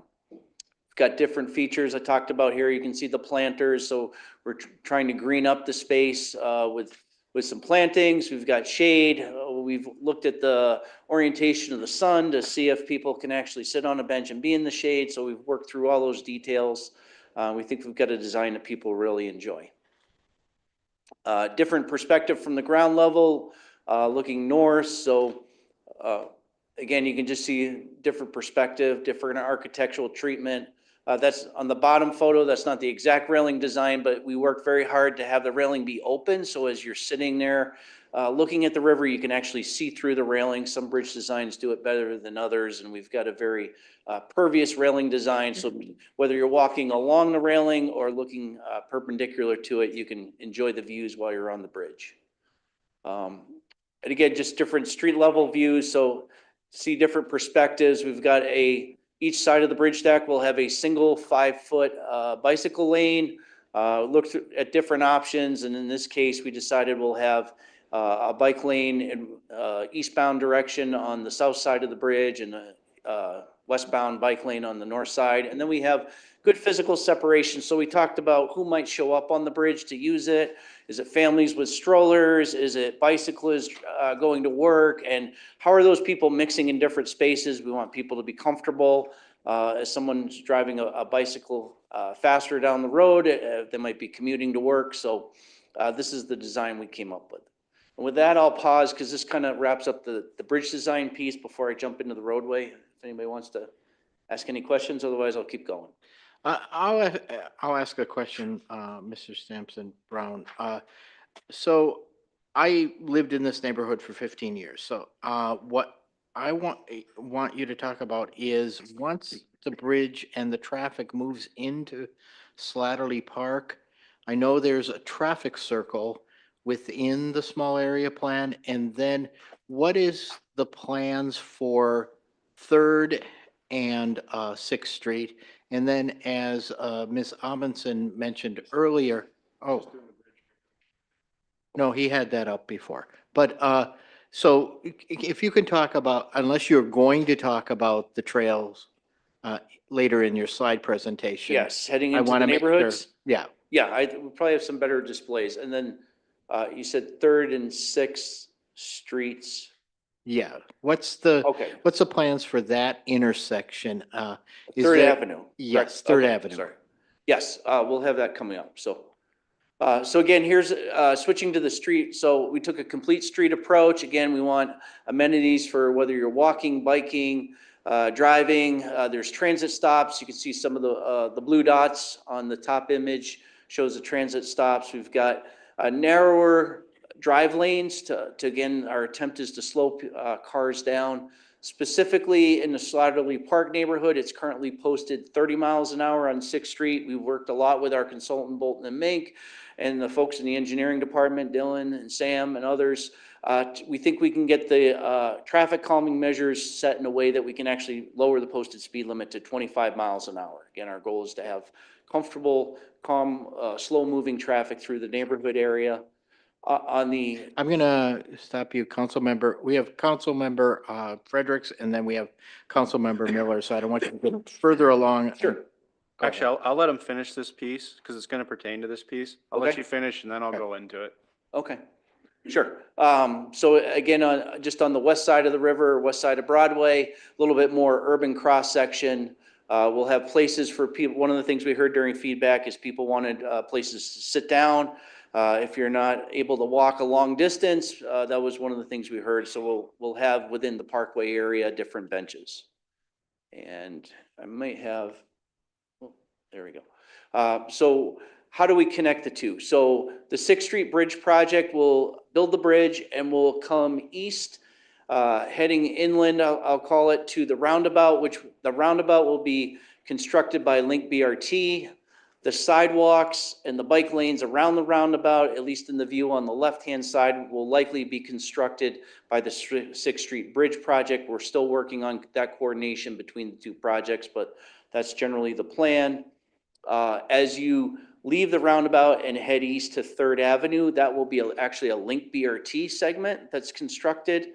And then at 3rd Avenue and 6th Street, there will be a traffic signal also constructed by Link BRT. So that is happening, but, and the two projects have been designed with each other in mind, but that's actually a different project. And then slide on the right, and maybe there's a good place to pause to take roadway questions. So again, as we're moving, so one of the things we've all heard about is the Riverside car drop-off is not a good experience currently. So we're actually disconnecting 5th Avenue from 6th Street, and we'll go 1 block north to 5th Street in order to drop children off at the Riverside School. You'll come south and it'll basically be a big loop.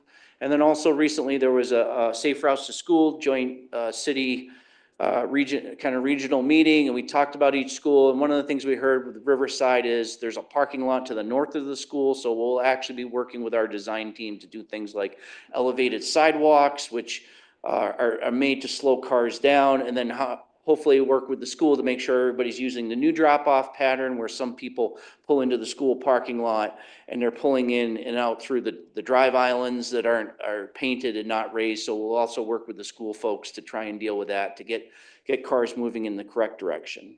Maybe I'll pause there and take some Are you ready questions. for your question, council member? I sure am, President. Thank Great. you. My question goes to this.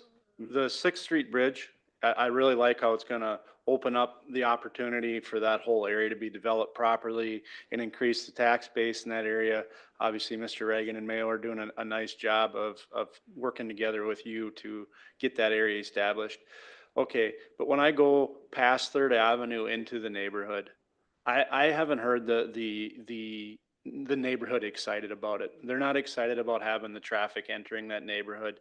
And I just don't know if it's not advantage to the people that are living there, if they're not asking for something like this, Are we required to go into that neighborhood by some grant? Because I know that you guys did a wonderful job of locking down money to do this bridge without it being a burden to the taxpayers. Property tax, let's be clear, our local property tax is not going towards this bridge. I think that's super impressive. But I'm not hearing my constituents in that area excited about what's going to be happening from Third Avenue on. We have a 4-lane road to the north on 4th Street, and we have a 4-lane road on Highway 14 or 12th Street to the south. Why we send traffic through that area, add to what, you know, is basically just a residential neighborhood. Yes, it has a school. And everybody's used to it being that way. Why are we putting it in their lap? Or go ahead. So I have the history on that, but, and then Steve is the technical expert in this space. So I heard a couple questions in there. First, it is included, it's part of the project scope in our grant application that we submitted to the federal government for the receipt of the $19.9 million. That's not just specifically to the bridge. It was for the whole project, which included Riverfront and 6th Street, complete street. And the reason we Can we just included. pause there a second? Yes. So for clarification, what you're saying is in order to get that 19 million, it has to extend down that street. It's the whole project, yes. Okay. Yep. All right. We have to deliver on that whole project. And the reason we included it is because the traffic is coming. Like the projections show the traffic is coming, and it's not coming as a result of this project. The traffic is coming. We saw this project as a way to do Well, traffic just to be calming. concise and Cindy, I know we can go on and on about this. Yep. Let's just make sure we're listening to the neighborhood input then and making sure that they're taken Absolutely. care of, okay? Yep, absolutely. Council President Thank you. Schubring, can I add one thing? Mr. Yetzer, go ahead. I think it's also important context to add that during the small area planning process, at one point, we did have a diverter going into the neighborhood, and that went through the engagement process. Council President Schubring may remember, and actually, we got more negative feedback on Okay. that. So that was at one point considered. You got it. You know how it goes. You just hear the loud voices, right? So I got to do my work. You have a follow-up? Councilmember Miller. Couple of different questions. One, just to jump back to the bridge portion. In an earlier version, there were trees along the bridge. Could you just talk about feasibility, cost, other considerations that led to the structure rather than shade canopy? Yes, so we worked quite a bit on that. We actually talked about the earlier grant application showed nice trees. Feedback from the Public Works and Engineering team is that, and Parks Department is that the city is having trouble maintaining the health of those trees and that have been installed on other bridge decks around town. So we decided to go with something we had greater confidence and lower maintenance in, which would be the planters with maybe a climbing vine. So we'd get some green to it, but the overhead shade structure would provide the shade versus the taller canopies. But we spent several meetings talking through what's really going to work well over the time. Thank you. And some questions on the roadway. You mentioned the posted speed being able to get down to 25. Is that the design speed as well for the roadway? That I would have to check on because there's 85th speeds and there's posted speeds and sometimes they're the same and don't have enough history on this. I'd have to follow up on that one for you. Maybe this is a related question. 6th Street is a municipal state aid road, correct? Correct. And currently MnDOT sets a different standard than what we would design on our local non-state aid streets, correct? I would defer to Dylan and Tyler to answer that in more detail, but I would say yes, if we were not constrained by the current state aid roads, we'd probably be adding some additional features, which there is a path to get a variance for those features, and we're planning on requesting those variances, just unless there's state legislation that changes over the summer, the determinant of those features are unknown. Thank you. You led me right into my next question. Is there still time, should the state allow this, either through legislative change or through variance, to incorporate more safety speed control exactly to address Councilmember Frederick's question related to the perception of fast traffic, cut through traffic in a neighborhood? Yes, okay. There would be. Perfect. And this is a technical question as well, but I'm curious about lane widths. We recently had East Center Street come before us with a mini roundabout.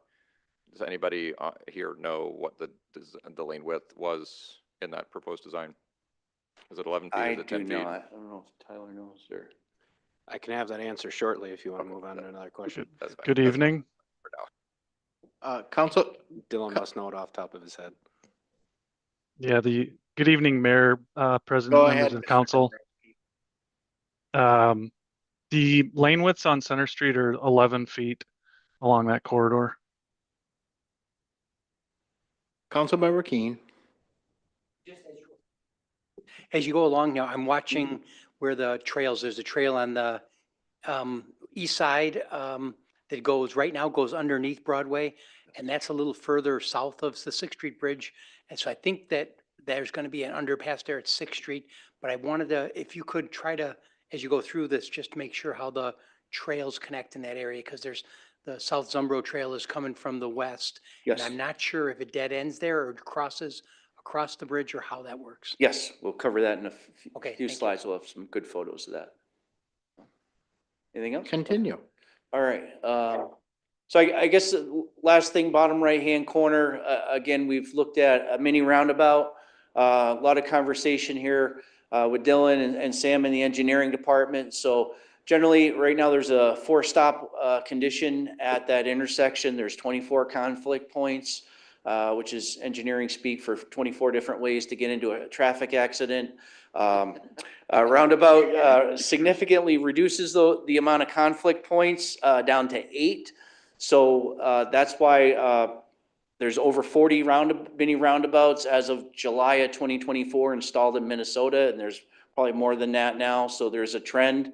They're perceived as safer. There's data that shows that they're safer, and that's why we're recommending that here. So jumping into more focus on the riverfront design. So again, we took a more of a long-term view. This bridge will be there, I say, for 50 to 100 years. You know, bridges last that long. So what's going to be happening around it as the city evolves over time and development fills in? So this is really our master plan drawing. So again, trying to activate the different corners. Some of the principles we talked about would be, you know, every person doesn't love the same park bench and the same shade tree. So trying to create a little bit different, unique experience in different places so people can find their favorite third spot. What we ended up focusing on in phase 1, we're going to do all the bridge components, the riverfront trail and the landscaping, and then the infrastructure to support phase 2. So again, I'll touch on the budget in a few more slides. We're working within the established budget. Phase 2 is more to come, but was outside the what we can fit in the established budget for this project. So that's why we kind of set some things aside for phase 2. Can you pause? Councilmember Fredericks, go ahead. I think it's magic how you're going to turn the water bright blue. Good job. There you go. Here, just one of the costs that we looked at multiple iterations of the waterfront. One of the costs that drove kind of the need to value engineer back to something more scaled back was the retaining walls. So the areas in red are new retaining walls that are being constructed. On the Broadway side, we're essentially just building enough walls in order to support the new bridge. On the south side, on the east side, Amphi side, on the bottom of the screen, we're constructing enough walls to keep a underpass of the Zumbro River Trail, be able to go underneath the bridge. And then we're going to have one connection to come up on top if you want to get onto the roadway or enjoy the view from the bridge. Here's just a phase 1. So again, we invested most of our development money in terms of landscape development money along the western side, and specifically along the sorry, I got the drawing, or is it? Yeah, sorry, eastern side, southeast corner, which is adjacent to the Amphi site, and then to the north, we'll be greening it up.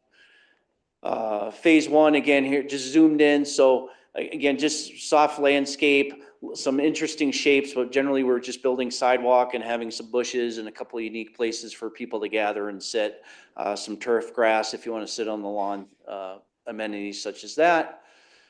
Here we're talking about phase 2. So we're again looking at the eastern side, see more hardscape being installed, more formal places for people to gather. So now maybe we're having school groups or things like that, or different music in the park where, you know, from anywhere from a dozen to a couple hundred people could potentially gather. And again, those are the phase 2 amenities. Some of the nicer urban architecture features that you might expect to see in a project like that. Again, just a zoomed in spot. This is adjacent to the AMPI site, so shared use path. Again, we talked about trying to get some green space, so there's a condition to control flooding. There's a bend as the river comes underneath Broadway Avenue that creates turbulence and scour, which all aims at this one area that's shown in the graphic on the left. So we do need some hardscape in there to make sure that the embankment stays in place, but we also wanted to have an elevated design. So that was kind of the balance of the concept we came up with. Can I stop you, Mr. Yeah. Simpson Brown? Do we have to consult with the Corps of Army Engineers for, can you be specific as to what design changes we have to work with them on, and what is the time frame for that? Sure. Presuming there's no direction by the council to make major changes to the design we're showing, we will begin almost immediately preparing our Army Corps of Engineers permit. This is in the floodway. We're all familiar with the levee system in downtown, so we have to have essentially a close to a no-rise condition in the floodway. So they look at the 100-year flood event and the 500-year flood event, and we need to submit that as a permitting request. Also, starting tomorrow, we will be submitting the bridge structure to MnDOT for them to approve. They have to approve the new bridge design. So both those are lengthy processes, but we wanted to get through tonight, and then we're going to start that process, and they'll take up to a year, depending on, again, some organizations move quicker than others. So they may have questions, but we've tried very hard to prepare the project in a way that's easily permittable. We're not asking for a lot of exceptions to their permitting process. Mr. Niemeyer? Thank you, Council President. I just wanted to clarify for the public, the no-rise condition essentially means that when there is a flood, the floodwater can't reach a higher elevation than it would in current conditions. So just in case that wasn't clear. Thank you. And if I could just also add, we've already begun those conversations with the Corps of Engineer. We at the beginning of the design of this project, we have teammates in Public Works who have really strong relationships with the Corps of Engineer and have made initial conversations with them. But as Steve said, we'll be submitting through the permitting process. So we did a lot of initial due diligence around understanding what they would expect and understanding the conditions of the river as it currently exists with the current design, and what they would be asking for us in terms of submitting a revised proposal. Thank you. Councilmember Miller. So questions that are peripheral but related to this. This time of year, all our trails covered in geese, goslings, excrement. Is this design considering urban wildlife management strategies so that this area itself, or I guess relatedly, might we need to have a discussion about our more comprehensive urban wildlife management plans in a future study session, and make sure that as we're designing public spaces, they're actually usable and not would be nice, but for actual conditions? Okay. Sure, I think that's a really great point. And when we think about design of this, we are very much thinking about what does maintenance look like afterwards, right? As we build these better spaces, I shouldn't say, spaces that are inevitably going to require more maintenance, that's part of the consideration. So again, thinking about this and thinking about riverfront development is going to happen in phases. And so and I know we're working with Paul Woodman, our Parks Director. He's done a lot of work in wildlife management as it relates to deer, geese, dare I say crows. But part of the thing that you need to think about in these spaces is, if wildlife is inevitable, how do you make maintenance easy? So where do you have spigots so that you can power wash?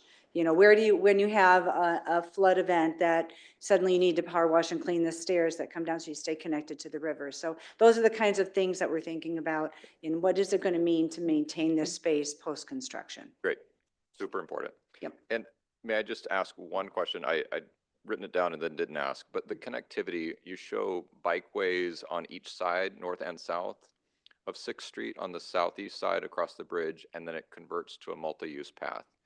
Can you talk about the planning of actual use of that and how that transition happens, particularly proximity to school, thinking about younger users who might be navigating?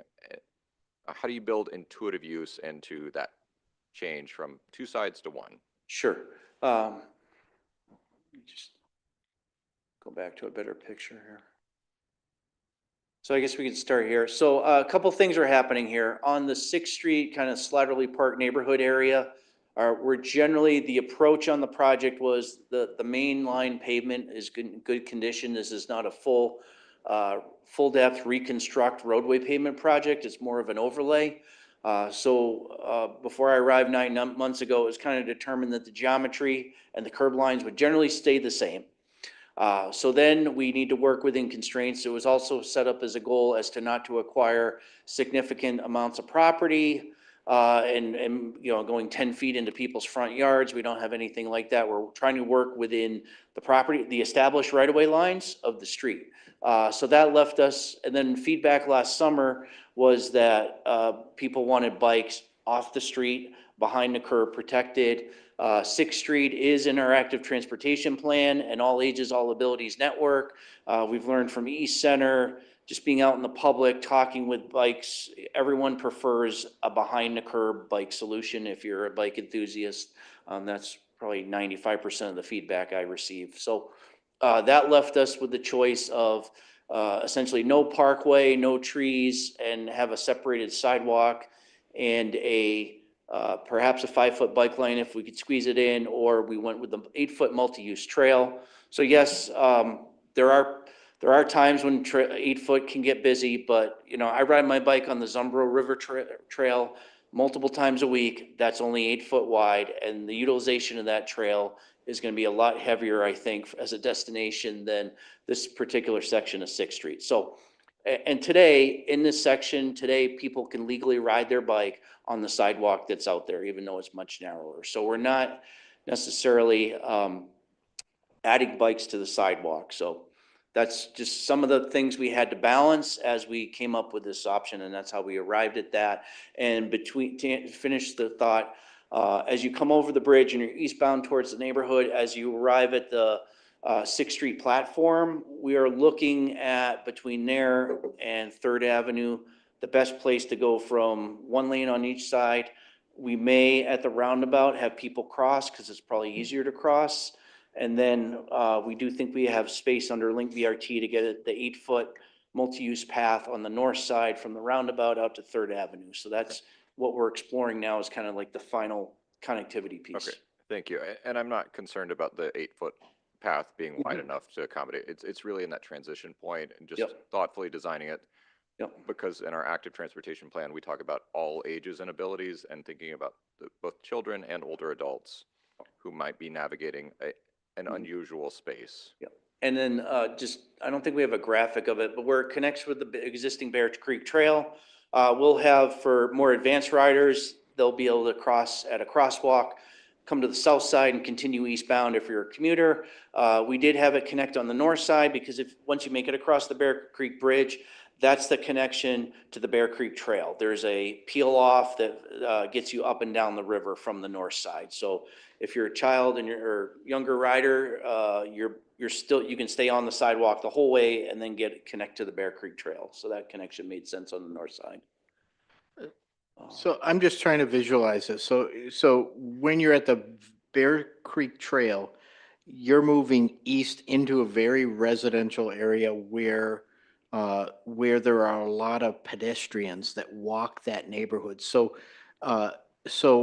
if you have the curb and it's not in the current street path, so you're taking the sidewalk in front of residential properties and widening that, and then having pedestrians and cyclists. Is there a separation between pedestrians and cyclists in that model? On the north side of the street, no, that'll be an official. And how wide is the sidewalk now there?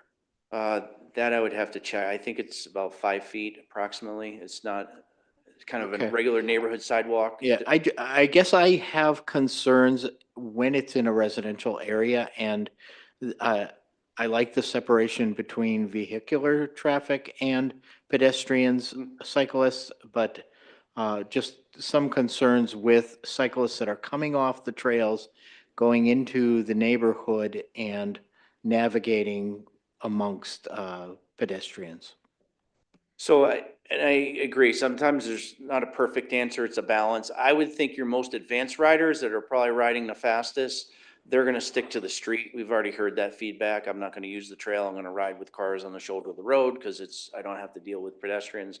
There will be just a single pedestrian sidewalk on the south side of the road. So again, that would be an option if people felt like they weren't comfortable on the multi-use path. What are you going to do with the parking lane that's on 6 in that residential section? The parking lane will be adjusted, but most of the parking will stay, about 90% of it. So the roundabout, immediately adjacent to where the corner intersection, we may lose a spot on each corner, but generally we're maintaining the on-street parking. Further questions? Mr. Niemeyer, go ahead. Thank you, Council President. I just wanted to comment further on the mixed-use path.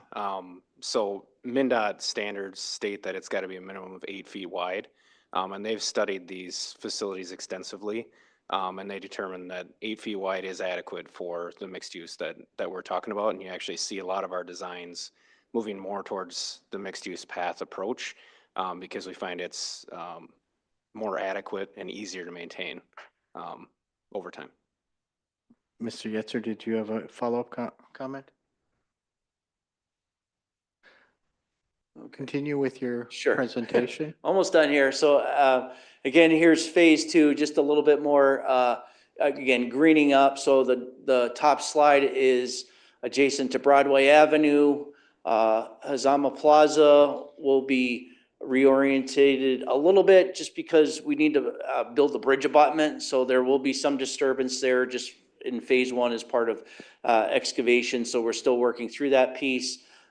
Staying along Broadway, heading south. Now, this will be in the section of the future South Broadway Avenue raise grant, but we have a narrow width. We're trying to green up all the hardscape because we have some nice gray flood walls.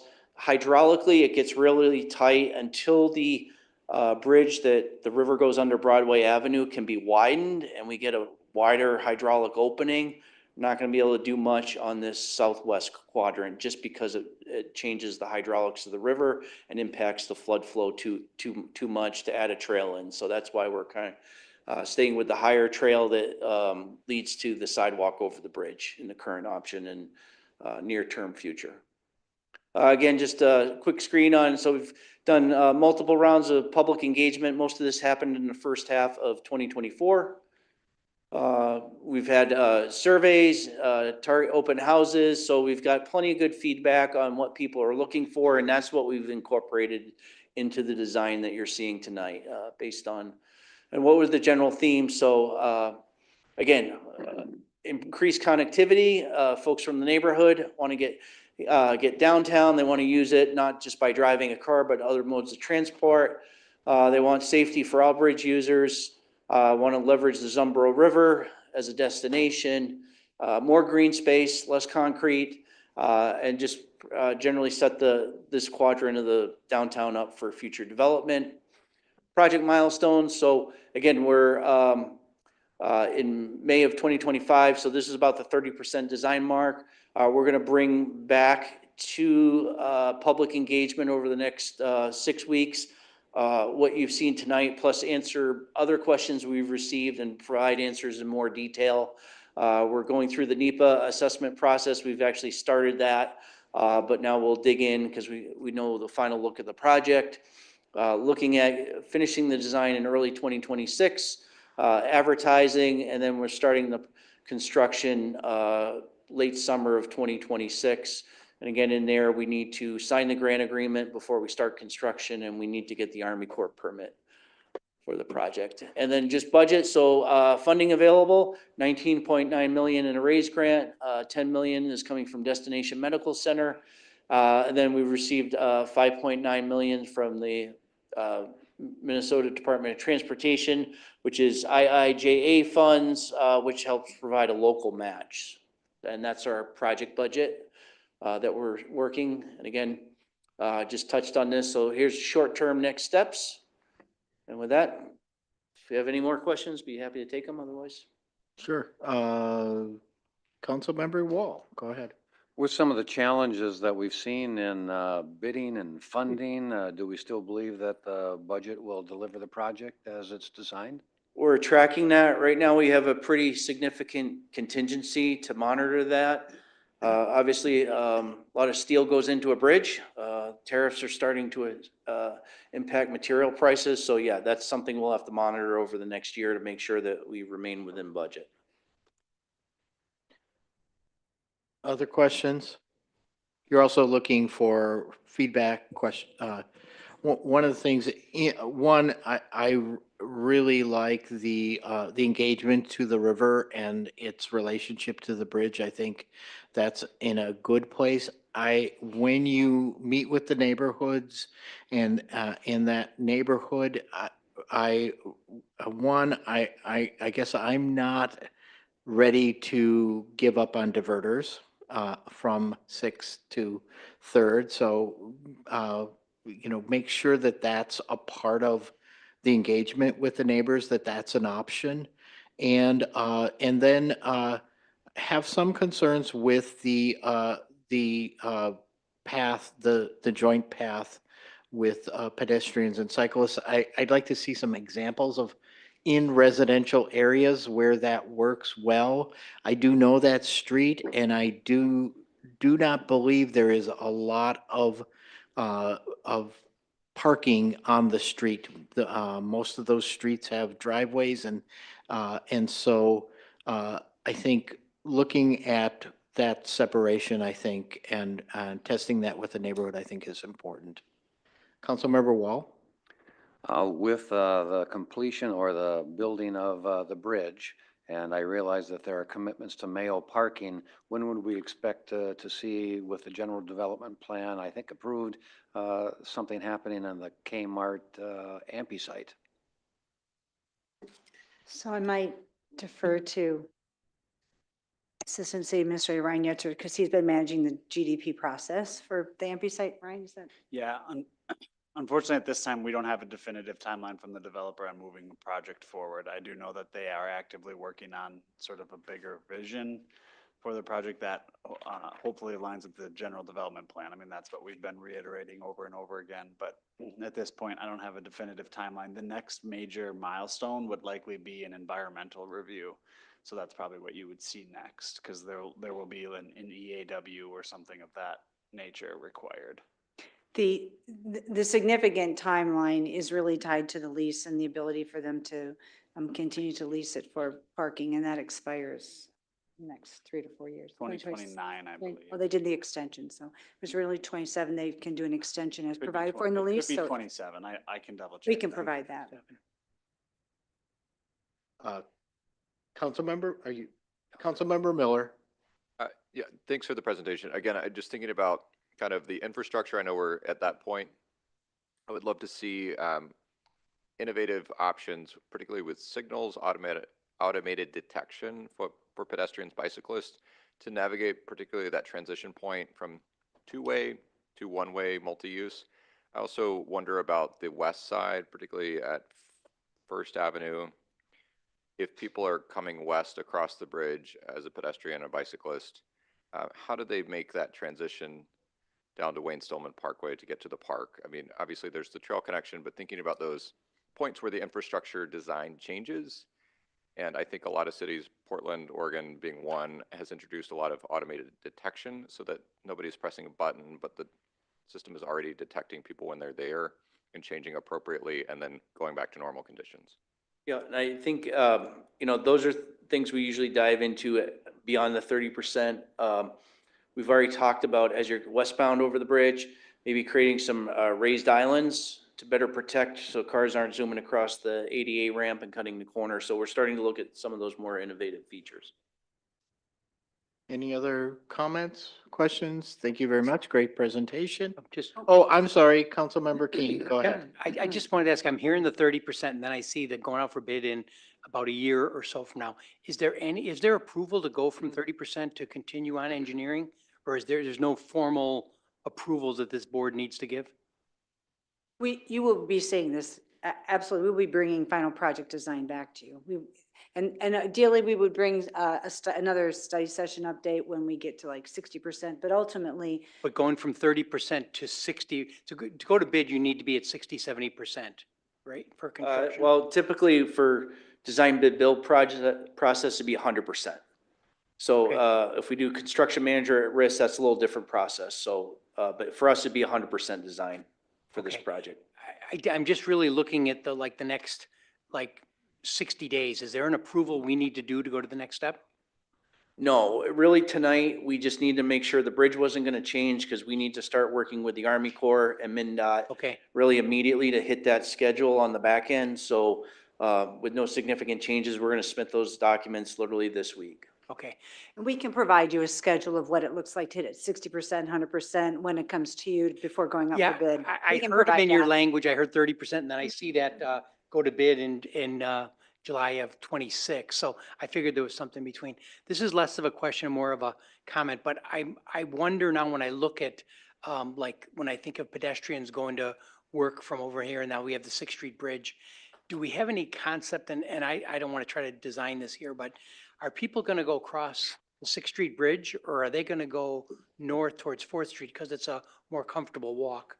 Or, yeah, I just don't know if, my take will be is people will take the preferred, which will mean less busy, less lights. And then the question is, we don't design for that. We don't know which way people are going, but I would imagine when I look at this design, they're going to stay on the east side until they have to come into, cross the bridge, I think they'll cross at Fourth Street. So they're going to have another really great option, and it's called Link BRT, because it's going to be right at the tip of this project, right on Sixth Street. So if you want to walk over and experience Soldiers Field, if you want to go to People's Food Co-op, if you go experience neighborhood, the bridge is your path, right? If you're looking at, I want to go to work further down on Second, maybe BRT is my option. But, I think for us, as we try to advance mode shift goals, it's creating those pathways, alternatives other than vehicle, right? That's what we're doing. So whether it's going across Sixth Street, whether it's grabbing BRT, whether it's grabbing the trail up at Fourth and continuing that way, giving people options is what really creates freedom for people. No, very, very good. Thank you. Councilmember Wall. I used to work a couple blocks south of Sixth Street, and you have no idea how often I wished there was a way I could cut through south of downtown. So I think it'll be heavily used. Yeah, and when I looked at it though, I thought the people coming down the new Third Avenue to Sixth Street will not go across on Sixth Street Bridge. They'll continue along the river on the east side just because it's more of walking to a park. But it doesn't matter. I think you need to have the different options. But I always think of that with like in the college campuses where they try to say, let's put in these paths here, and then people are walking totally different ways. It's just, do you wait for it to happen? But I think your response of, we want to provide options is the best way to think of it. And capitalize on assets that are there, right? You can use the bridge as a means to get across somewhere, or you can use the bridge and the pathway, the pedestrian pathway there to experience the river and be reflective. Councilmember Miller. Last comment, and I'm just correcting this on the record because I got an email from Mr. Dombrowski that the lanes designed for East Center Street are 10 feet wide, not 11 feet. And I'm assuming that the 11 feet condition is a requirement of the municipal state aid design standards. So Dylan and I actually exchanged notes on that. So 10 feet's allowed if the heavy vehicle truck traffic is lower. So we need to look at the bus volumes and figure out if that fits the definition of lower. But generally, 10-foot lanes produce calmer traffic. That's what we're aiming for. And I'm just making this point on the record because, again, thinking about the residential conditions, what we're designing in another space that has residential conditions and design speed versus posted speed, we know from research that people will travel closer to the design speed than any posted speed change. Correct. Council President Schubring. Go ahead, Mr. Correction on Yetzer. my end, it is in fact August of 2027 that the current lease expires. at For Kmart parking. Kmart parking, 27. Very good. Good discussion. Thank you. Moving on, we have 2 first readings. Thank you, Mr. President. Item J1, an ordinance amending and reenacting Chapter 92A of the Rochester Code of Ordinances relating to a gas franchise. Moving on to item J2, an ordinance annexing to the city of Rochester approximately 67.77 acres of land located north and east of the intersection of 18th Avenue Northwest and 55th Street Northwest, identified by PIN number 084738, 057185, 058182, and 084739. Moving on to the second readings, item K1, an ordinance amending section 2-12-1 of chapter 2-12 of title 2 of the Rochester Code of Ordinances relating to police department personnel. I'll move approval. Moved by Councilmember Keen, seconded by Councilmember Wall. All in favor, say aye. Aye. Any opposed, say nay. Moving on. Item K2, ordinance rezoning approximately 1.07 acres of land located north of Willow Ridge Drive Southwest and west of Sedge Meadow Circle Southwest, PIN number 078179 and 047006, from R2, low-density residential small lot, to R3, medium-density residential, and amending ordinance number 4478, known as the Unified Development Code of the City of Rochester, Minnesota. I'll move approval. Moved by Councilmember Keen, seconded by Councilmember Fredericks. All in favor, say aye. Aye. Any opposed, say nay. Moving on, K3. Item K3, ordinance rezoning approximately 3.89 acres of land located south of Marion Road Southeast and west of Pearl Court Southeast at 2221 Marion Road Southeast, from R2, low-density small lot, to MXC Mixed-Use Center, and amending ordinance number 4478, known as the Unified Development Code of the City of Rochester, Minnesota. I'll move approval. Second. Moved by Councilmember Keen, seconded by Councilmember Doring. Go ahead, Councilmember Oh, Keen. no, I thought we'd take the vote, but I wanted to just call for the record that there's 6 people voting now. Councilmember Palmer has left, and just to make sure we get that on the record. Thank you, Councilmember. All in favor, say aye. Aye. Any opposed, say nay. Passes 6-0. Any other business for this evening? Seeing none, is there a motion to adjourn? So moved. Second. By Councilmember Wall, seconded by Councilmember Miller. All in favor, say aye. Aye. Opposed, say nay. Thank you very much.